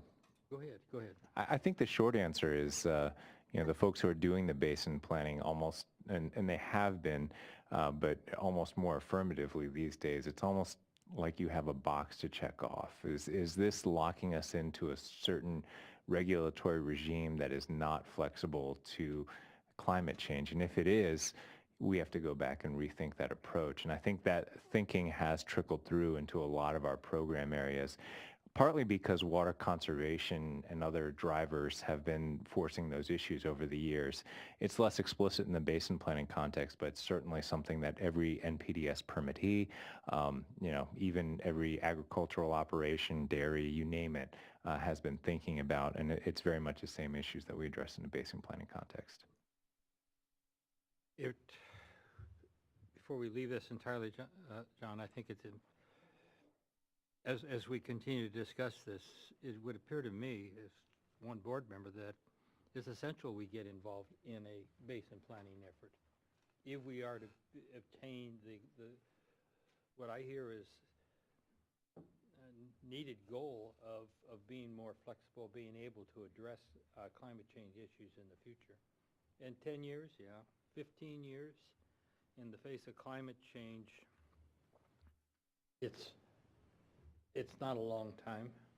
And what we've seen in CV salts, that before we even wrap up the CV salts issues, we've already adopted practices which are which are going that direction. So let's say it would take 15 years to get through this whole basin planning process. Hopefully I've picked a long enough period of time. I think you would see fallout insofar as the regulatory process long before you got to the end of that. So I think this is something we need to keep on the table. Thank you. So I was gonna basically, unless you have something else, but I was just gonna walk through maybe the high points and see if staff had any comments on these issues. I did have one more, Sure. but we can wait. You No, can do. go ahead. Just on the side of modeling and data, I've talked with you all at least once or twice on data and modeling, and some of the conclusions we came to was currently with dilution modeling for permittees in some of your groundwater modeling. Currently, we have a process where we look backwards, and it strongly influences how we implement our limitations, how we implement our models. Do you, how can we move forward with or get models or try to look at effects potential of the potential effects in our permitting programs in this modeling effort, or is that something that's very difficult to do? I don't know if this is going to answer your question or not, but with the modeling, I think one of the things, and this word's been brought up several times, is sensitivity analysis.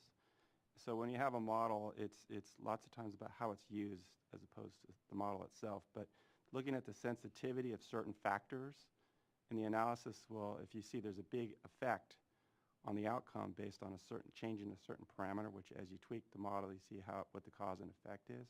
We can use that to our advantage to figure out if that's an area where we need to spend more resources to look more closely, or if it's an area where it's not going to be a lot of bang for the buck. If we find out that the model, assuming it's a calibrated model, an accepted model, shows that the outcome is not very sensitive to those factors, then don't spend a lot of time or energy or permitting time or anything else on that, and direct it towards the things that matter.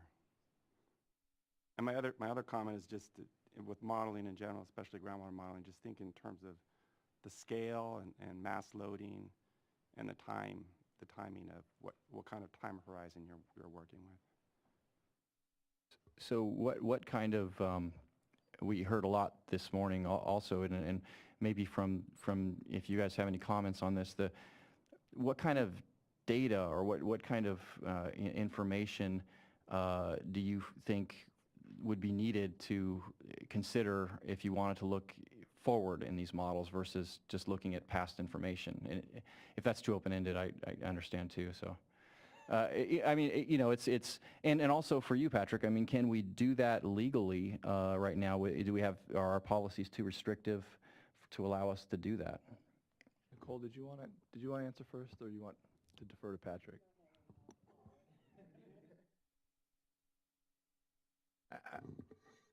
I think it's tough to say generally. You know, it's extremely open-ended. You know, in terms of what, and I think the general thing is that I think our policies are open enough, but when you come focusing on particular issues, you wind up in situations where, you know, there's legal vulnerabilities unless you go through that basin planning effort to really specify in which way those would be used.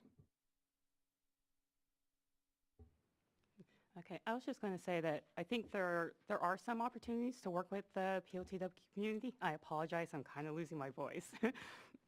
And that there are some areas where we know that there are impacts or potential impacts where we can, when we're asking for the data for permit renewal, when we're asking for that historical data, we could also ask them if there are any known impacts that they can, as far as like water conservation and recycling, that we'll have over the next 5 years. And those are things where we've already, through the data and through talking to the POTWs, we know that there are impacts. So it's something where we can put it out there to the community that we are interested in knowing more and having that data at the time that we are doing a permit renewal. And then we can see, you know, is that an area that we want to focus more and potentially have some alternative compliance language or something included within our permits.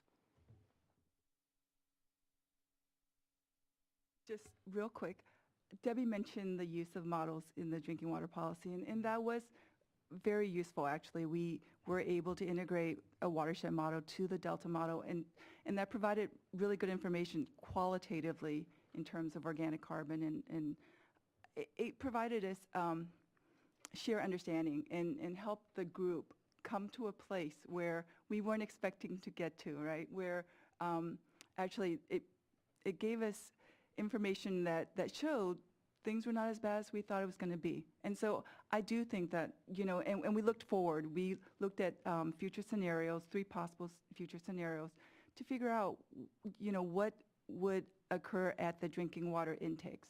So modeling, we have used it effectively, but not quantitatively, because the system is so complex, because we're talking about the Sacramento River, the San Joaquin River, and the Delta, right?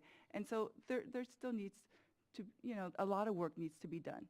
But we have been able to use modeling efforts effectively in our planning efforts. Yeah, and I'd like to add to that from the CV salt side, because you have to recall that the CV salts, the whole purpose of it, the ultimate goal, the outcome, is environmental and economic sustainability when you're looking at salinity and nitrate. So we have to look to the future, and not to the future just 5 years or 10 years, but we're talking about 50 years and 100 years. And as any modeler would know, as you go further and further ahead, you're going to have more uncertainty. So we're recognizing that uncertainty as we're inputting our data, and we're building into our monitoring and surveillance and the planning process a set time to go back and reevaluate, update, adapt, and check how accurate we were in our predictions and revise those and be able to go back and adapt our management plans concurrently with that. So it is essential, and where we know we have the data gaps, as Carl's been pointing out, it's trying to get all the information that we know is available from multiple different sources and in different databases, and merging that so that we can use what's already there and not reinvent the wheel.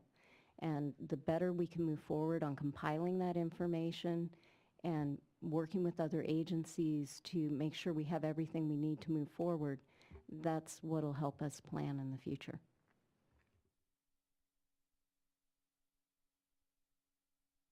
Okay. I guess I want to switch gears just a little bit, unless the one question which I started was this anti-degradation policy, and I have to admit that it's not my strongest technical area. So I'm going to read this question as Andrew and I worked through it, but and then maybe we can talk about it. And it's clear that it's unclear that US EPA would be receptive to relaxing any of their anti-degradation policies to deal with the potential impacts or realization of climate change. So could we, in conjunction with EPA, revisit this policy and would we need to provide guidance on the use of quote-unquote natural background? So does that open up a question or two? It does for me. Okay. Typically what we've done, the baselines are with these policies, and Patrick can weigh in more legally, but typically the baselines have been set at a year or a certain time, a spot in time. And this whole discussion really has been around how things are shifting through time. So I think it is appropriate, I think, to have those discussions on how perhaps the baseline might be shifting with time due to effects that are not effects that have been permitted or part of permitted discharges or waste discharges. So I'm not sure it would be a challenge, but it would be, I think, a good discussion to have. This is a problem throughout the state, not just Region 5.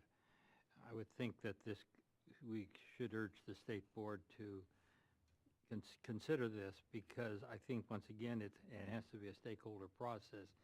It has to be based on good data. It's going to take a long time to do it, because a lot of that data probably has to be developed. But if it could become an initiative statewide, I think we would stand a better chance when we show up on EPA's doorstep and say, we've put together this study, this is the science behind it, It's been a stakeholder-driven process. Here's where we are today. This is why we believe we need to make some changes to how we're doing it. That's my assessment, John. Would it, and I guess this is more in the details, but you know, the process you just laid out. We showed up on their door with a finished product rather than talking to them from the beginning. But I guess that's well, we could talk to them in the beginning. You know how bureaucracies work. I think we have to start talking to them in the beginning and get a feeling of what we can and can't do and what would work. That has to be part of the process, and it'd be an ongoing dialogue. I think they would have to be a partner in this. Yeah, it's a good point you brought up. They'd have to be a partner in this rather than showing up on their doorstep. We'd have to be an invited guest when we show up there. So, and maybe they would be real receptive up front. I think that's the temperature of the water. No pun intended. Has to be determined. I just want to add a little bit to that, and I was listening very closely to the anti-degradation discussion when Fran was talking about it, and I think she's right that the discussion with EPA and on the federal side, which is the anti-degradation for the surface water, is going to be long, protracted. It's going to take a lot of information and a lot of development with people, and it is appropriate that right now we focus first our priority on the groundwater, which is being evaluated. I did want to let you know I have talked to EPA, and I have asked them if they are reevaluating the climate change initiative with their anti-degradation policy, and they said they've discussed it and decided not to. They think it's a state problem with their standards development. But I think that they recognize a little bit that the fact of the matter is if we're going to change our standards, which is our beneficial use and our water quality objectives, we have to be in compliance with the anti-degradation policy, which then prevents us from having a moving target based on uncontrollable factors as our background. So it is going to have to be a discussion that's multi-agency with US EPA's involvement right up front to try to move forward, because I don't think this is just a region by region US EPA issue. It's going to be a national issue of how it moves in with the climate change. And I will say Jeannie nailed it. That's kind of exactly what the issue is.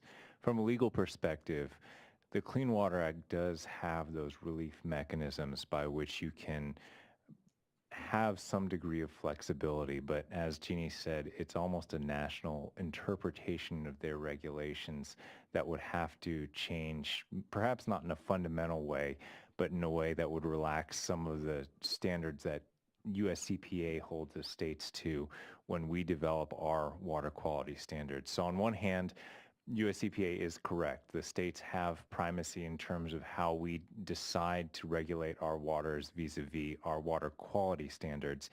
But that said, US EPA still has veto power over a process by which we develop those, and their interpretation of their regulations pursuant to the anti-degradation policy, and I'm sorry, that's a mouthful, it has been very stringent, not just in California, but nationwide. Certainly throughout the West, I'm familiar with a number of cases there. As Jeannie said, one of the more pressing concerns for us, while we do want to keep the federal anti-degradation ball rolling, is at the state level. And the State Water Board and this regional board have been very proactive. The regional board, you know, the state anti-degradation policy has a lot more flexibility built into it. Okay, thank you. It's helpful. Anytime you deal with national policy and climate change in the same sentence, you sort of know where that's headed. But we're not expecting an act of Congress anytime soon. Yeah, no. So I just wanted to, you know, I had some other thoughts, but I wanted to, was there anybody in the audience who wanted to speak about anything, questions of the staff while you have this illustrious crew together? No, I don't need to drag this out. I just wanted to, you know, I'll go around the table, then we can go around the table before I have any closing comments. But staff, is there anything else that, and again, this is the first step in a long process. I mean, we just want to make sure that climate, that was the idea, was that climate is somehow officially in what we do. And whether or not that means we need some authority, or we have the flexibility, or we need the resources, or we just need to identify the fact that we need these things. I mean, the first step is, could be a small one. And, I'm not looking to reinvent the wheel. We're not looking to try and figure everything out in the next 6 months. We just want this, I shouldn't say we, the idea I had was that we start talking about it. That way, when the authority comes, the money comes, the climate has a change that's quantifiable and noticeable, that when we write a permit for POTW, when we do whatever it's going to come on the 5-year cycle, that we've thought about these things, and we're not scrambling at the end. And that was the initial thought. So with that, is there any other, anything else that anybody wants to bring up?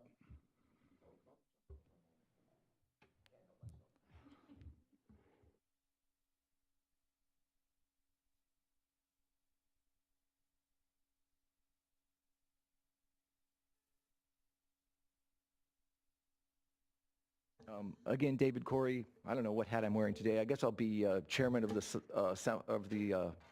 Central Valley Salinity Coalition at the moment, because I'll be talking about CV salts. Just want to talk a little bit about salinity in general and some of the issues when I've been thinking about this in terms of how it fits into CV salts and into the salt management side of it as opposed to nitrates. The issue of the rise of sea level certainly is going to be a big issue, and they talked about that a little bit this morning. I watched on the webcam, which was very useful for me to be able to do that. But looking at, how much salt are we going to be pumping south of the Delta down into this San Joaquin Valley and down into Southern California? We're going to need to figure out how to deal with that as sea levels rise. But also, it seems like we're looking at more extreme weather conditions, and in the models they talked about more droughts. But what I see the goal for salts is to maintain this salt balance and be able to make sure that we come up and we store those salts where we want them to be.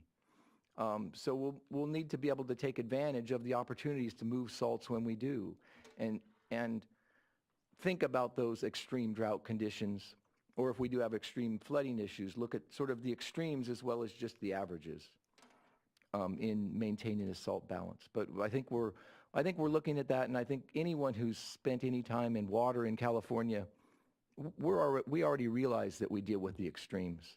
I mean, that's sort of something we've been dealing with for a long time. Average water year, when have we ever seen one? Seems like it's been a while. But I think looking at that salt balance and how we can maintain that salt balance is going to be important. Another part of that is, and it was brought up by Stacy, among others, I believe, and this is this bit when we go into recharge. This is funding under Proposition 1 that I'm happy to see there for recharge, but how do we manage that so that there is not impacts on groundwater quality? Or do we accept the impacts on groundwater quality? Heaven forbid for me saying that, but as we attempt to recharge our groundwater basins unnaturally, since flooding used to be the natural way that they were largely recharged, and we've taken that away, how do we manage that in a environmentally friendly manner? Yeah, I thought that was an interesting question that came up there, and there may be some opportunities to be able to recharge in areas where you're not sort of pushing nitrates down. There may be other areas where you just can't. But we have to look at that and figure out how we can get that done, because if you don't get the water in the ground, there's no water to use, Exactly, it's a conundrum. Yeah. It's a catch-22. Jeannie, you were going to say something? I don't know if you still have something. Well, the main thing I was going to say is right now we never really thought of it as climate change per se, but in our basin planning in the last 5-10 years, we've really been trying to build in what flexibility we legally could. And a couple of those things is the variance and exception waiver that Debbie was talking about. It's to give the board the authority to consider extending timelines if the conditions warrant it. If there's planning efforts underway or additional information that's needed, there's uncertainty and economic uncertainty, and the board feels like they can balance that with the protection of water quality, which they're responsible for, and still extend a timeline to reduce a little bit of that uncertainty. In our TMDL program, most of our TMDLs that are adopted now, total maximum daily loads, they're either adopted in a phased program so that they can be revisited in a 10 or 25-year timeline to make sure our assumptions were correct, or we're moving away from just conservative load limits and we're going more towards concentration-based limits, or even what we've done with salinity is we've gone to both. We've given an alternative. You can have a conservation or a conservative load-based limit, or you can start moving towards a real-time management program where you're actually managing your salinity as there's dilution water or no dilution water. So we're trying to work all of those things in as we can, and we're really using CV salts as a test case because that is such a huge issue in the Central Valley that it's really showing us where do we need different policies, what types of policies do we need, and it's really forcing this concept of being goal-oriented. What do we really want to get out of the system? Where do we want to have it? Can we continue to protect everything, everywhere, all the time?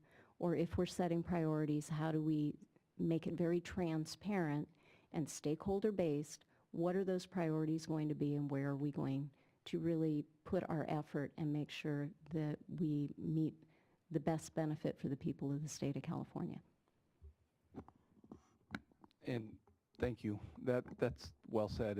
And as we're talking about this at the end, the idea that we have to prioritize, we have limited resources, there's a sensitivity, we can't save everything, do everything, and and especially in my day-to-day life, climate is everywhere. It's in energy, it's in water, it's in cars, it's in fuels, it's climate, and it's important. But what is success? It's still water quality for us. And one of the things that I would like to see out of the work plan is areas where climate change isn't going to be a dominant impact on a program. There's population or just the actual the loads themselves are going to far outweigh any impact the climate would have. And so even if we note it and think about it, but it's not going to be something that dominates the discussion, then certainly we shouldn't keep rehashing and spending time on it. So I would just like to throw that out there, that I understand that it may not, there may be parts of the programs that it has a bigger effect, and we have a 30-year horizon when we do basin plannings and whatnot. But on a 5-year plan, a 5-year permit, maybe we don't have to do a full climate analysis every single time. So I just want to throw that out there. Not that we don't understand that, but other than that, my only closing comments are to thank Andrew for helping out, and Pamela for letting us do this, and Carl and Denise for coming up. And it's our. It's not going to happen. Let the truth out of the bag. I know it's not going to happen. Out of the bag. We don't do anything without Pamela's approval. That's right. We were told that in the very beginning. Part of the appointment process. Part of the appointment process. But all those that showed up, and Jenny, good seeing you again. Good luck on the new job, and I look forward to seeing the work product. And we promised a stakeholder workshop or something. I don't know if that's a separate meeting or we just bring it up at one of the meetings. Depends on what the calendar looks like. I'll defer to Pamela on that one. But again, it's the first step in a long journey. So, thank you. John, just one last thought. Thank you very much for your efforts in this. This was a great workshop, and I think it pointed in directions we might not be going for a few years, that we should be going now. So with that, thank you very much.